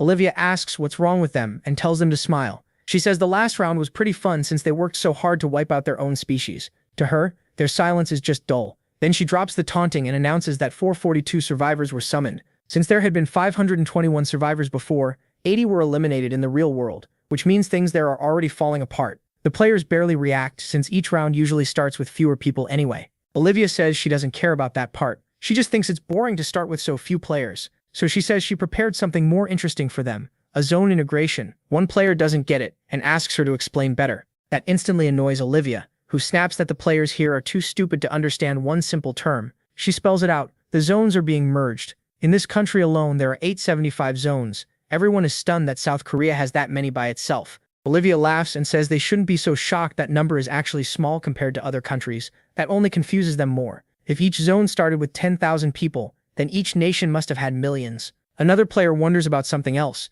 If every zone has an angel, then there must be thousands of angels too. Olivia says that's right. Each zone has its own angel, and she mocks them for only figuring that out now. Then someone asks if that means she didn't create the game. Olivia goes quiet for a second and asks why he would think that. He says he can't believe thousands of angels teamed up just to run a survival game. At once, she drops down in front of him and asks what exactly is wrong with them working together. Then she warns him not to ask useless questions if he wants to stay alive. Terrified, the man quickly apologizes for bringing it up. Still angry, she flies back up. Ryu keeps watching. Sure, they just hit a sore spot. He's convinced angels aren't allowed to talk about whoever created the game. And he doesn't believe an angel who can lose to a player could have built something this massive. Olivia says she won't answer any more stupid questions and tells them to worry about surviving. She adds that she'll start the next part right away, especially since this zone has so few players, and she warns them not to make dumb guesses about why it's happening. A violent quake suddenly shakes the area and beams of light rise up, growing brighter until they join into a giant barrier. The players panic. They've never seen anything like it. The light spreads across the whole area, and after several flashes, players from other zones appear. Some wonder if it's over. Everyone just stares at one another, trying to figure out what's happening, until Olivia announces that the zone integration is complete. Then another angel appears and asks how long they plan to keep staring instead of introducing themselves. The players can hardly believe it because now there aren't one but 10 angels. The angels greet everyone again. Olivia explains that 10 zones were merged into one, raising the player count to 4,884. The shock doesn't fade, 10 zones became one, and now there are nearly 5,000 players here. She adds that the other zones were merged the same way, so the zone names will change too. This zone is now called Oscus 00 Zeta, made up only of players from South Korea. At least people whisper, they can still understand each other. Ryu listens to the murmurs, knowing zone merges keep happening whenever a zone drops below 500 players. Much later, once all of South Korea falls under 500, they'll have to face players from other countries. He pushes that thought aside. That won't happen until around round 11, so right now he needs to focus on this round. He expects the bonus game to begin soon, and before he can think further, Olivia says that before the main mission starts, they'll play a simple bonus game to celebrate the merger. Each old zone had one representative. Now that 10 zones became one, there are 10 of them and that has to be fixed. In the end, only one representative can remain. Rhea listens closely as Olivia lifts a finger and declares that the former representatives will fight until only one is left, and that person will become the new representative of the merged zone. The players start whispering that it's brutally unfair to make the representatives fight each other. One man points out that some people are probably happy they won't have to fight at all, but others are horrified because they now have to battle each other just to pick one representative. One person regrets ever becoming a representative, while another wonders if they'll revive after being killed in this match. Others ask if they can just give up the position. Ryu knows being a zone representative hasn't meant much so far, but that changes in later rounds. That's why he has to win no matter what. Olivia tells them not to panic. If they're defeated here, nothing will happen in real life. They'll revive right after. That calms one player, who had imagined the worst. But Olivia says it isn't that simple. The new representative won't get authority. They'll get the governor's position instead, an ability that lets them control players below their level. She says it's basically a stronger version of command authority, which only worked on players without a class, and this one can still be used 10 times. It can even be passed on if the current representative is killed by another player or a monster. So she asks if that kind of power doesn't sound tempting. Now the players really think about it. As long as their level is higher, they could control anyone, no matter what class they have. Seeing them finally interested, Olivia tells them to get ready. Then one angel tells the others that after the merger, they also need to choose one representative among themselves. She asks for a volunteer, but nobody says a word. She scoffs that any angel who volunteers to work must be crazy. Another asks what they're supposed to do if no one wants the job. One suggests rolling dice and letting luck decide. It may be boring, but it would work. Another brings up taking turns, but the others reject that some angels might never have to work if the game ends before their turn. Olivia asks if there's really no better way, when the red-haired angel points out that the zone representatives are about to fight. So she suggests that the first representative to lose should leave their angel in charge for all the coming rounds. The others like the idea. It sounds fun, and they raise their hands in agreement. But Olivia tells them to hold on, and says she has a better idea. Instead of punishing the angel of the first human to lose, she suggests making the angel of the final surviving human the absolute queen of the merged zone. In short, the angel tied to the winning representative becomes the queen. Then every other angel would have to obey that queen, along with the human who survived. One angel asks if they're really giving that much power away, since the representative would almost be able to command them too. The others get excited anyway. It sounds fun, and they really like the word queen. Priscilla laughs and says Olivia must be very confident to suggest that, then warns her to be careful. Her own representative won't go down easily. He's never once lost the #1 spot in her zone. Olivia asks if she's serious, laughing to herself. Priscilla is bragging about some bug in first place while her own zone has the Black Reaper as its representative. After that, Olivia asks if Priscilla is in or out. Priscilla says she has no reason to object. The other angels agree too, all of them confident in their own representatives, and they tell Olivia to announce it. So Olivia informs the players that the bonus game to choose the representative of the merged zone is about to begin, and she orders each former zone representative to come stand beneath her. They obey and start moving forward, including Ryu, until all 10 stand there, looking up and waiting for the next command. Olivia lifts her hand, and the ground starts trembling hard as a massive arena rises around them, taking shape completely. The players grow tense, unsure how this fight is going to begin. Olivia says the bonus round is starting. They'll fight until only one person is left standing, but losing won't get anyone eliminated. She tells them to hold out as long as they can, then gives the signal to start. At once, everyone draws their weapons, and Ryu brings out his black scythe too. The players stare each other down. This is their shot at becoming king, if they can beat just 9 rivals. One man notices nobody moves first. Everyone's being careful, which tells him they're all dangerous. Even so, he stays sure of himself. He's never lost the top spot in his region, and he has the rune of dismantling. That rune is so broken that when his sword pierces someone, it activates on its own and tears the target apart. To him, it feels like his blade already knows the perfect place to hit, and that's how he killed over 300 players in round 4. Then the angels start yelling, asking why they're just standing there and telling them to kill each other already. The player thinks that's odd. The angels seem way too excited, like they made a bet, but he walks forward anyway. He's sure nobody here can beat him, and this is a great chance to impress them. He stops at the center of the arena, then he raises his sword. Right now, he just wants to sacrifice some weak target to get him going. In his mind, it doesn't matter who comes first. He'll kill them on the spot. That's when Ryu starts walking over and stops right in front of him. The man is pleased. His little lamb finally showed up.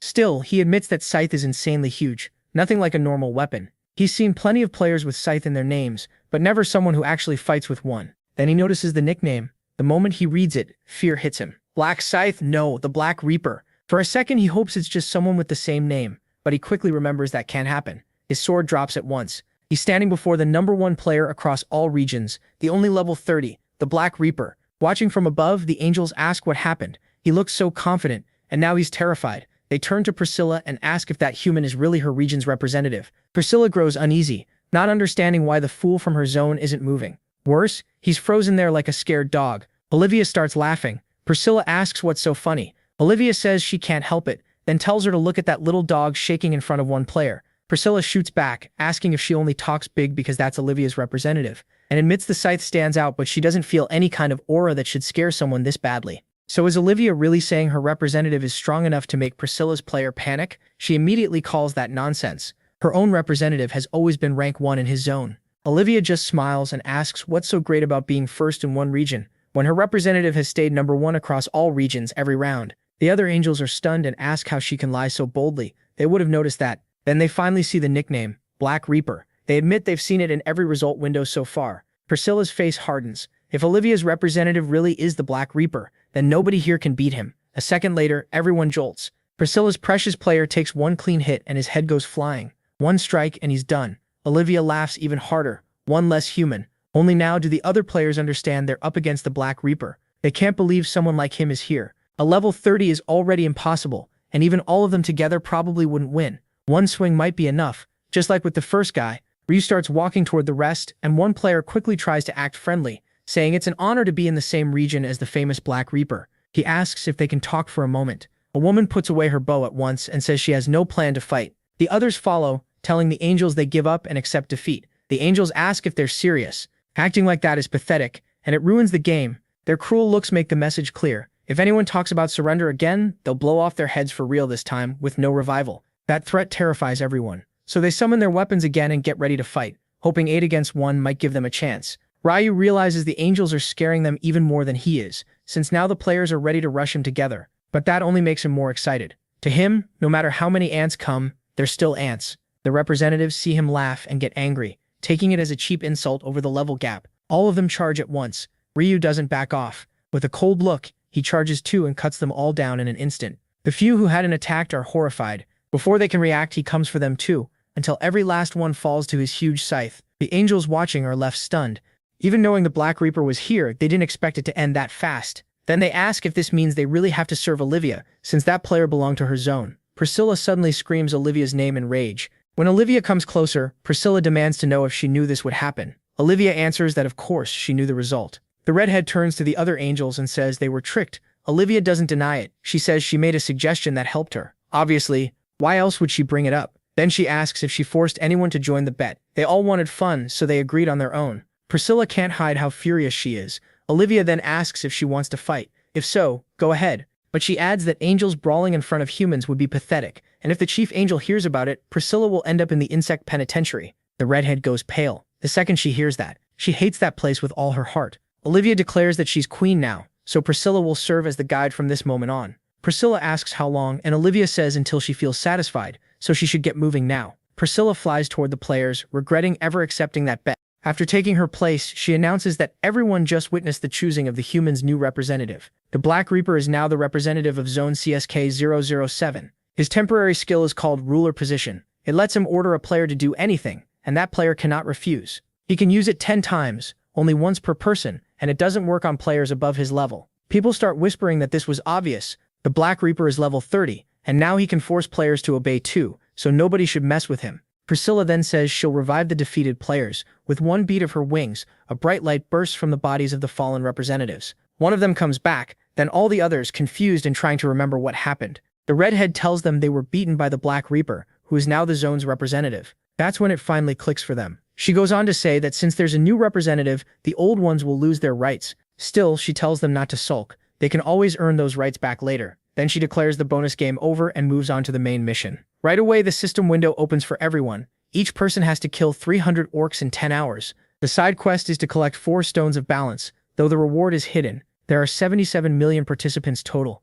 nearly 5,000 in this zone, and only 1,211 can pass. One player panics at the crazy number of orcs, especially with so few spots available to pass. Already annoyed, Priscilla asks why they're whining, and warns that she can cut the number of survivors even more. Everyone shuts up instantly. She says the earlier rounds were too easy, so this time she prepared something harder. Some players wonder if the orcs will still be easy, and assume they're probably just weak monsters. Priscilla is disappointed by how little they think ahead, so she says she won't explain any further. Now they start asking about the side quest, and why the reward is hidden behind question marks. The redhead explains that unlike before, everyone can see the side quest now, but the reward stays secret. Ryu finds all these secrets annoying, even though he already knows the side quest reward is the Rune of Balance. It's one of the 18 runes he needs, and only one person in each zone can get it through this quest. He also knows there are other ways to earn that rune in each zone, but those are even harder than the main mission. Because even if someone clears the side quest, meeting the conditions for the Rune of Balance is still difficult. Priscilla explains that the side quest is to gather the Stones of Balance.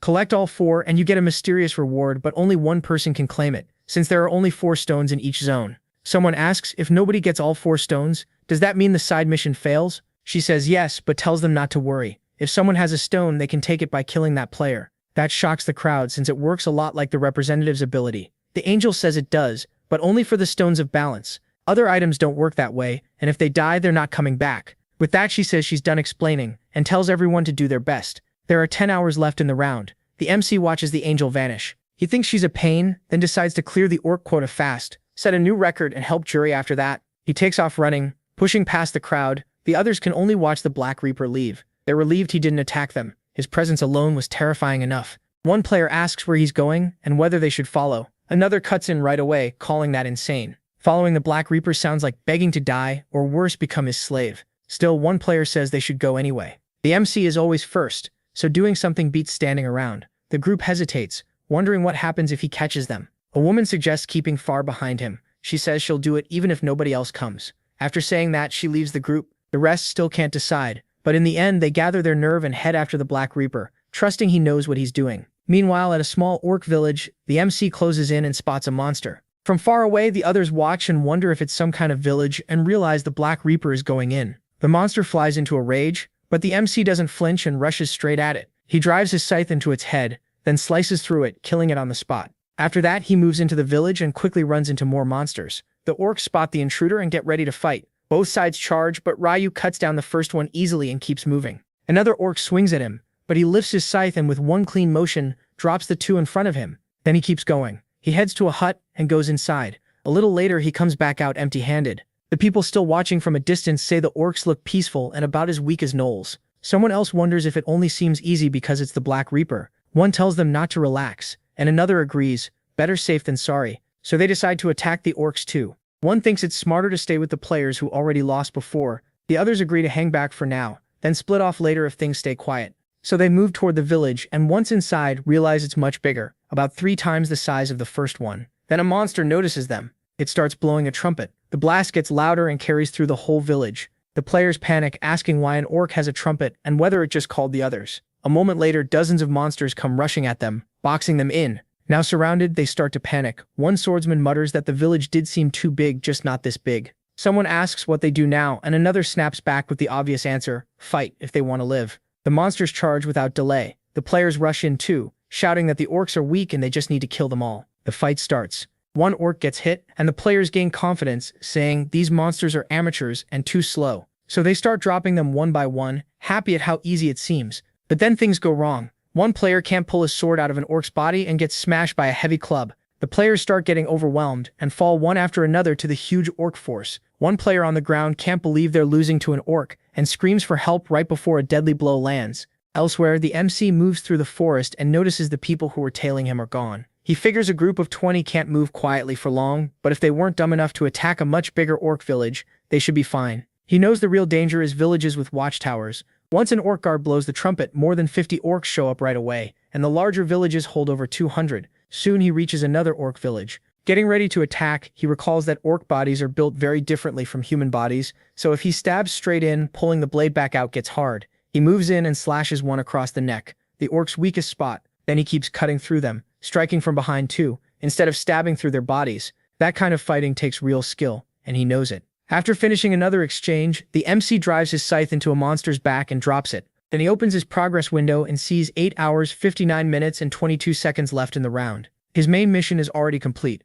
300 orcs defeated. Ryu thinks to himself that it only took 1 hour. Now that first place is secured, he decides to help Juri and uses his tracking skill. Elsewhere, Monkey asks if his teammate is okay. Jungsik, the hikers group's leader, says yes, though he almost died. Shaken, he asks how these monsters can be so strong. The others say they may look like pigs walking on 2 legs, but that just means they shouldn't underestimate them. He turns and asks how many they've killed so far. Monkey says probably around 50. Jungsik hates hearing that, only 50 in an hour with 5 people. At that rate, they won't reach 300. The group says they can't afford to fall behind. If they fail this time, they'll die. He lets out a long sigh and says they may have to hit a bigger orc village. That makes everyone nervous. One asks if that's too risky, and another agrees fighting 3 at once was already hard, so how can they handle a bigger village? They say it's safer to keep targeting small villages. The leader admits they're right and says he won't force anyone. Even so, he points out they won't reach the goal at this pace, and hard or not, they may have to take the risk. With a grim face, he tells them to remember there's no future on a sinking ship. Meanwhile, near the forest, the group points out the orc village they spotted earlier. One whispers that it seems to have a guard post. The leader says they'll circle around first and take a closer look, so they move around the village. Seeing the wooden fence, they suggest slipping through a gap between the planks. One of them tries it and says nobody seems to be nearby, so the rest follow him through, and once inside, they wonder if the monsters are in the tents. They guess maybe 5 per tent. The leader studies the place, realizing it's bigger than he expected, and another member asks if they should ambush the orcs while they're still inside. Jungsik says that's a good idea since they're already here. Choi adds that 5 should be manageable if they do it right. They pick one tent, and the leader tells them to move when he gives the signal. Everyone gets in place and starts slipping into the tent. Inside, they find another door and open it right away. Then they freeze. There aren't 5 orcs inside, there are 10. The monsters sense the intruders and get up. One player asks what they do now with so many enemies, and the leader says they need to take down at least one first. They rush in, telling each other to focus on the one to the left. The warrior blocks the orc's attack, while Jungsik steps in and cuts its leg, bringing it down. Then Choi swings his sword and kills it at once. One of the other monsters roars in anger and squares up with the group. As it closes in, it gives off a chilling aura and smashes Choi with full force. Seeing his teammate take that direct hit, the leader panics and strikes back at once, thrusting his sword into the monster's neck and killing it instantly. The other orcs only stare while the players pull back and reset. There are still 8 orcs left. The captain starts to worry, they still have too many enemies and he's not sure they can win. One member says they can't do this and need to retreat. Jungsik agrees, he was thinking the same thing. So they turn and run out with the orcs chasing after them. But the second they get outside, they're stunned to see even more orcs waiting around the tent. They can't believe the number. There must be over a dozen. The blonde player groans that they're finished, and this is probably the end. But the captain just tells everyone to draw their weapons. They answer that there's no way out, but it was still an honor fighting beside him. Jungsik asks why the orcs still haven't killed them, and tells the group to look at their eyes if they want the answer. They finally do, and realize the orcs are practically laughing at them. Pointing behind them, the captain says exactly that, the monsters are mocking them, almost roaring with laughter. Then he asks if that doesn't make them angry to be looked down on by monsters like animals in a zoo. He tells them never to give up, they have to fight to the end and take at least one monster down. That's how to die with honor. The group says they understand and apologize for acting shamefully. Under his lead, they'll fight to the end. The orcs start closing in, and the leader tells them that on his signal, they all hit the same one. They answer that they got it, but the orcs suddenly start looking around. It sounds like they hear something. A second later, they rush off in another direction and vanish from the area. The group is stunned. The orcs just left for no clear reason. Then the captain gets their focus and points elsewhere. There are still orcs inside the tent. He grins, only 8 are left. Everyone nods and charges in. After a hard fight, they manage to kill all 8 and feel relieved. One of them says they survived because of the captain, and another agrees without his push they'd all be dead. Yang-ho tells them not to put it all on him. They won because everyone chose to keep fighting. Without that, he would have died too. Then he checks on Mengji's arm. Mengji says it still hurts, but he can handle it. The captain tells him to rest and stop using it. He orders the others to find a hiding spot while he looks for a way out of the village. When someone asks if that's too risky, He tells them not to worry and wait for him. Then he heads out. Before long, the silence starts bothering him. Ever since earlier, he hasn't seen a single orc. He keeps moving through the village until something catches his eye,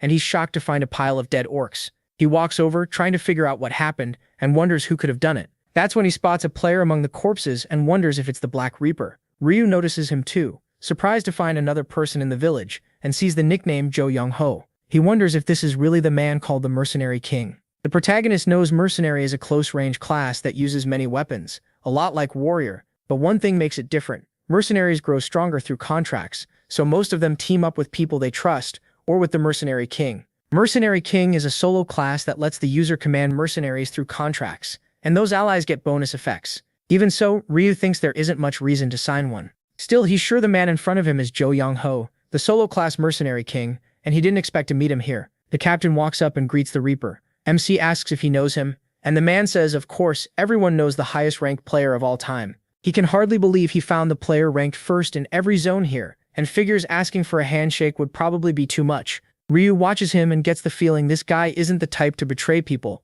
That, he thinks, is why he became the Mercenary King. To get that class, you need a leader's mind and a kind heart. Jo Young-ho asks if he killed all the orcs here, and he says yes. Young-ho is impressed, saying the ranking fits him, then bows right away and thanks him. If the protagonist hadn't drawn the orcs away, they would have died. The protagonist says he didn't even know they were there. Young-ho says he understands, but Ryu's still helped by wiping out the monsters. MC brushes it off, and tells him to leave with his team if they're finished. Every orc in the village is already dead, so they don't need to worry anymore. Surprised, Jo Young-ho asks how he knew he had a team with him. Before the protagonist can answer, Young-ho turns back and asks why they came when he told them to stay put. One of them says he got worried and thought Young-ho might have left them behind. The captain looks crushed and says he'd never do that. Ryu figures 4 mercenaries must be under contract with Jo Young-ho. He assumes they came because they were worried about their leader, which means Young-ho already has companions who truly care about him. Then the group finally realizes the man before them is the Black Reaper and asks, shocked, what he's doing here. MC says he just came for a quick hunt. The player says he gets it. Ryu tells them again to leave if they're done. He's saying it because the mid-boss should appear soon and staying here will be way too dangerous. They answer right away, saying they understand and that meeting him was an honor. But then they hear something. One asks if the others heard it too. The captain asks what it is and he says it's the mid-boss. He tells them again to run. Young-ho goes tense, trying to process what that means, until he sees a giant monster coming toward them. The team freezes in fear, asking what that thing is and whether it's really an orc. The boss lets out a deafening roar. Ryu had stayed for this exact monster. He needs to kill it to get the balance stone for the side quest.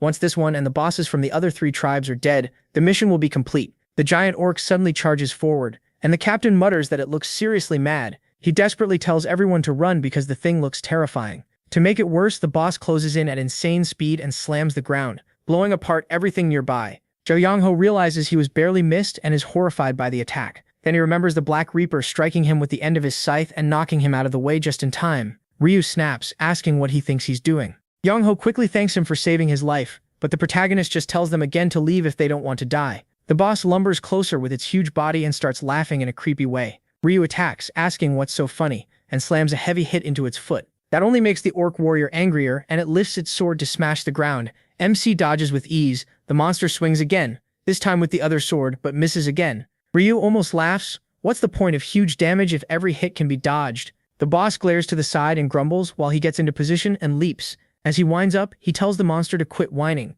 then drops a crushing strike. The blow sends it crashing down. Ryu doesn't pause. He jumps again and attacks once more. This hit cuts straight into the boss's neck. Enraged, it tries to counter with another ground-smashing attack, but it's pointless. Remy avoids every one of them. He realizes 2 hits still won't be enough to sever the head. The neck is too tough. So the protagonist charges in again, throws his scythe behind the monster's head and hangs onto it. Then he jumps, using the swing to spin the weapon harder. This time the cut goes so deep it tears right through the boss, sending its head flying. The monster is finished. Ryu stands atop the corpse and the system announces he killed the orc warrior. He also gets 37 more experience and 4,000 gold, plus another 2,000 as a bonus. The group stays near the dead boss, and can hardly believe the Black Reaper really killed that giant. Ryu steps down from the body, and a notice says he got the pommel ring sword. He also picked up an orc heart and a low-grade dark blue mana stone, along with the balance stone. That means his side quest has moved forward with the balance stone now in hand. Looking over the rewards, Ryu realizes boss fights pay way better than normal mobs, and he got a really solid item too. It's the pommel ring sword, an epic weapon that raises attack speed by 5% with each hit, stacking up to 10 times. Its raw attack power is even better than his scythe, so he decides it's best to sell it for a high price. Then he checks the orc heart, an item some players would toss out in disgust. It's listed as a possession item and only looks like a real heart, but it isn't actually one. He knows throwing it away would be stupid since it's used to make a unique item. Just then, the players come over to thank him for dealing with the boss and saving them again, asking if he somehow knew it would appear. Ryu figures an excuse is easier, so he says a monster like that showed up before when he cleared another village. They're surprised, finally understanding why he kept telling them to leave, and start thinking the Reaper is kinder than he looks. MC says he's leaving now that everything's done. The group says goodbye, thanks him again, and tells him to stay safe. Then the leader turns back and says they need to keep hunting. The others are fired up after seeing that fight, but Monkey suddenly collapses, and everyone panics, asking if he's okay. He says this is the end for him. He can't hold on anymore. The leader is shocked since just moments ago, Monkey said he was fine. Monkey admits he only said that so no one would worry, but he's hit his limit. Yang-ho begs him to hold on a little longer so they can survive and return to real life. Monkey says it's hopeless. He didn't make it in time, so they should leave him and stop carrying his burden. The leader refuses to accept that. There has to be a way, and he says they'll kill the orcs and clear everything. Monkey tells him that won't help. Even if they succeed, he doesn't think he can last that long. Then he starts groaning in pain. Watching this, Ryu is caught off guard. Yang-ho is supposed to become the leader of hundreds of mercenaries, yet right now he looks weak. Still, seeing how close the group is, he is reminded of his own brother. He pauses, then walks toward them, deciding to help because he knows that feeling. He calls out to the group, saying it looks like they need help and asks to take a look. Without hesitating, the leader asks if there's any way to save him. He says yes, there is a way to save him, even if the injury is serious. As he says that, he holds out a hand filled with energy. Then he directs that power into the wound. The injury heals right away. Everyone is shocked when the wound vanishes and asks how he did it. The MC tells them it is a skill called first aid, and anyone can buy it in the shop. One player says he's seen it before, another says the same and adds that it costs 20,000 gold, but he had no idea it was this strong. Hearing that, Ryu-min realizes they got the wrong idea. First aid is not that amazing, it only works on bleeding and simple injuries, not something like a crushed shoulder. He also knows the skill gets stronger depending on the user's intelligence, since it's a divine type skill. Right now his intelligence is 123, and the Rune of Radiance boosted the effect this much. After checking, he tells the player to move his shoulder. Even if a scar remains, it should work normally now, and Choi Manji is thrilled when he sees he can move it just fine. Still, the MC warns him he is not fully healed. It is called first aid for a reason. If he pushes too hard, the injury could come back. Normal hunting, though, should be fine. The man is stunned by that. Then he jumps up and thanks him, calling him his savior. The leader bows too, grateful that his teammate was healed. Soon, the rest of the group follows and thanks him as well. Junko pulls out an item and says it may not be much, but he wants the MC to take it as thanks. The others are surprised by what he offers. Then they start offering their own items too, saying even a little gold from selling them is better than nothing. The MC doesn't refuse right away. He starts to say he doesn't need all this, but they keep insisting it is their way of showing thanks. Ryu-min is surprised by how much he ends up getting. None of the items are great alone, but together they are worth a lot. Still, he decides he gains something even better. The leader says he gave Choi Mangi hope again and promises they will repay him someday. Looking at them, the MC thinks the future mercenary king now owes him a favor. Gaining an ally like that from a skill he had to learn anyway is a huge win. With that, he says goodbye. Then he leaves the village as everyone sees him off. Meanwhile, deep in the forest, Juri sits down and checks her system screen, starting to worry. There are only 8 hours, 55 minutes, and 15 seconds left in the round, and her main mission still shows 0 out of 300 orcs defeated. She panics, knowing she will never reach 300 at this rate. Juri blames herself for getting scared and losing track of the Black Reaper. Back in round 5, finding him was easy because he was one of the bonus game candidates, but now she feels uneasy because she saw the Reaper attack the former leader and tear his head off. After that, he cut down all the other former regional leaders too, and the way he looked while doing it terrified her at once.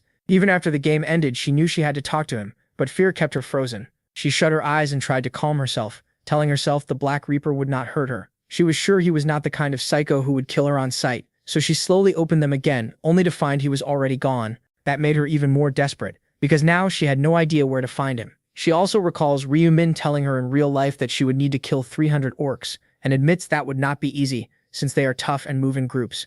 He told her not to try it alone and to find the Black Reaper, because the zones would merge. He kept warning her not to face the orcs by herself, and if she couldn't find him, she should wait an hour before acting. Remembering that, she thinks she already waited the full hour just like her friend asked, and he is a prophet. Still, she worries there is no promise the Black Reaper would return to the starting point, so she gets up. She cannot risk the round ending before she finds him. She starts walking, guessing he went this way, when something suddenly catches her eye, a village, probably where the orcs live. That makes her wonder if the Reaper might be there too, but she also gets scared, thinking it could be dangerous, so she knows she should leave. Just then, an orc comes up behind her. She spins around, startled after sensing it. The monster lets out a roar, and she quickly buffs her sword with blessing magic. She does not want to fight, but now she has no choice. The buff raises all her stats by 50. As the orc gets ready, she feels a little relief. First, there is only one. And second, she knows this monster's weak spot. She dodges and aims for the neck, since the rest of its body is much tougher, but she worries about landing the hit. If she misses, the orc will strike back.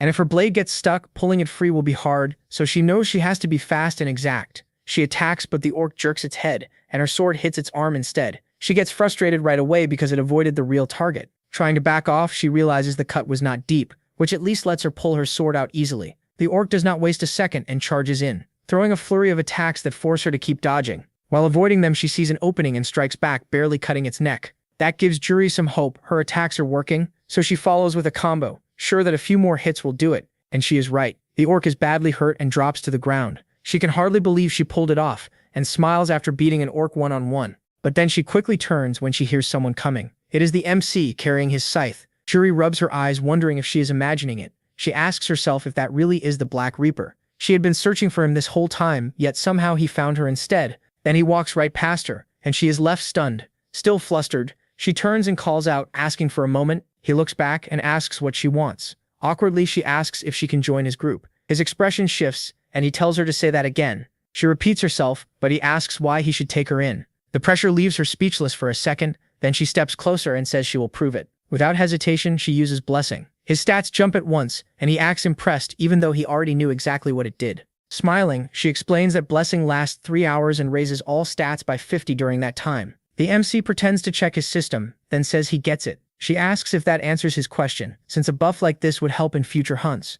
He asks if teaming up with her would just be for the buff. She says yes and begs him to help her. Still acting, Ryo-min says he is not sure. With the temporary ruler position, he could just keep her around as a personal assistant instead. She is shocked because she had not thought of that, and he is right. If he can force her help, there is no reason to add her to the team. Then he asks if she can promise never to betray him. She answers at once that she never would. Satisfied, he says fine, he will trust her. And he holds out his hand. He introduces himself as a level 32 Death Reaper with the nickname Black Reaper. She introduces herself too. Her nickname is Democracy. She is level 13, and she is a support class. Ryo-min then asks what kind of help she needs, since from what he saw, she handled that orc pretty well. Juri admits that was actually her first kill. He looks concerned and asks if she really got only 1 kill in 30 minutes. Embarrassed, she gives a small laugh and says yes. The MC says there is not much time left, so he will help her kill as many as possible. She is shocked by how easily he agrees. Then they start moving through the forest, and he tells her to stay close at all times. If she leaves his sight, he will not be able to protect her. Democracy agrees. She steps closer, thinking the famous Black Reaper is not as cold as he looked, and feels glad she listened to Ryo-min in the real world. She barely has time to think that before she freezes again. 3 orcs are right in front of them. She panics at once. The MC only lifts his scythe and tells her to wait. Then he stomps the ground and rushes straight at them. With one clean swing, he cuts all 3 across the legs, leaving them helpless. But he is not finished yet. A second attack follows and chops off both of their hands. Juri is completely stunned after seeing him disable all of them in an instant. With that terrifying presence of his, he tells her to use the chance and finish them. Then he snaps at her, asking what she is waiting for. She quickly apologizes and heads to one of the orcs, deciding to be careful anyway. She delivers a clean strike to its neck and kills it. She gains 235 experience and 40 gold. The ease of it shocks her. She thought it would be far more dangerous. A chill runs through her as she wonders if killing an orc is really this easy. Then she looks at the MC and realizes he must just be insanely strong. He turns and tells her to keep moving, because he is still not done. Happy she joined his group, she runs off. A little later, she finishes off another orc. She praises his skill, saying he made hunting way easier than she expected. He barely reacts and only asks how many kills she got. She says 52 in 30 minutes, which felt really fast. To him, though, that pace is still too slow. He knows heading into a village is risky because if dozens of orcs rush them at once, he can't keep her safe. So he decides they need to find a shaman orc. Excited, she says they could probably hit 300 orcs in 3 hours. He cuts that off. They don't have 3 hours, only 1. Startled, she asks if he's serious and how that's even possible. He says the key is the shaman orc, a monster that keeps summoning more orcs. If they find it, they won't need to search for targets anymore. He warns that she won't kill the shaman. They'll leave it alive and use its summons until she reaches the 300 kills the mission needs. Surprised, Julie asks how he knows so much, like he's seen these monsters before. He says he has fought them already, so he knows where they are and how they work. She nods, saying she gets it. He adds that he'll handle this in the safest way possible. Then he heads deeper into the forest. She feels relieved, thinking the famous Black Reaper is nicer than he looks. Guess first impressions really can be wrong. After a short walk, they reach the place. She asks if a boss is really hiding in such a tiny village. He says yes, and once they go in, they'll find him fast. The real problem is the orcs. The shaman will keep calling out. He knows the whole setup is a trap for players. It was the same in his past life. Go around the back and you'd find a pile of player corpses. The shaman hid there. That alone shows how clever and cruel it is. To him, that also proves the monster is a coward. It doesn't want a fair fight.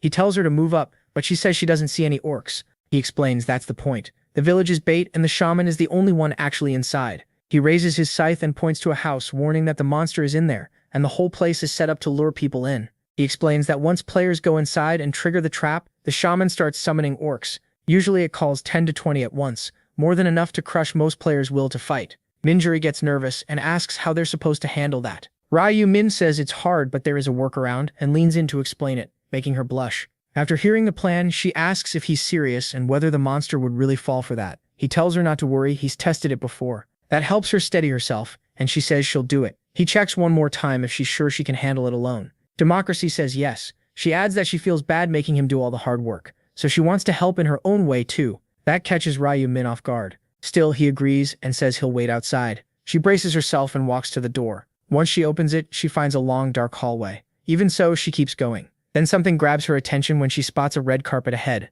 She figures this must be the trap Black Reaper warned her about, so she knows she has to be careful now. Before she went in, he told her the shaman was hiding inside. The moment she stepped on the red carpet, it would summon orcs and block the exit. So her job is simple: get close enough to the carpet, then turn back. The shaman should send scouts to check. Thinking it over, she realizes the plan is actually pretty simple. She moves in just enough to show herself, planning to run right after. Then a crushing aura pours out from deeper inside the hall, and she knows it's the orc shaman.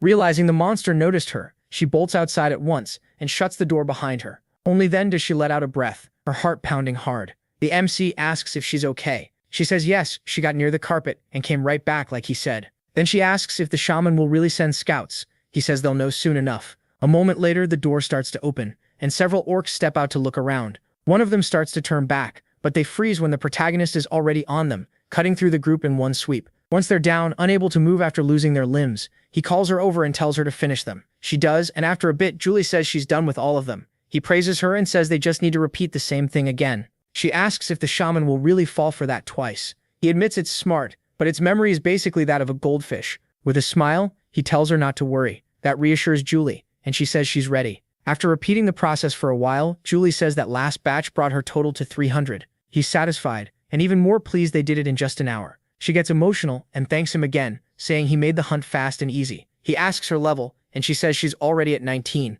He tells her that's great, one more level, and her rank will rise at level 20. He knows that rank up will unlock new skills and strengthen the ones she already has, which makes her even more useful to his team. He also wants her buff stronger for what's ahead, so he says he'll keep helping until she reaches level 20. That should make dealing with the orcs even easier. Julie is shocked by how considerate he's being. She starts thanking him again, but a group shows up behind them. One recognizes the Black Reaper, another doesn't know who he is, and the rest are just stunned by the pile of orc corpses. One of them steps forward awkwardly and says they were only passing through and didn't know anyone was hunting here. Still, he can hardly believe just 2 people wiped out this many orcs. 2 others whisper that it's weird for such a small village to have so many orcs, and they wonder who the woman beside the Reaper is. Maybe his teammate. Another says that's even stranger, because he can't imagine the Black Reaper working with anyone. One guy starts staring at the girl, joking that she must be the Reaper's type, and his thoughts quickly turn nasty. Right then, the MC slams his scythe into the ground and tells them to get lost because they're in the way. Intimidated, they ask why. After reading their thoughts, he decides they've crossed the line. Think what you want, but unless they have business here, they need to disappear. They protest, asking why he's talking like that and saying he's being rude. Julie can't believe it. They must be out of their minds to argue with the famous Black Reaper. Ryu Min swings his scythe and asks who wants to go first. One of them angrily starts shouting, then suddenly realizes his forehead was sliced without him even noticing. That is enough. Everyone turns and runs, apologizing and promising not to interfere again. But while retreating, they swear they won't just let it go. They plan to hide and watch. The MC finds that almost funny. Of course they'd slink off and spy, but he doesn't see weaklings like them as a real threat. Even so, they might try to steal the boss's last hit, so he wants to finish this fast. He still has to get Julie to level 22. The troublemakers stop once they're far enough away. One asks what the plan is, and another says he wants to know what that damn Reaper is up to. The chubby one says he's curious too, especially about where all those orcs came from, and asks if they should spy. Someone answers that if they keep their distance, they won't get caught. They start moving again and take up a spot near the orc village.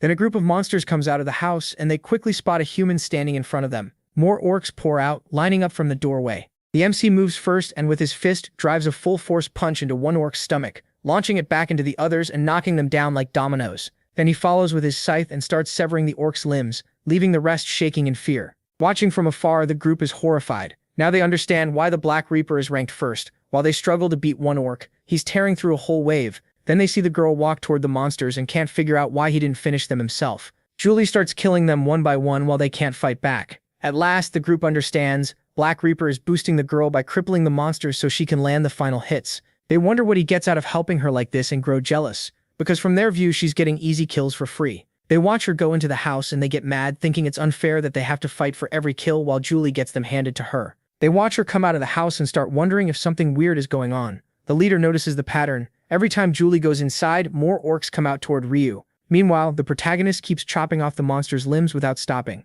The gang can't believe one house holds that many orcs. They start guessing it might be where the orcs are spawning, and realize that's why the Reaper told them to stay away. From a distance, they wonder if they should just wait until the pair leaves and take the place for themselves. One agrees, though he admits they still can't beat the Reaper head-on. Just then, Julie checks the system with a big smile and says she finally hit level 20. Ryu congratulates her. She excitedly shares more news. Besides her blessing going from 50 to 60, she also unlocked a new skill. MC says that's great and asks her to try it. She says she'll use it right away and raises her hand. The skill activates, and an aura wraps around them, boosting all stats by 60% with 2 hours, 59 minutes, and 59 seconds left on the timer. Julie explains that her blessing got stronger too, and now she'll show him the new buff she learned. An aura drifts toward Ryu's scythe and spreads across his body until it covers him completely. The agile skill boosts his attack speed and movement speed by 60%. Its duration is 29 minutes and 59 seconds. Ryu says the skill is amazing, and Julie explains she can cast it every 30 minutes. He thanks her, but Julie says she's the one who should be thankful for all his help. He starts moving and says they'll go after the shaman now, since they don't need more regular orcs. Julie asks if she can do anything, and he tells her to just stay out of the way. Then he notices something nearby. Spotting those idiots still hiding there, likely trash-talking them, Ryu gets irritated and decides to try something. The area goes quiet, and Julie stays hidden. The troublemakers start wondering if the Black Reaper went into the house again. Then 2 slashes appear across the door, and Ryu bursts out, smashing through the entrance while a huge crowd of orcs pours after him. He keeps running because he's leading them straight to those fools. Julie is completely confused by this and can't figure out why he's running when this wasn't part of the plan before. The group is confused too. They don't get why the orcs are chasing the Black Reaper or why he's retreating at all. Then another orc appears. It's the orc shaman holding a magic staff and giving off a creepy aura, and he attacks Ryu at once. The protagonist dodges it easily. That power starts bringing in even more orcs, and before long 5 more appear in front of him. The chubby guy panics because this new monster is way bigger than the rest, and wonders if that means he's the tribe chief. One of the others finally gets it, and says that weird-looking orc is probably the one summoning the rest. Julie starts shaking, scared because the Black Reaper is surrounded, and she has no idea whether she should step in. But her face changes when she sees him fight. He looks completely calm, like the pressure means nothing to him. By now, dozens of orcs have been summoned. The chubby one freaks out as the numbers keep going up, and only then notices Ryu is boxed in. Even so, he avoids every attack. They can't understand how any player could move that smoothly. Their leader tells them to stay focused, saying the area boss has finally shown up, even if it's still playing defense. Then grinning, he asks what they think about stealing the boss. The others hate the idea and worry Ryu will catch them, but he tells them to calm down. The Black Reaper is swamped with orcs, and no one could handle that many without struggling. 2 more agree, saying if MC complains later, they can pretend they were only trying to help, so everyone goes along with it while he keeps fighting. They sneak into the camp and Julie notices. She immediately wonders what they're doing. Then panic hits. She realizes they're after the shaman and doesn't know if Ryu has seen them. It reminds her of what happened back in the forest. Julie thanks the protagonist for everything and admits she really hopes she's not dragging him down. He tells her it's fine because he already cleared the main quest. That leaves her confused, so he explains he's working on the side quest now and already has enough fragments. Since he beat a boss called Warrior Orc before, he figures another boss will give him the rest, and tells her not to worry, that's all he needs. Now, seeing the group get closer, Julie worries more. As far as she knows, Ryu needs that shaman for the quest, and if this keeps up, they'll steal it. She gets ready to help right as the group prepares to strike. Then the Night of the Dead skill activates, and black smoke spreads across the area, frightening both Julie and the group because they have no clue what it is.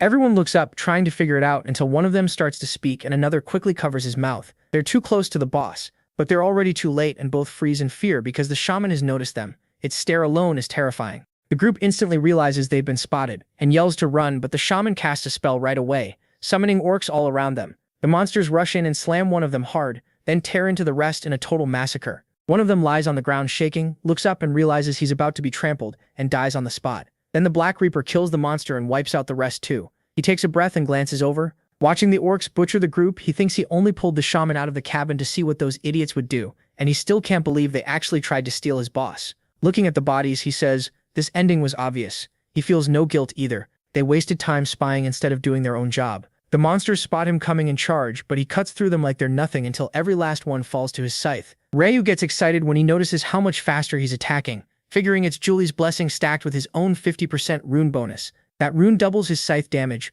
boosts attack speed by over 50% at night, and if he stands still in the dark, enemies are much less likely to notice him. Then he leaps forward and goes straight for the orc shaman. The boss swings at him, but Ryu dodges and hooks the monster's head with his scythe. The shaman tries to turn aside, but MC Expression Cold moves once and cleanly takes its head off. Just like that, the boss is dead. A notification appears, saying he defeated the orc shaman and gained 33.73% experience, 4,000 gold, and a level up. He also gets the Orb of Eternal Rest, a strange wooden totem, a low-grade blue mana stone, and the Stone of Balance. That brings his side mission progress to 2 out of 4. So Ryu is pleased. He reached level 33 and got some useful drops. The Orb of Eternal Rest is an epic necklace. It gains 1 stack for each monster killed, loses 1 durability, and every 100 stacks turn into 1 stat point. He notes that it gives stat points every 100 stacks, making it similar to the absorption rune used by the Black Flame Dragon. Still, there's a problem. As it builds points, the necklace keeps wearing down until its durability hits 0. But he knows he can get a durability rune around 8 and repair the necklace with a blacksmith skill,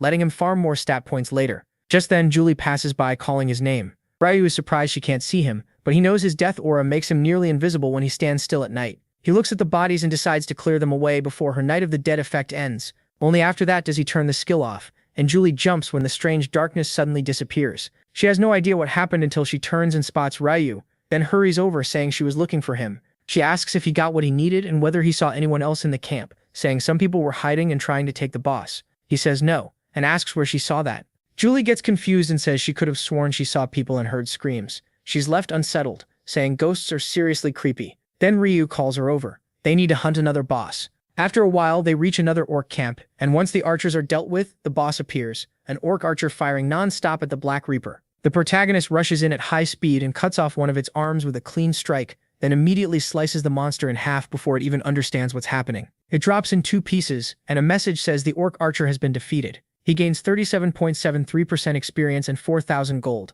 This time the drops are Agile Archer's Boots, a rusty arrowhead, a low-grade green mana stone, and a Stone of Balance. Now his side mission is 3 out of 4 complete. Ryu decides to check the new items, starting with the Agile Archer's Boots. They're epic, give 60 defense, 10 agility, and have 1,000 durability. He sees they're way better than his normal boots, which only give 15 defense, 4 agility, and 5% movement speed, so switching is the obvious choice. He opens the system knowing it would be even better to combine them with the green crystal he got, and selects the Combine option. The Combine works, adding agility plus 4 to the Agile Archer's Boots. He likes the result. Now only one of the 4 bosses is left. All that remains is the True Orc, the last boss tied to the final fragment. Unlike the others, this one has a time limit. He has to kill it fast. The quicker the clear, the better the reward, and his best time so far is 43 seconds. With that, he says he's ready. Seeing Julie smile, he figures this run might beat his old record with her help. He wants a much faster clear than before, but first he needs more levels, and to use the Orb of Eternal Rest for extra stats,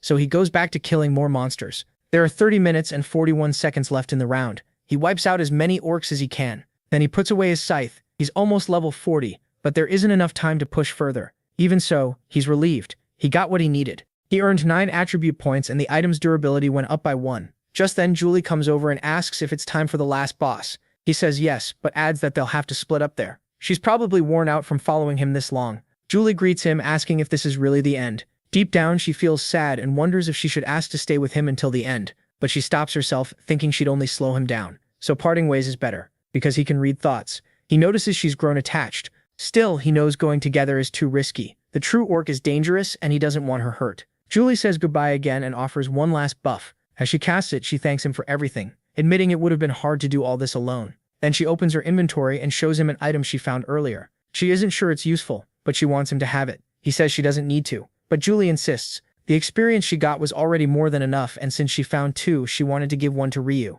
That makes him smile. She has no idea MC and Black Reaper are the same person, yet she's still looking out for him. He doesn't want her feeling indebted to Black Reaper. So he accepts it and tells her they're even since her buffs helped a lot. Then he starts walking away, saying he'll keep it and they'll meet again next time. She stays quiet, watching him go, unsure what to say. Then, using his direction skill, Ryu speeds forward until a notification marks the superior orc's location. It's 1,121 meters away from him. He relaxes a little. Apparently no one else has cleared that boss yet, and the same seems true for the others. Still, he knows the superior orc is on a whole different level. Compared to it, the other 3 bosses are like ants. Maybe 100 level 20 players working together would have a tiny chance, but he knows that won't happen. He's failed against this boss before, dying 4 times in past attempts. His best clear was 43 seconds. Now he's only 321 meters away, so he pushes even faster, sure he can set a better time, but once he gets close to the superior orc, his confidence drops, because the boss is already holding a player in one hand. Several other players are fighting it too. The orc is slaughtering them one after another, while one player shakes on the ground, unable to grasp what kind of giant monster they're facing. A few minutes earlier, the whole group had gathered, and their warrior said there were lots of orcs around, so everyone should stick together. He introduced himself as a level 12 warrior. The blonde guy followed, calling himself Brady Pitt, a level 12 archer. Another said his nickname was Booby Bebig, a level 12 martial artist. Since they had just met, their teamwork was surprisingly good, and they all knew staying together helped everyone. They got ready and the warrior pulled the orc's attention. With how well the group synced up, he thought clearing an entire orc village would be easy. The girl locked some monsters in place while the others covered each side the orcs came from. After 6 long hours, everyone said they'd finished the 300 orc main mission. Seeing how well things were going, Yunsok asked if they wanted to keep hunting. The blonde agreed right away. He wanted to hit level 20, so they stayed together and kept fighting, gaining levels until they reached level 20. Their rank also rose to regular, unlocking the combine feature. They were thrilled. Not only had they hit level 20, they also got new skills. Brady Pitt was amazed by how easy the orcs felt, and the girl said she couldn't believe these same enemies used to give them trouble. Then the warrior suddenly points ahead. They spot an orc many times larger than any they'd seen before. Shocked, they wonder if it's a boss. One of the women gets excited and says the 5 of them can probably take it down. The whole group gets fired up and agrees to split the reward evenly. But the superior orc, who had been walking calmly, turns toward them and lets out a terrifying roar that freezes every player in place. Then the boss bursts forward and jumps straight at them, slamming into the ground. It lifts one hand and kills the girl in a single strike. Then it turns and charges another player, crushing him before he can react. The archer can only tremble until the superior orc grabs his arm and squeezes, shattering every bone. The warrior watches in pure terror, able to think only one thing: death is standing right in front of him. The boss lashes out with its tail and snatches the martial artist, who can do nothing but scream for help before being slammed into the ground.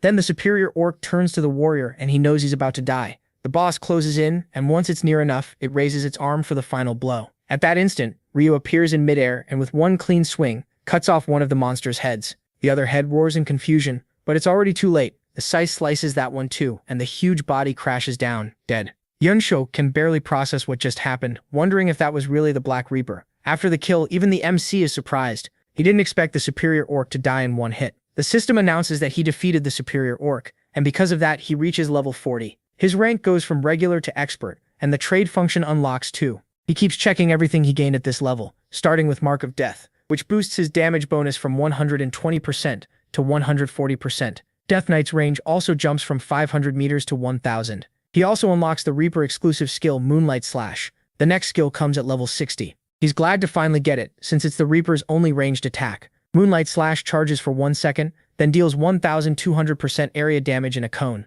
It's half physical and half magical. Gets a 1.5x boost at night, has a 10-minute cooldown, and only works while using a scythe. Unlike his close-range attack skills, this one is much safer. It covers a wide area, so landing it is almost guaranteed. He also likes that it scales with both physical and magic damage, so even if an enemy ignores physical attacks, the magic half can still finish the job. He smiles. Right now, only weak monsters are around, but later he'll face things even worse than the superior orc. Still, he puts that aside and checks the rewards. Notifications pop up, saying he got the superior orc's gauntlets, the superior orc's fang, a low-quality purple mana stone, and a balance stone. That gives him all 4 stones needed for the side quest. As a reward, he receives a balance rune. He figures that rune was the real goal of this round all along. The rune is engraved onto his body automatically. Balance rune: if the gap between your lowest and highest pure attribute is 10 or less, all attributes double. Only stats raised with attribute points count as pure attributes. He notes that it focuses on 4 stats: strength, intelligence,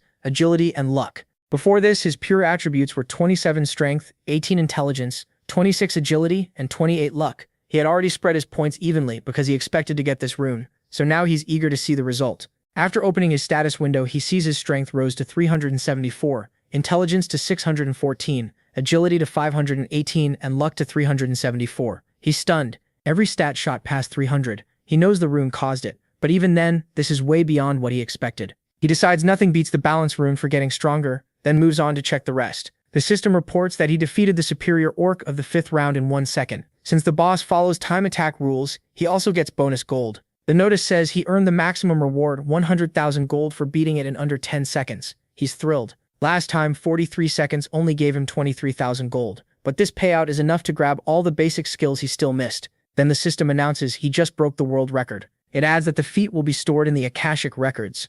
On top of that, he earns a unique item selection ticket that catches him off guard. He doesn't fully get what this means. He wonders if setting a new record really comes with a reward like this. Sweating a little, he stares at the words unique item selection ticket and starts thinking he might get to choose from every possible item. He instantly opens the ticket in his inventory. A menu pops up with choices: weapon, shield, helmet, armor, boots, gloves, necklace, and ring, so he really can pick anything. He skips weapons right away since he already has a scythe and plans to replace it once he gets back. With that settled, he picks the helmet. Not far away, the warrior keeps watching him. He's stunned after seeing one player kill that giant monster in a single hit. He wonders if the Black Reaper is really that strong, because he did alone what even 5 level 20 players couldn't do. Then he stops himself and thinks he should just be grateful his life was saved. At that moment, Ryu notices him, but he quickly leaves. The time limit is over. Yunsuk can only stand there in silence, thinking time ran out before he even got to say hello. Soon, everyone is sent back, and the angel Priscilla asks if anyone still has questions now that the mission is over.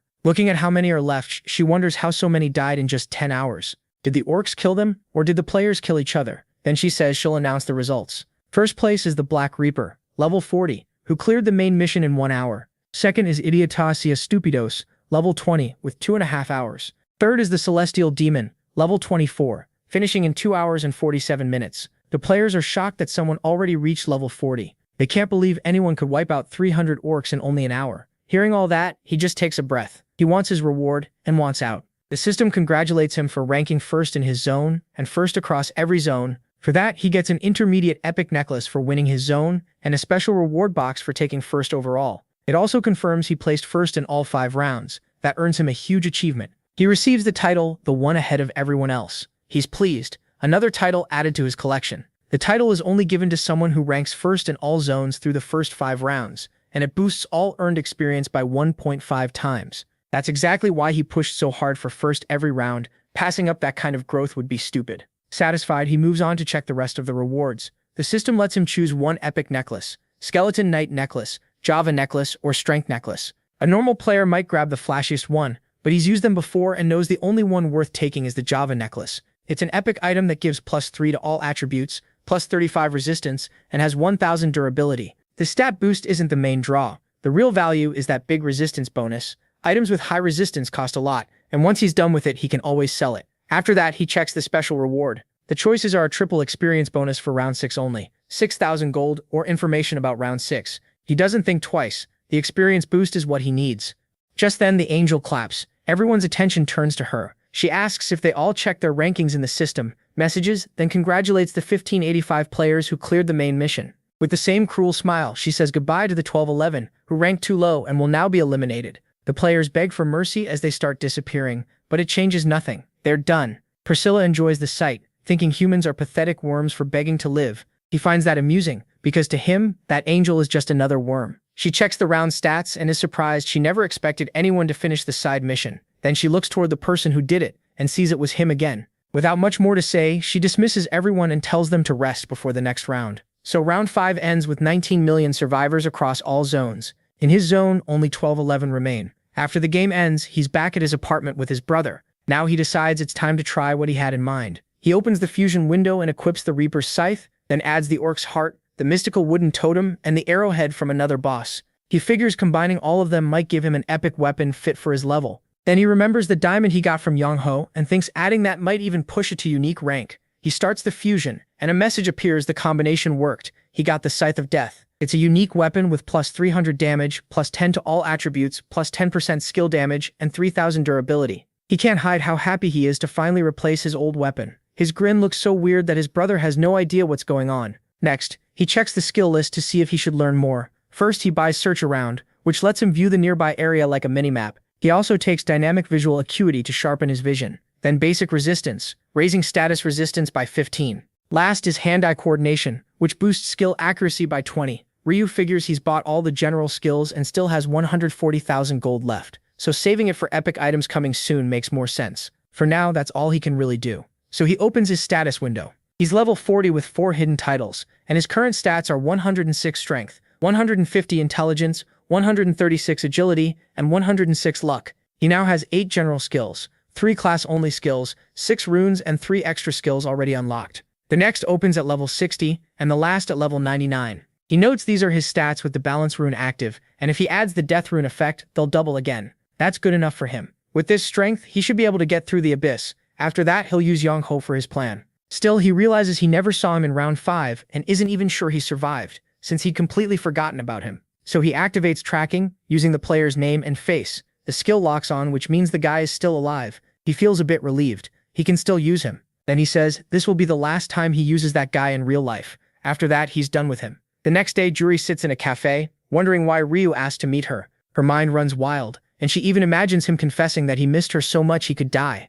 That thought makes her blush, so she tries to calm herself down. Then he walks in. Seeing she's already there, he asks if she waited long. Juri says no, she only got there a little earlier. Still flustered, she offers to order, and insists she'll pay this time. He asks if she means it, then says he just wants an iced Americano with a double shot. After that, they keep talking, but she's still dying of embarrassment, wondering if it's because of what she imagined before he arrived. He reads her thoughts but awkwardly changes the subject, asking about round 5 and whether she happened to meet the Black Reaper. She lights up and says she did. They even hunted together. At first, she couldn't believe the top player would team up with her, but he agreed as soon as he saw her buff skill. Ryu says he figured that would happen, even the Black Reaper would want a skill like that. She thanks him, saying it was his idea, and because of that help she cleared the mission and even finished second for the first time. Smiling, he says that's amazing, and asks what reward she got. Excited, she summons the item and says she received an intermediate necklace that boosts her speed. Then she offers it to him. He's confused, but she tells him to take it since she only survived the round because of his advice. Ryu says she doesn't need to do that, she earned it herself,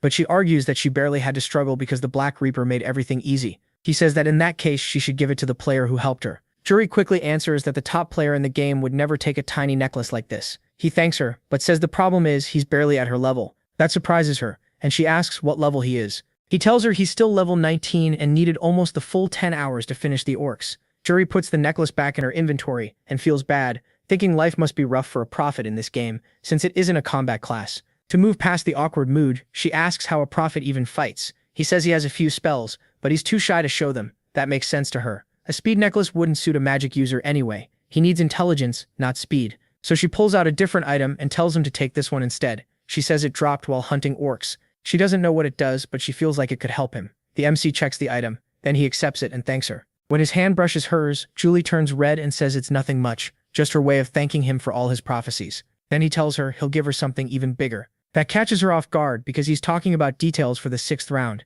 Julie admits she'd be thrilled if he really shared that, so they start talking about the next round. After hearing it, she says she's shocked because it sounds like she'll have to team up with the Black Reaper again. He says the top-ranked player probably won't refuse. Her buff in the 5th round already proved how useful she is. She goes quiet, thinking about seeing him again, and he can't tell if that's a good thing or not. Julie then says she actually thought he was nice, and not nearly as scary as people made him sound. Still, she admits he was a little arrogant, which fits someone at the top. Since she's talking about him, he has no idea how to react. She adds that the Black Reaper seemed really smart too, like he always knows what people are thinking. That makes the MC feel a little low, since he knows it's only because of the mind rune. Still, he knows he isn't some flawless genius. He failed 99 times before, and that round was especially hard because it needed 5 players. By then, they had already reached the boss room. The system had warned that at least 5 players were needed to enter. He knows this is his last chance, so he has to make it count no matter what, even if that means bringing Julie with him. Julie notices him spacing out and asks what he's thinking about. He tells her it's nothing, and not to worry. But she asks if he's nervous about the next round, and he admits he is, because he's still not very strong. Julie says that if they were in the same territory, she could help him. She feels bad because he's done so much for her, and she wants to repay him, but thinks she isn't that useful. That makes him smile, because she's completely wrong. Her buff was the reason he, as the Black Reaper, could kill the real orc in a second. So he tries to cheer her up, saying he's sure they'll meet again in the game someday. She jumps up, fired up, and says they just have to hold on until that day comes. He joins in.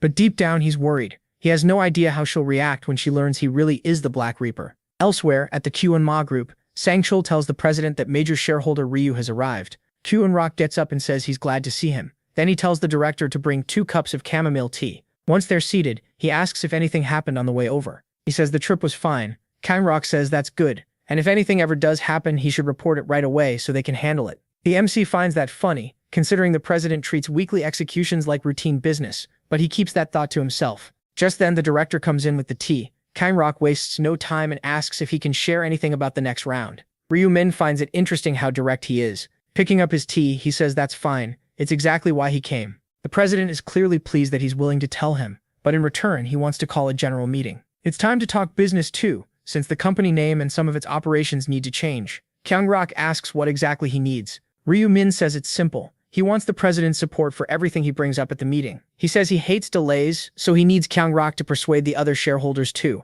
In the future he saw, they didn't look happy about it. Kang-rock asks what kind of changes he's planning. Clearly concerned, the MC understands why. Changing the company's whole direction, this suddenly would make anyone curious, so he gets right to it. He wants to build an open market just for players. Kang-rock is caught off guard and asks if he means joining the sales business. Ryu Min says yes, but with a twist. They'd make a player-only marketplace where items can be bought and sold. When the CEO asks if items can really be purchased with money, he says yes, depending on what the seller wants. Kang-rock says that does make sense, then asks if players really need cash. The protagonist says they do, they're still regular people, and for now there's no other option. The CEO focuses on that phrase, for now, and asks if players will eventually be able to use coins instead. Ryu Min is impressed by how sharp he is. He says yes, he saw a glimpse of it, and players who reach level 40 will be able to use coins. At level 40, a trade system unlocks, letting players spend coins to get items. That's why he wants to set up a safe way to do those trades ahead of time. And with that system, they could collect fees in cash or coins.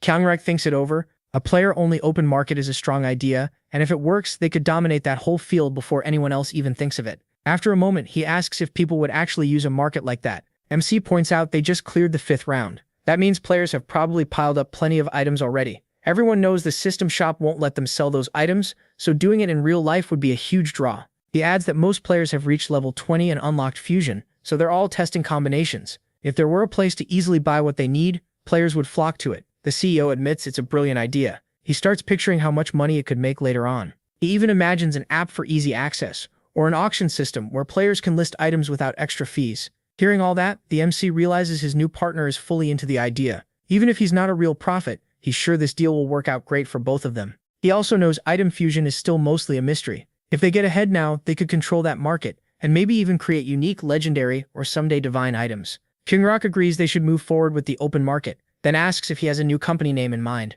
Ryu Min says not really, and asks if the CEO has any ideas. Kang-rock says his own opinion isn't that important. Since he is also a major shareholder, his ideas should lead the way. The protagonist Min is glad to hear that, so he suggests the name Player Place, since the whole business is centered on players. Kang-rock likes it, saying people could shorten it to PP. Then the MC asks how long it would take to build the system and launch it. Kang-rock says about a month. Ryu Min says the 6th round is coming soon, and since they're already talking, he'll share its details too. That instantly grabs their full attention. After hearing everything, Kang-rock sits in thought. The 6th round seems like it'll depend heavily on player teamwork. He thanks MC for sharing all of it. To him, keeping a good relationship with the prophet was clearly the right move. Thanks to that, things have gotten easier in both the game and real life. Then he shifts back to business, saying they'll need to set up a meeting with the other shareholders and the directors. Once everything is settled, the two part ways. Kang-rock tells his security director to escort the MC home. He also orders him to pass the information along to Eren. A few days later, Ryu Min lies in bed, thinking that today should be the day the epic items show up. So he checks the item of the day. He's thrilled to see the Torn Wanderer's tunic. It's epic armor with just 1 defense, but it boosts attack speed by 30% and movement speed by 30%.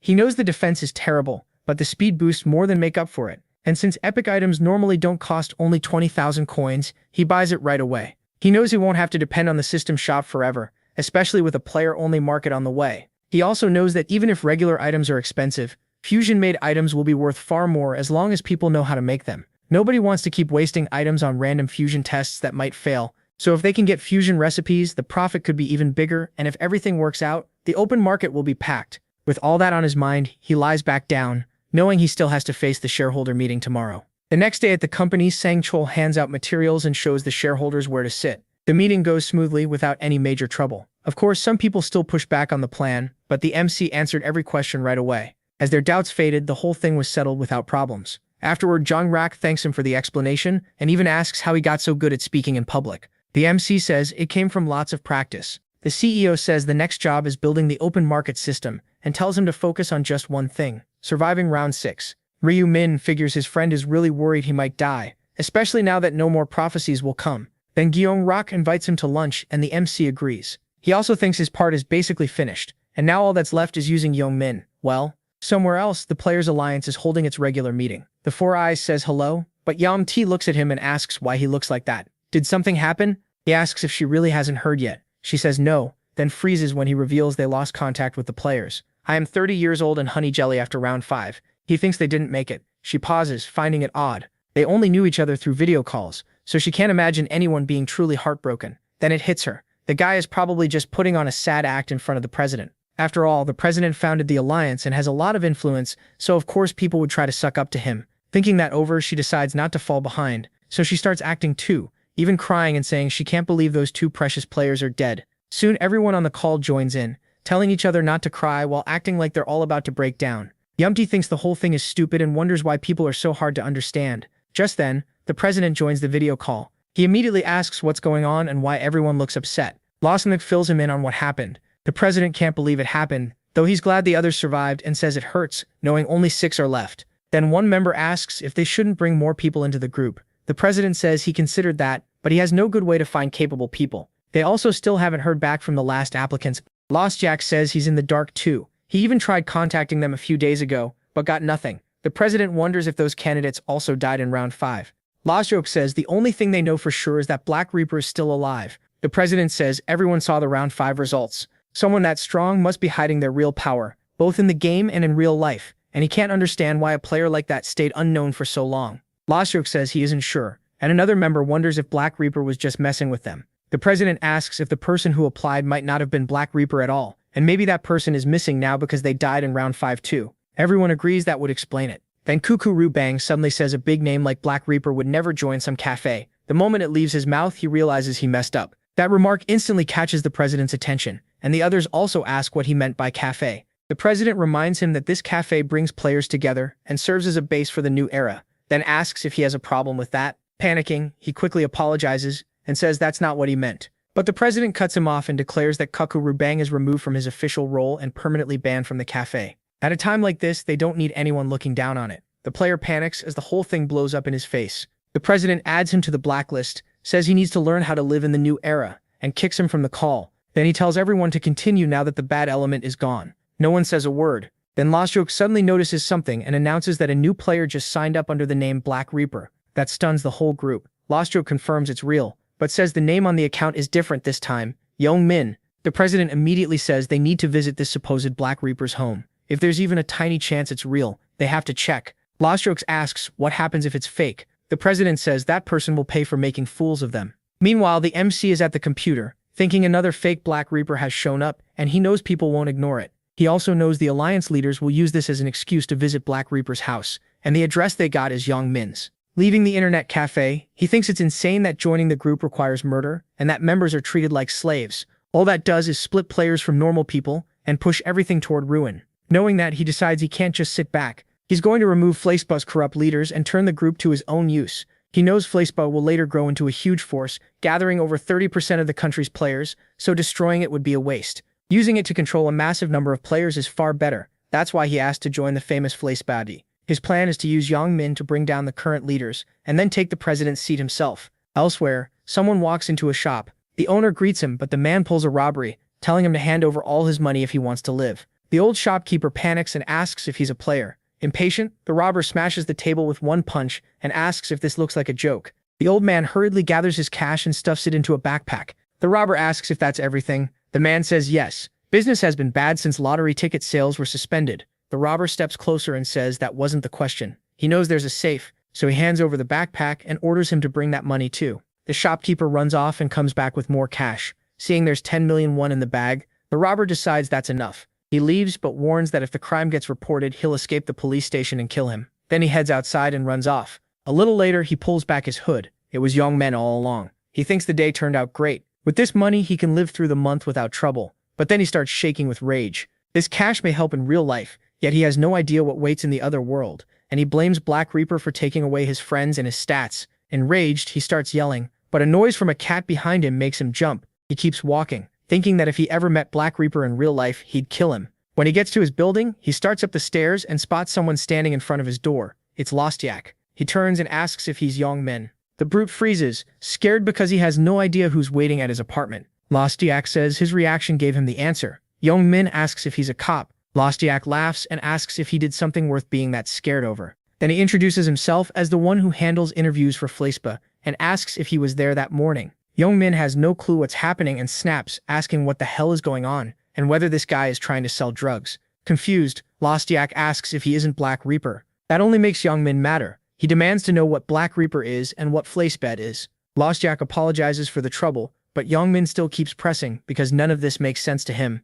Lostiak says it looks like someone who knows him played a prank, since the name and address matched. Young-min gets furious and wants to know which bastard did it. Right then, the MC shows up and says it was him. Then he greets Young-min. Young-min can't tell who it is because of the mask, so he demands to know who this bastard is and whether he knows him. The MC says of course he does. Then he starts summoning his scythe, and when it fully appears, he asks if that answers the question. Lostiak is stunned to see a player carrying a scythe that huge and wonders if this is really the real Black Reaper. Still, something feels off to him. The figure is short and looks weak. It's nothing like the Black Reaper image he had in mind, so he struggles to believe it. Young-min panics. He's sure the real Black Reaper is standing right there. The body may look different, but the voice and aura are exactly the same. More than that, he recognizes that terrifying gaze he's seen so many times. He starts shaking, unable to understand why this is happening, and his mind races. Why did Black Reaper come after him in real life, and why use his name? As far as he knows, they had no unfinished business. Worst of all, he came armed. Lostiak glances over and notices how badly Young-min is trembling.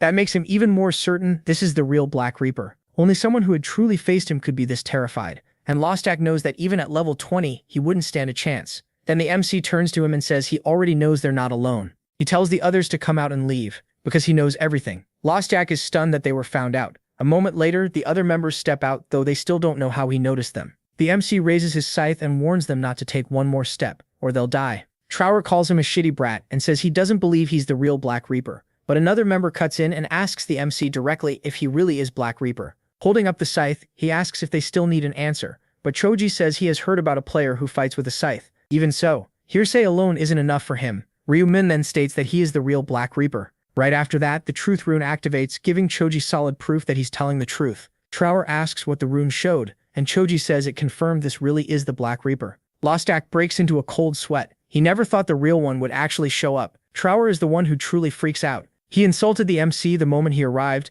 and now he thinks he's dead for sure, not even knowing if saying sorry will help. Even so, Trower quickly switches sides and says it's an honor to meet the legendary Black Reaper. Ryu-min says he didn't appreciate all their doubt, so he tells them to verify his identity with whatever skills they have. That only makes Trower panic, even more. He instantly bows and begs forgiveness for being rude, but the MC tells him to shove that apology after all their non-stop questioning. Choji steps in to smooth things over. He says no more proof is needed, that they already recognize his power, and explains he only checked because of his rune. The MC says he'll let it go if they can stop even one of his attacks. Trower panics again and starts apologizing all over. But in less than a blink, Ryu-min flicks his scythe once, and the man's head goes flying. Even Young-min is left horrified. Lostiak also freezes in panic because he has no clue what just happened. He didn't even see the scythe move. Choji is just as stunned. His teammate was beheaded right next to him. Lostiak starts yelling, asking what that was. The MC calmly says he just proved with skill that he is the real Black Reaper. Still, Lostiak says that was unnecessary. He figures they came to recruit him, but bringing in a lunatic who chops heads off is a disaster. Choji agrees.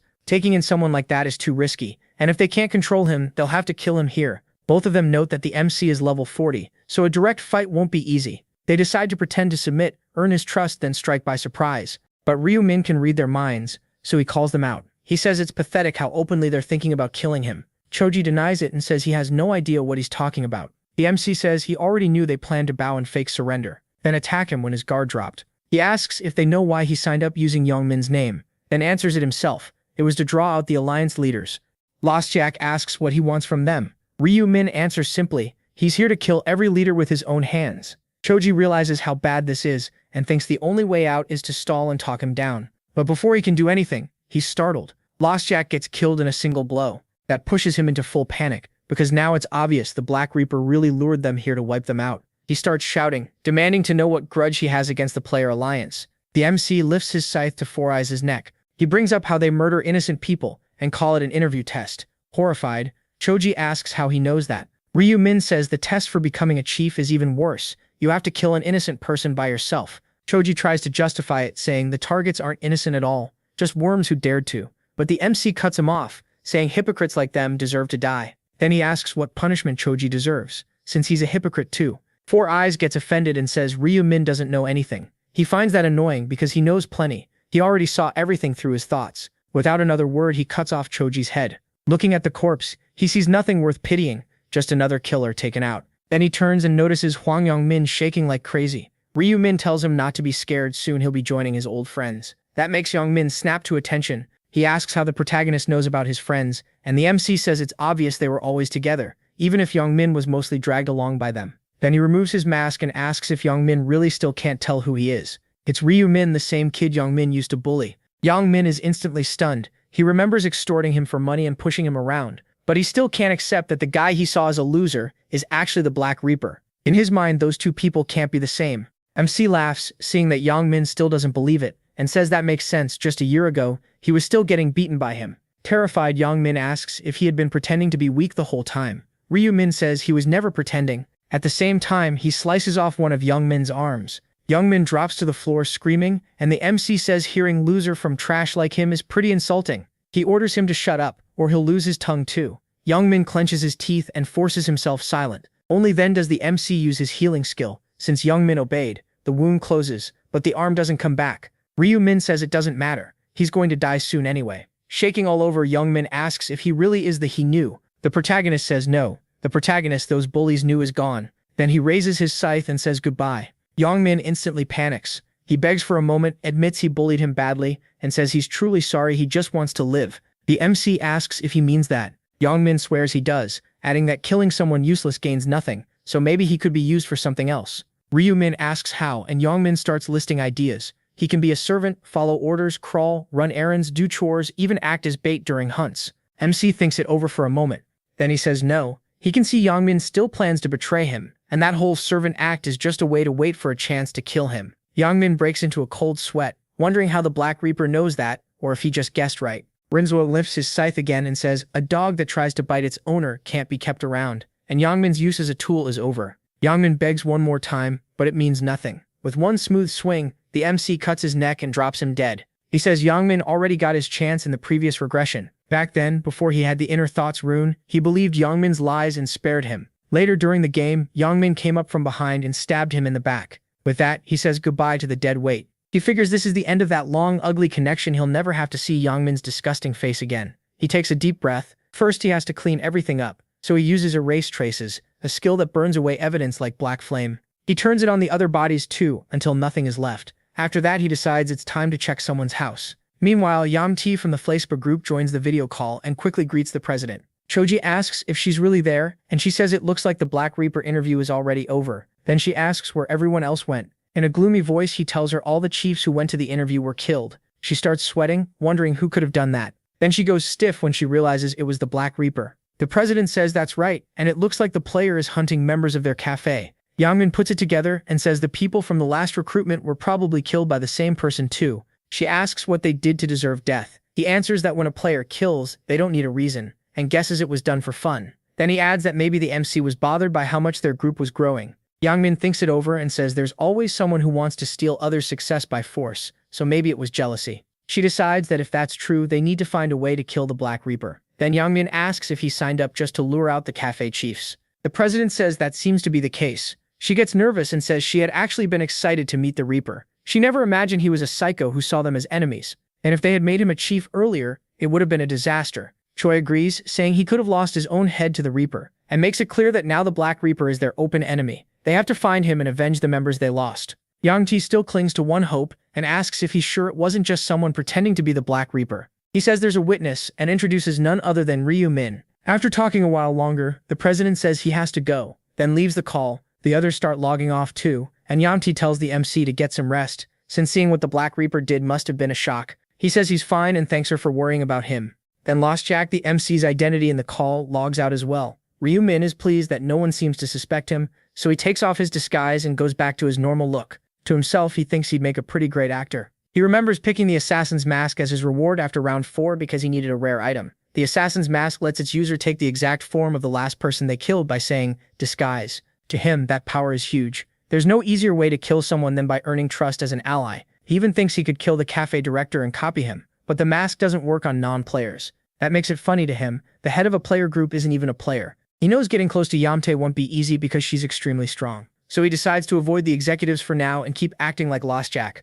Leaving the house, he figures no one will chase him before the next meeting, though he may need to restore the Pearl of Eternal Rest. Looks like he'll have to travel, and that brings us to England. There, a blacksmith works on a weapon. When he cools the blade in water, he can tell it's finally at the right stage. After a bit more sharpening, he's glad the job is finally done. But that good mood doesn't last. He sets the dagger down, thinking there's no point getting excited. Since the angels appeared, customers have almost disappeared. With a long sigh, he admits he's hanging on by a thread and nearly out of money. He thinks maybe he should find other work, even though he wants to stay here for the rest of his life. So he starts searching for a way out. Then he remembers something. If he survives to round 20, he gets one wish. That fires him up again. He can't give up now. If he just lasts until then, maybe he can still follow his dream. Even in a world like this, he believes he's meant to be a blacksmith. He recalls fighting monsters and the weapon polishing skill he got at level 20, which boosts weapon damage by 150. That thought lights a fire in him again. He wants to make it to the end. Then reality hits. To do that, he needs money, and he has none, so he sadly decides to pause that dream until he saves enough.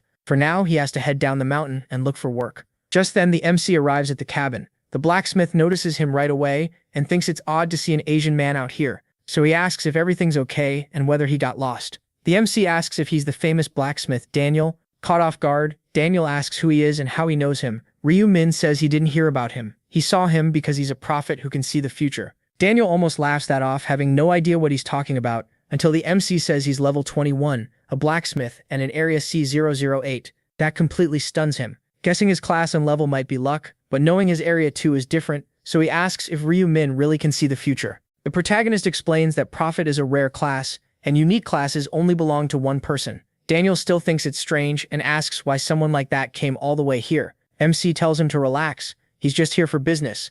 He only wants Daniel to repair an item with his blacksmith skill, and in return, he'll share valuable info about round 6. That shocks Daniel. If he really knew round 6 in advance, he could plan for it, but fixing one item for something that useful sounds way too good. So he asks if that's really all Ryu-min wants in exchange. He realizes Daniel is still the same cautious guy and thinks he'd actually be disappointed if he agreed too fast. So he says he also wants to know him better. That only makes Daniel more uneasy. And then Ryu-min says he saw a future where Daniel became the greatest blacksmith, surviving to round 15 without anyone's help. Still, he says that's as far as he could see, which is a shame. Then he offers help. If Daniel becomes his ally, he can grow much faster, get past round 15, and secure his dream of becoming the world's best blacksmith. That leaves Daniel's mind spinning, and he asks what the protagonist Min really wants. MC says it's simple, they can help each other. He knows Daniel is the only blacksmith who made it to round 15, so keeping him close is the smart move. Seeing Daniel hesitate, he decides to nudge him a little more. So he repeats that he only wants him to inspect some gear with his blacksmith skills,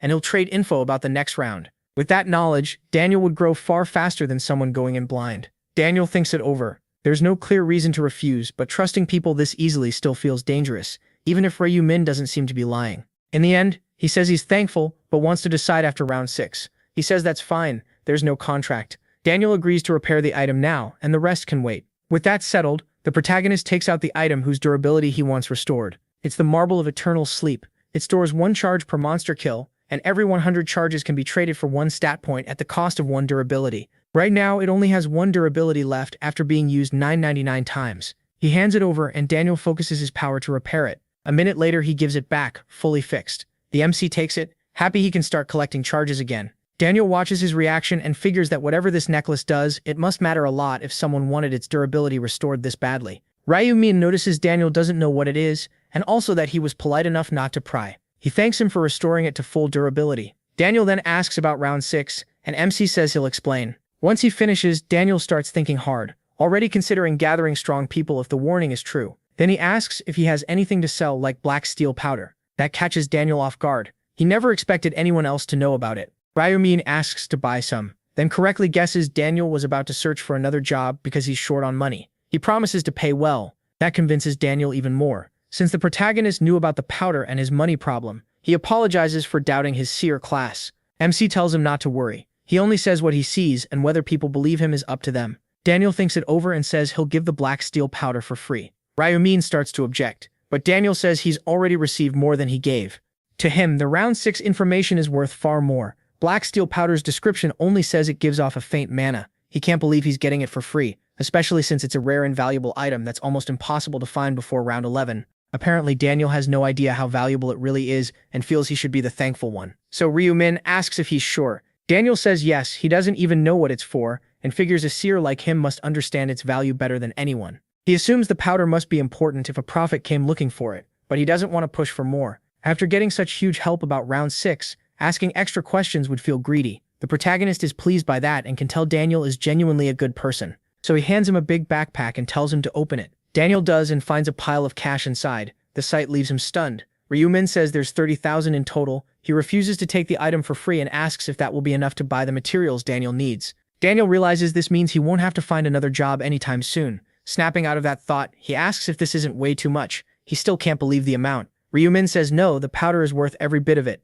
And the money isn't only for materials, which confuses Daniel. Then he tells Daniel to open an international investment account and put about half into Korean stocks. Daniel gets even more confused, but MC specifically tells him to invest in Player Place. He says it's only advice, not pressure, but the company will skyrocket soon, and if Daniel buys in now, money will never be a problem again. Daniel agrees right away. After all, the one telling him this is a seer. The two exchange numbers and say goodbye. Before he leaves, Daniel asks for his name. He answers, Ryumin. After that, June 1st arrives. He's finally sent to round 6 with his new gear. Then the rest of the players arrive. People look around, wondering if they're in a desert and what the mission could be. Ryumin checks the area and remembers round 6 is a team mission, so he starts looking for party members, starting with Julie. She's the only one he really needs, which leaves 3 empty spots in a 5-person group. Just then someone catches his eye. When he turns, it's Julie. She walks over, glad to see him, and asks how he's been. He says he's fine and mentions it's been a while. Julie laughs. It's only been a month. The people nearby stare, shocked that a woman is talking so casually to someone that strong. Then they spot her nickname Democracy. Realizing she ranks second last round and is close with first place, they get jealous. As they walk, Julie asks if he beat the final boss in round 5. He says yes. She's stunned he cleared it that fast, which must mean he finished the side mission too. Ryumin says it was easy, but he's not telling her what reward he got. She's surprised he saw that question coming. They keep walking together. A moment later, Julie notices he's been looking at her and gets super embarrassed, thinking she's been rambling in front of someone way above her. So she quickly apologizes, but Ryumin has no idea why. Instead, he thanks her for the compliment. Julie laughs shyly, thinking the Black Reaper is kinder and more charming than she expected. While they talk, 2 more people come over. It's Erin with her bodyguard. She asks if this is really the Reaper, then glances at Julie and wonders who she is. The pair greet the protagonist Min. Erin then asks who Julie is. His partner, maybe? Ryumin coolly tells her he doesn't have to answer that. Erin immediately feels awkward, especially after remembering he'd been smiling with Julie earlier, which makes her wonder even more about their relationship. MC skips the small talk and asks what they want. He already guesses they came because of the prophecy he gave them. And Sang-chul politely speaks up and says he wants to join Ryumin's group. He asks what exactly he means, and An Sang-chul admits he isn't very strong but promises to do his best. The protagonist figures it's worth playing along a bit. He still needs 2 more people to fill the party. Besides, almost nobody else would dare ask to join him, and these 2 are the best choices right now. An Sang-chul adds that he wouldn't join empty-handed if accepted. He can share information about round 6. That makes MC Min's expression change. Information leaks are valuable. Even so, he says he doesn't need it. The swordsman is confused and asks why, since knowing early would help them prepare. Ryumin says he can handle things himself. He also doesn't want to rely on unproven info, and asks who gave it to them. And Sang-chul tenses up. He asks again if he'll reveal the source to get into the group.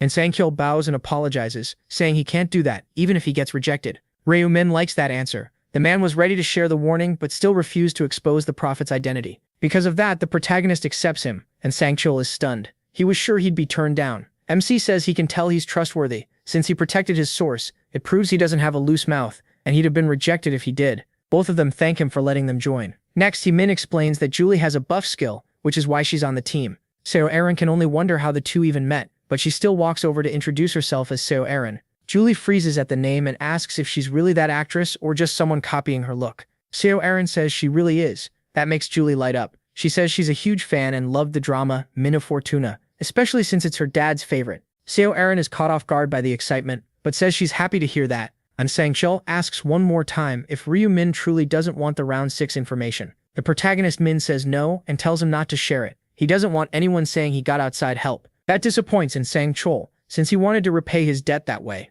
Still, if things go wrong later, he knows he may have to speak up for everyone's sake. After that, he asks Julie about this bonus skill of hers. She smiles and says it'll be easier to show them later. Seo Erin says her skill summons a fairy that gives a shield, and Julie is amazed by the fairy part. Once that's done, and Sang-chul introduces himself properly again, Julie asks if he already knew Ryu Min before this. He says yes, they were saved more than once by the Black Scythe. Hearing that, Julie looks even more convinced that MC is a good person. Suddenly, Priscilla flies in. She greets the humans and announces there are exactly 1,010 participants this round. Then she gets right to the mission. A system window appears. In round 6, they must defeat a boss within 6 hours. Priscilla adds that no one can do it alone. The players ask what they're supposed to do, and she says the answer is obvious. They need to team up. She then introduces the new group system, which lets players form parties and cooperate. A group is made when 5 players gather. Once formed, they're treated as allies and can't hurt each other. Someone asks if that means no more backstabbing. Priscilla says they can still be harmed by monsters in other groups, just not by their own team. She also explains that while in a group, experience and gold are shared equally, no matter who lands the last hit, but that only works if everyone stays within 100 meters. Now the players want to know how item drops work. Priscilla says items go to whoever contributed more. If one player did 70% and another did 30%, the first gets the item. Someone asks if low contribution means no chance at all. She says even 1% could still win an item if luck is on their side. Still, the system decides contribution using several factors. Damage matters, but it's not the only thing. Support skills and buffs can also count as major help. One player thinks that sounds great. Just helping teammates can earn contribution. Ryu Min realizes this means even weaker fighters can still matter a lot. Priscilla warns them not to forget. If they kill a monster without being in a group, they get nothing. So to clear this round, forming a team is mandatory on top of killing a boss. Then she drops the key detail: there are only 101 bosses in the field, which means just 505 people can pass. She wraps it up by saying it's simple. Kill one boss as a group, but Ryu Min knows it only sounds easy. Priscilla wishes them luck, and adds that there's no side mission this time. Some players start wondering if the round is too easy. They only need one boss kill, and they're allowed to do it as a team. Another system notice explains how to form a group. 5 players must hold hands and say group formation together. Without a group, mission progress won't count. Time remaining, 6 hours. And Sang-chul is shocked. It matches the prophet's warning exactly. Round 6 really is a 5-person team mission. That convinces him even more that approaching the Reaper right away was the right move. He moves to form the group, but Ryu Min stops him. They still need one more person, since 5 are required. Julie asks who they should bring, and the swordsman says they should leave that choice to him, the strongest one there. The protagonist Min thinks it over, because he already knows someone who'd be useful to keep close. All around them, people start acting friendlier than they really are to make groups, but most are still unsure what to do. One girl asks a guy to team up, but he first demands to know her level. Nearby, another player yells that he's a level 20 warrior and asks who wants to join his party. Even so, a lot of them are really thinking the same thing. If they can join any team, it should be the Reapers. One player decides to try his luck and walks up with a friend to ask Ryu Min if he wants to join their group. MC shuts them down right away. No, and get lost. The two quickly back off, upset because for a second they thought he might carry them through the round. He knows that before he would have taken anyone, just to fill the last spot, but this time, he needs someone who can truly grow with them. He also sees that people are exactly the same as in his past regressions. Players keep trying to squeeze into his group, but he turns down every single one. Some get mad because he won't even hear them out. Others just envy the ones already standing beside him. And Sang-chul keeps wondering who will get the final spot, and the only person he can think of is his boss. If only he were in this area, he'd recommend him right away. Julie thinks that if her friend Ryu Min were here, he'd probably beg to join them, which makes it feel even more unlucky. Just then, someone calls out to the MC, and the swordsman turns, expecting another pest. Instead, it's Jo Young-ho, greeting him with a smile and saying it's good to see him again. Ryu Min says he's glad Jo Young-ho made it, since he thought he might have died in round 5. Jo Young-ho laughs and says he's not that weak, then admits, eyes shining, that watching the protagonist pushed him to finish that hunt. He quickly gets to the point. He wanted to say thanks because MC's help saved his friends too. Then he calls them over. Monkey steps up and thanks him from the bottom of his heart for healing his arm. Before, without that, they never would have passed. He tells him he's glad he made it. Then Jo Young-ho asks if the Reaper is still looking for a group member. The protagonist's face shifts, but Jo Young-ho quickly says not to misunderstand. He's not here to ask for a spot, and his own team is already formed. Ryu Min figures he already knew that, since anyone in a team gets a gold bracelet. So he asks why Jo Young-ho came. Jo Young-ho says he came not just to thank him, but to offer something. They can't be on the same team, but they want to work together. They don't want loot or EXP, and if they find a boss, they'll leave the kill to him. All they ask is help surviving again. Ryu-min says no. Ja Yun-ho blinks in confusion and asks if MC thinks they'd just be a burden. MC says that's not it. He just doesn't want to carry anyone. He appreciates the offer, but still declines. Jo Young-ho looks disappointed because he really wanted to repay him, but brightens when he adds that he'll step in if it's truly needed. That gets Jo Young-ho excited, and he tells Ryu-min to call on them if he ever needs backup. After that, he heads off so his team can get organized. Then Ensang Chel says they need to choose the last member, but the protagonist Min says he already has. He points in one direction, and everyone looks over at once. Ryu-min calls out to the hooded player and tells him to come here. The boy looks uneasy, but he still walks over. MC asks if he'd been watching them. In a shaky voice, the boy says yes. He was hoping for a chance to join. Ryu-min asks his level in class, and the boy answers that he's level 23, a dark mage. That's all he needs to hear. He says this is their 5th member. The boy freezes in surprise, and so does the rest of the team. The choice came way too fast, and Sang-chol is the most confused because the protagonist shut everyone else down instantly, but picked the shyest one there. Ryu-min is already thinking ahead. He knows this boy will one day be called No Pain No Gain, and become the leader of the group that worships the Dark Reaper as a god, meaning him. He's someone MC can trust, and later on he could be very useful. With that settled, he tells everyone to join hands so they can form the group. As they do, a magic bracelet forms on each of their wrists. Seeing that, the Dark Mage can hardly believe it. He really joined the Dark Reaper's team. His mind goes back to school, where he spent his first year as everyone's target. The bullies mocked his face and kept asking why he always looked so miserable. They demanded money from him every day, and all he could do was shake and apologize, saying he lived with his grandmother and had no cash. They didn't care. They told him to steal it or figure something out, because if they were broke, that was his problem. They even threatened his grandmother, asking if he wanted them to bury her already. That made Taegyu snap with rage. He rushed at them to fight back, but only got beaten down until he hit the ground. In that moment, he thought dying might be easier, but if he died, his grandmother would be left alone and suffer for it. So he cried, forced himself to endure, and kept going for her sake, hoping to give her a better life. Eventually, he made it through high school. Then the angels came and the world fell apart. Finding work and living decently became even harder. Later, after round 2, he came home and found those thugs there with his grandmother on the floor asking where he was. The sight filled him with rage until his power burst out. A black arrow shot out at once and hit 2 of them. One took it to the face and couldn't even understand where it came from. The third tried to summon a sword, not knowing Taegyu had awakened, but it didn't matter. They all died. Sitting beside his grandmother later, he realized this was why he'd kept everyone at a distance. Crying, he swore he'd reach the final round, save his grandmother, and make his wish come true. He was happy just to see he'd cleared another round, but even though he always ranked first in his rounds, someone still stood above him. That player was the Black Reaper, crushing enemies without mercy. All the Black Mage could do was stare from afar, unable to believe one player had wiped out every area representative in an instant. That only made him think one thing. Power like that could save his grandmother. More than anything, he wanted to know how to become that strong so fast. Back in the present, Ryu-min calls him back to reality and asks everyone to introduce themselves.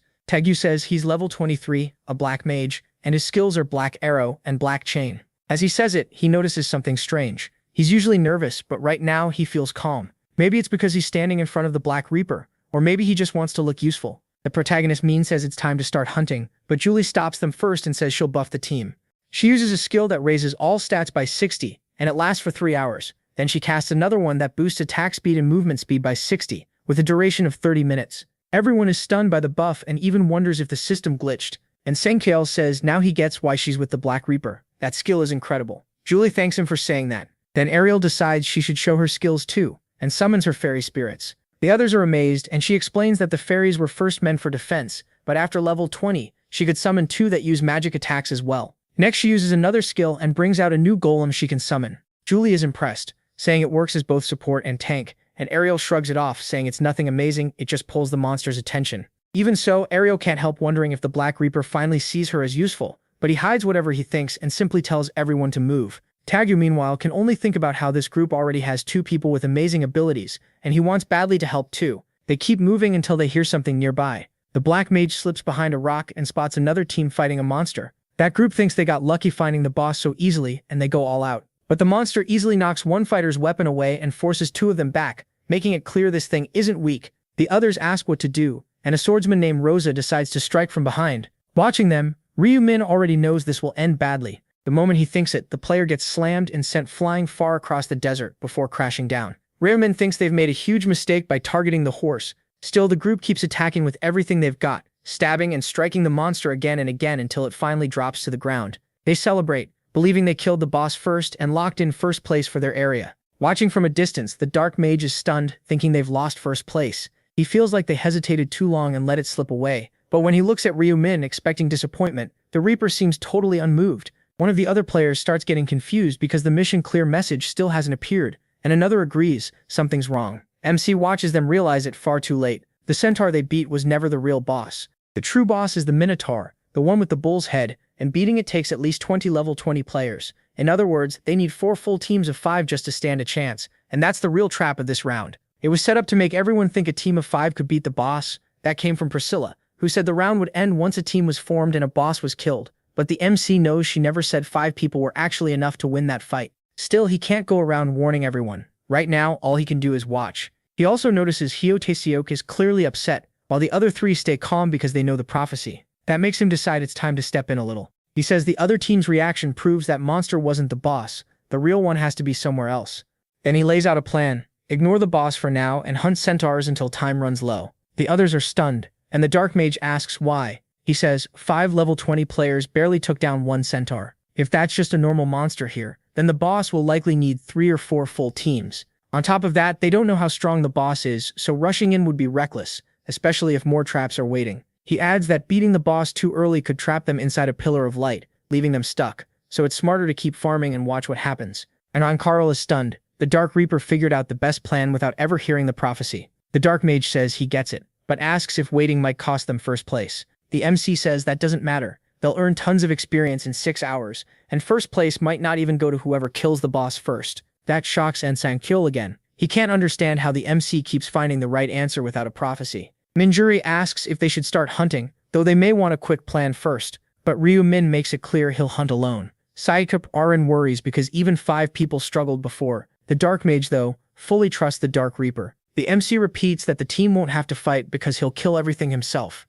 And Sang-kyul asks what they should do, and he says they just need to follow him, pick up the gold and experience, and treat it like a power leveling run. He makes one thing clear: any contribution-based item drops will belong to him. In return, they'll gain gold and experience fast without risking their lives. Everyone agrees right away, happy they won't be in danger. Taesuk especially is relieved and says he'll follow his lead. The MC calls out his scythe and bursts forward, telling them to keep up. They're stunned by how insanely fast he is, and Sang-kyul yells for everyone to hurry. Ryu-min keeps sprinting ahead, while the group struggles to keep up. The girls can't believe anyone can move that fast and can only guess his agility is absurdly high. Watching from behind, the Dark Mage realizes that even though he thought he was quick, next to the MC, he's just a cat chasing a cheetah. Then the MC spots something and points ahead. A centaur is right in front of him. In the next instant, he slices its head clean off, killing it the moment it appears. The group is left speechless. They don't even understand what they just saw. More centaurs show up across the desert, and the MC doesn't hesitate. He rushes in and cuts their legs one after another, then targets their heads and finishes each with a final strike. He doesn't pause for a second before moving to the next one. Then, using a monster's leg as a step, he leaps up and beheads another. The system confirms the kill, his triple XP buff is active, and his title adds 1.5 times more experience. He gets 0.89% XP and 60 gold. His kill count has already reached 172, and the Massacre rune is boosting his stats by 100. He realizes that in just 30 minutes, he's piled up a huge number of kills. There are 2,000 centaurs in the desert, and he figures he can take almost all of them within 6 hours, aside from the ones other teams already killed. Then he glances aside and sees his team dragging themselves toward him, completely worn out.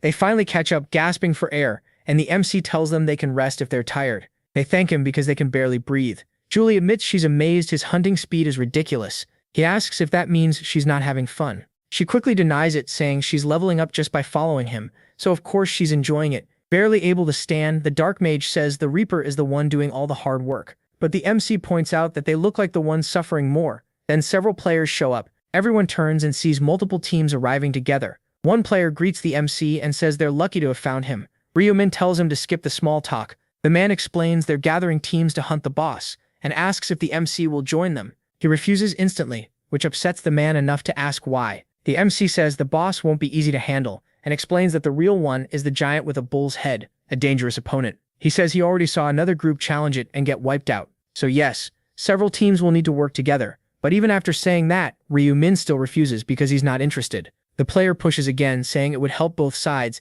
and even offers to let him take the final hit on the boss. Now annoyed, the MC warns that he won't stay polite if he has to say no a third time. That sends the guy running off with an apology. After returning, he shares the bad news. His teammates ask if he offered the last hit, but the captain says he did, and still got turned down. He admits he doesn't get it. As far as he can tell, even the Black Reaper should need help against the boss. Nearby, the boss keeps moving calmly, and the players begin trailing it. Up close, they get nervous because it's even bigger than they expected, but they try to stay confident since they have 20 players. Then the boss notices them, turns and lets out a huge roar that shakes everyone. With no better choice, they all charge in. The MC, watching from nearby, jumps onto a rock for a better look, and wonders how long they'll take, since the Minotaur isn't actually as hard as it looks. Its movements are slow, so its attacks are easy to read and dodge. The players manage that much, but their attacks keep failing because its hide is too tough. A heavyset player swings his sword and yells that even his blade can't get through. They panic at how thick the skin is, but decide to keep attacking.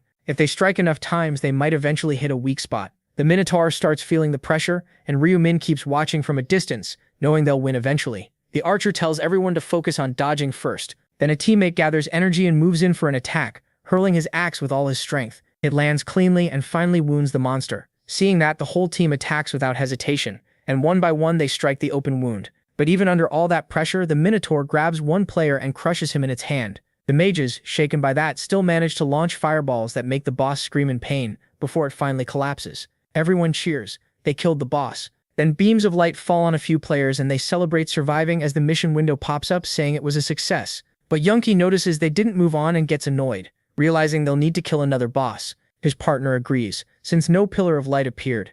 The players inside the light pillars wonder if they're stuck there until time runs out, and one of them guesses that's probably the case, at least they can rest. The captain tells his team to move out again until he notices the Black Reaper had been watching. He thinks about asking for help one more time, but gives up and walks away, knowing it would be pointless. Ryu-min drops back down and says he was right. If they'd killed the boss at the start, the rest of the time would have been wasted. Julie is amazed that he predicted it exactly. The MC says the break is over and tells them to follow him. Then he takes off again, using his tracking skill to find more centaurs. After a while, several other players clear the mission by beating the boss. One of them wants to know what rank he got, but the system doesn't show any placement. Another player doesn't care, she's just glad she survived. Then one of them notices something and realizes it's the Black Reaper fighting a centaur, dropping it with a single hit. They're shocked he can one-shot it, but they can't understand why he isn't challenging the boss instead. A woman agrees. To her, killing the boss and resting sounds way better, so she can't see why he's wasting energy. A guy says that wouldn't help much anyway. Even if he killed a boss now, he'd still be outside the top 50. So after losing his shot at the rankings, he's just farming now.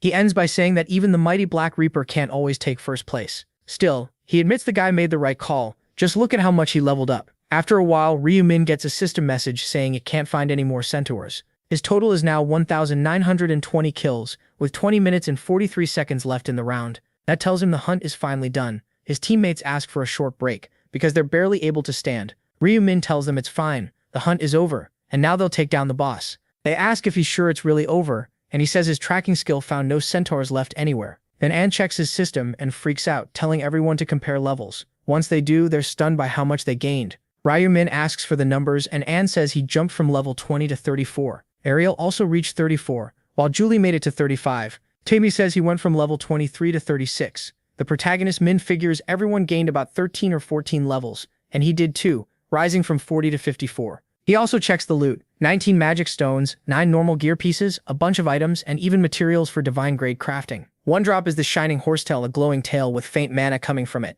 Julie is shocked by how much gold they stacked up, and the rest of the team feels the same. None of them has ever seen that much money before, and admits the amount is so crazy he doesn't even know what to do with it. Ryu-min tells them to spend it on general skills like presence detection, enhanced kinetic vision, and basic resistance. He also says the shop's items of the day are worth grabbing whenever something useful shows up, but first he urges them to move, the final boss is next. He tracks the Minotaur and takes off at full speed, then suddenly senses something and stops on the way.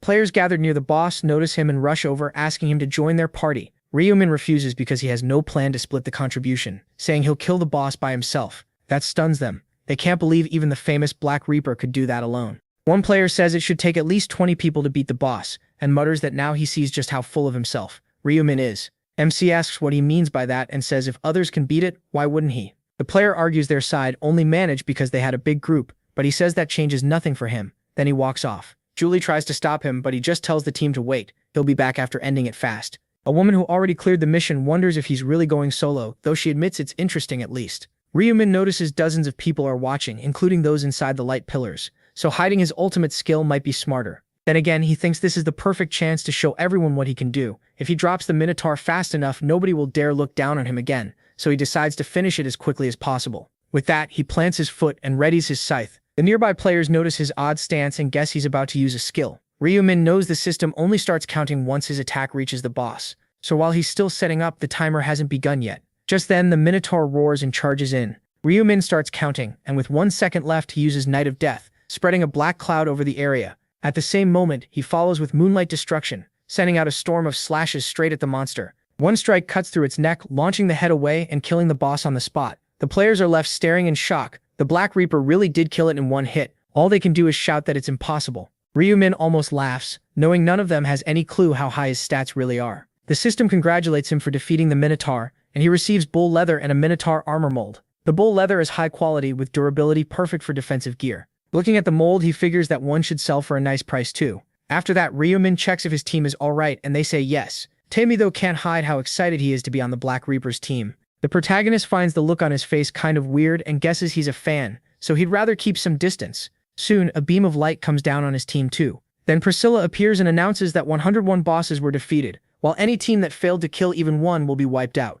With a creepy smile, she tells the trash to disappear. The players panic as they slowly vanish. After that, the angel says she'll reveal the rankings. First is Ryumin's team with a 1-second kill. Second is Celestial Demon at 3 minutes 21 seconds. And third is Stupid Idiots at 4 minutes 9 seconds. One player protests, saying his team killed first, so how could the Black Reaper's team rank above them when they finished last? Priscilla explains that rank isn't based on who killed first. The system judges by how long the boss fight took.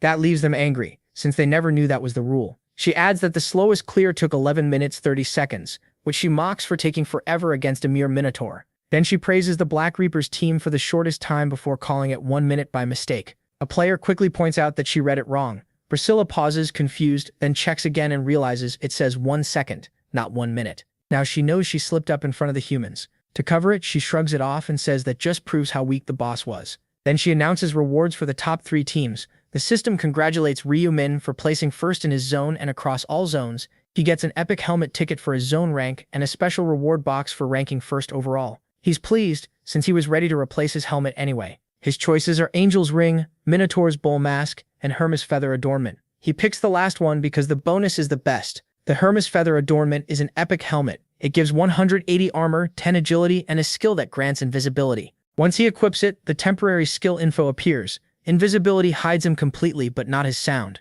It ends if he attacks or gets hit, lasts 30 minutes, and has a 30-minute cooldown. He likes it, even if it doesn't hide noise. Once he gets the Stealth Rune too, he'll be set. Now he has to choose the special reward, an ingredient item, 14,000 gold, or info about round 7. He doesn't need the gold or the information, so he takes the first option. The choices are Broken Branch of the Iron Tree, Boiling Solution, Resistant Mama Shell, and Angel's Golden Powder. Since he already knows what each one does, the choice is easy. He picks Angel's Golden Powder. With everything done, the angel says goodbye and tells them they'll meet again in the next round. Now there are just over 8 million survivors left, with 505 in Zone C. Gustavo wakes up after returning to the real world and gets out of bed. He heads for the door when his security director says he needs to speak with him right away. Once they meet, Gustavo says of course his friend leveled like crazy after hunting for 6 hours on the Reaper's team, so he wants to hear exactly how much, and answers that he went from level 20 to 34. Holding a glass, Gustavo asks if he's serious, and wonders if that's really so shocking, when the Reaper did all the hunting. Anne says yes, the Reaper killed everything alone while the team just followed, and Gustavo figures that means the Reaper must have taken most of the loot. Anne confirms it, but says he doesn't regret a thing because he never expected to gain that many levels at once. Gustavo isn't happy at all. He says he's only level 29 and didn't expect to get past like this. That leaves the director stunned. Gustavo adds that Ariel is probably around his level too, and he can't stand being behind her, so he'll have to train harder. As he pours more whiskey, he asks if the Reaper really killed that fast, and says yes, the Centaur died in one hit. Gustavo says not even a 5-man team could pull that off, then asks if it's also true the Minotaur died in 1 second like the scoreboard showed, and says it is. He watched a shining skill slice the boss's neck off instantly, and he'd never seen anything like it. That worries Gustavo. The gap between him and first place is ridiculous, almost unreal. He knows the Dark Knight class is strong, but nothing like the Reaper, and he wonders if reaching level 40 will make him much stronger too. Either way, he knows he has to focus on leveling up. All he can say is that he'll work harder. Then he sets his glass down and says he actually wants to thank the Reaper. He'd gotten lazy, and now he's fired up again. Since his director, Seo Aren, had improved a lot, Junglak wanted to reward him. Then Sang asked if the prophet had survived too, saying it might be worth contacting him. He slips a hand into his pocket and apologizes, saying he should have handled it without asking first. Zhonglak tells him not to apologize and asks what skills he got, and Songqiao says he learned tracking and how to hide tracks. Hearing that, Zhonglak tells him to help with cleanup and test those skills too. It's been a while since he took out the trash. He asks if the situation is finally settling down. Zhonglak tells him not to worry, they won't have to kill anyone. He keeps staring out at the cloudy sky. To him, the weather feels just right for blowing off steam. Somewhere else, Taesok is lying down, overwhelmed because his idol accepted him onto the team. Even back in the real world, he still can't shake the main character's huge presence. He knows that person is far beyond him, someone he can barely even face like a god. He tries to think of a way to repay that help, but compared to Julie, who always sided him, he feels completely useless. He just wants a job that can actually help, yet no matter how hard he thinks, nothing comes to mind. Then he gets excited and starts wondering if there's something in real life a loyal follower like him could offer. After that, Ryu Min wakes up feeling like the air suddenly got colder, figuring he must just be tired. Then he checks his phone and sees an international call coming in. He picks up and finds out it's Daniel. The blacksmith thanks him first, saying he only survived because of the main character, and adds that he has things to discuss once he arrives. Ryu Min asks what he means by that. Was he coming to Korea? Daniel says yes, and that he'd already booked the flight. MC goes quiet, uneasy, because this never happened in his past timeline, and he can't figure out why it's different now. The silence makes Daniel nervous, so he asks if he did something wrong and says he'll cancel the trip if needed. He tells him not to worry, he wanted to meet him too, which makes Daniel happy. The next day they meet in person. Daniel says he's glad to finally see him face to face, and the protagonist welcomes him to Korea. Then Ryu Min offers to show him around. After a short walk, they stop at a restaurant. Daniel is stunned by the amount of food and says he's never seen a table this packed. MC tells him to eat as much as he likes. Daniel apologizes, saying he doesn't want to feel indebted, and asks to at least pay for the meal. Ryu Min refuses, and says if Daniel wants to do something in return, he can just restore the durability of his item like before. Daniel says that's easy and repairs it right away. The necklace is fully restored again, and he thanks him, saying he'll still cover the meal. Then he changes the subject and asks what happened when Daniel said he almost died. Daniel says he hunted for nearly 6 hours just like the protagonist told him to, but the Minotaur was way stronger than expected. He nearly died, and if he hadn't leveled up before the fight ended, it would have been over. Ryu Min says he's glad he could help and asks how many levels Daniel gained. Daniel says he's level 29 now, but he still hesitates over what he really wants to ask, whether he can truly become the best blacksmith like MC claimed, because it still sounds hard to believe. He tells him that if he keeps putting in the work and follows the prophet class advice, he really can become the best. That reassurance helps Daniel relax. Under that guidance, he doesn't need to be afraid. The protagonist then asks if he looked into the company he told him to invest in. Daniel says he opened an account that same day and put in a little over half the amount the protagonist suggested. MC says that was a smart move because the money is safe. Curious, Daniel asks what kind of company it is and how it will grow into something big. Ryu Min, a little concerned, asks if he invested without even checking first, and Daniel admits he just trusted his word, so he decides to take him there and show him himself. As they get close, the protagonist thinks the setup is almost finished. Inside, Daniel asks if MC invested more than 70% of the company's assets. MC tells him not to worry about that and asks if something's wrong. Daniel says no, money is just a little tight, but he can handle it by cutting down from 3 meals a day to 2. Ryu Min says he'll pull out 10,000 for him once they're outside the company, and hopes that'll be enough for now. Daniel doesn't get what he means, then stares at him in shock and says he looks like an angel before correcting himself, since he's obviously not the angel from the game. He just laughs. They get on the elevator, but Daniel worries about entering without telling anyone first. The protagonist tells him not to stress. He may not be the CEO, but the company is basically his. He adds that the company recently changed its name and was fully reworked,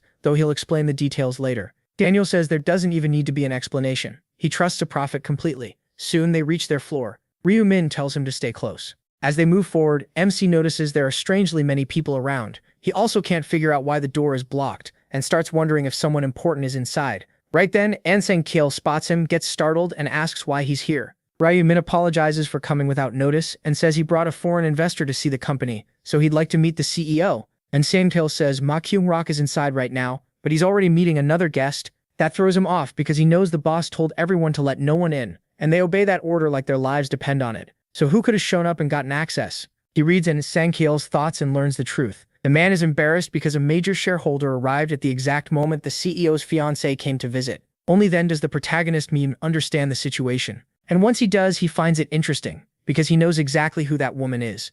A moment later, Kaimrock, sweating nervously, asks why the main character came by without warning. Ryu Min asks if he now needs an appointment just to visit. Kimrock quickly apologizes and says he spoke badly. But MC knows there was no mistake. Kimrock simply thinks the prophet class isn't strong, that seeing the future is all it can do, and deep down he looks down on him for it. Kimrock apologizes again, saying an important shareholder can come whenever he wants. He laughs and turns to the side, noticing the woman. He recognizes her as Christine Craig, the only unique class priestess, a woman who survives all the way to round 15. Like buffers, priests are usually treated as support types. Their biggest advantage is resurrection, learned at level 60, an insanely strong skill that can bring someone back to life as long as they've been dead for less than 10 minutes. Even with that limit, it's basically an extra life. Ryumin realizes his reason for getting close to Kimrock was really to reach Christine. He didn't expect to meet her this early, and no matter what, he needs her as an ally until at least round 20. After that, the CEO introduces Christine and calls her his friend. That annoys the protagonist because she's his fiancée, and after all their talks, there shouldn't be secrets like this between them. Still, he greets her and introduces himself as a partner in the company. Christine says she didn't know the CEO had a partner, and Ryumin answers that he also didn't expect the owner's fiancée to be so beautiful. Kimrock is stunned. He had no idea his fiancée spoke English, and he's even more shocked that MC already knew they were engaged. He fixes him with a stare, and Kimrock hurriedly apologizes, saying he never meant to deceive him. The protagonist says it's fine, but admits he's still a little disappointed because he hoped for at least some trust. That mistake hits Kimrock hard, while Christine can only watch in silence.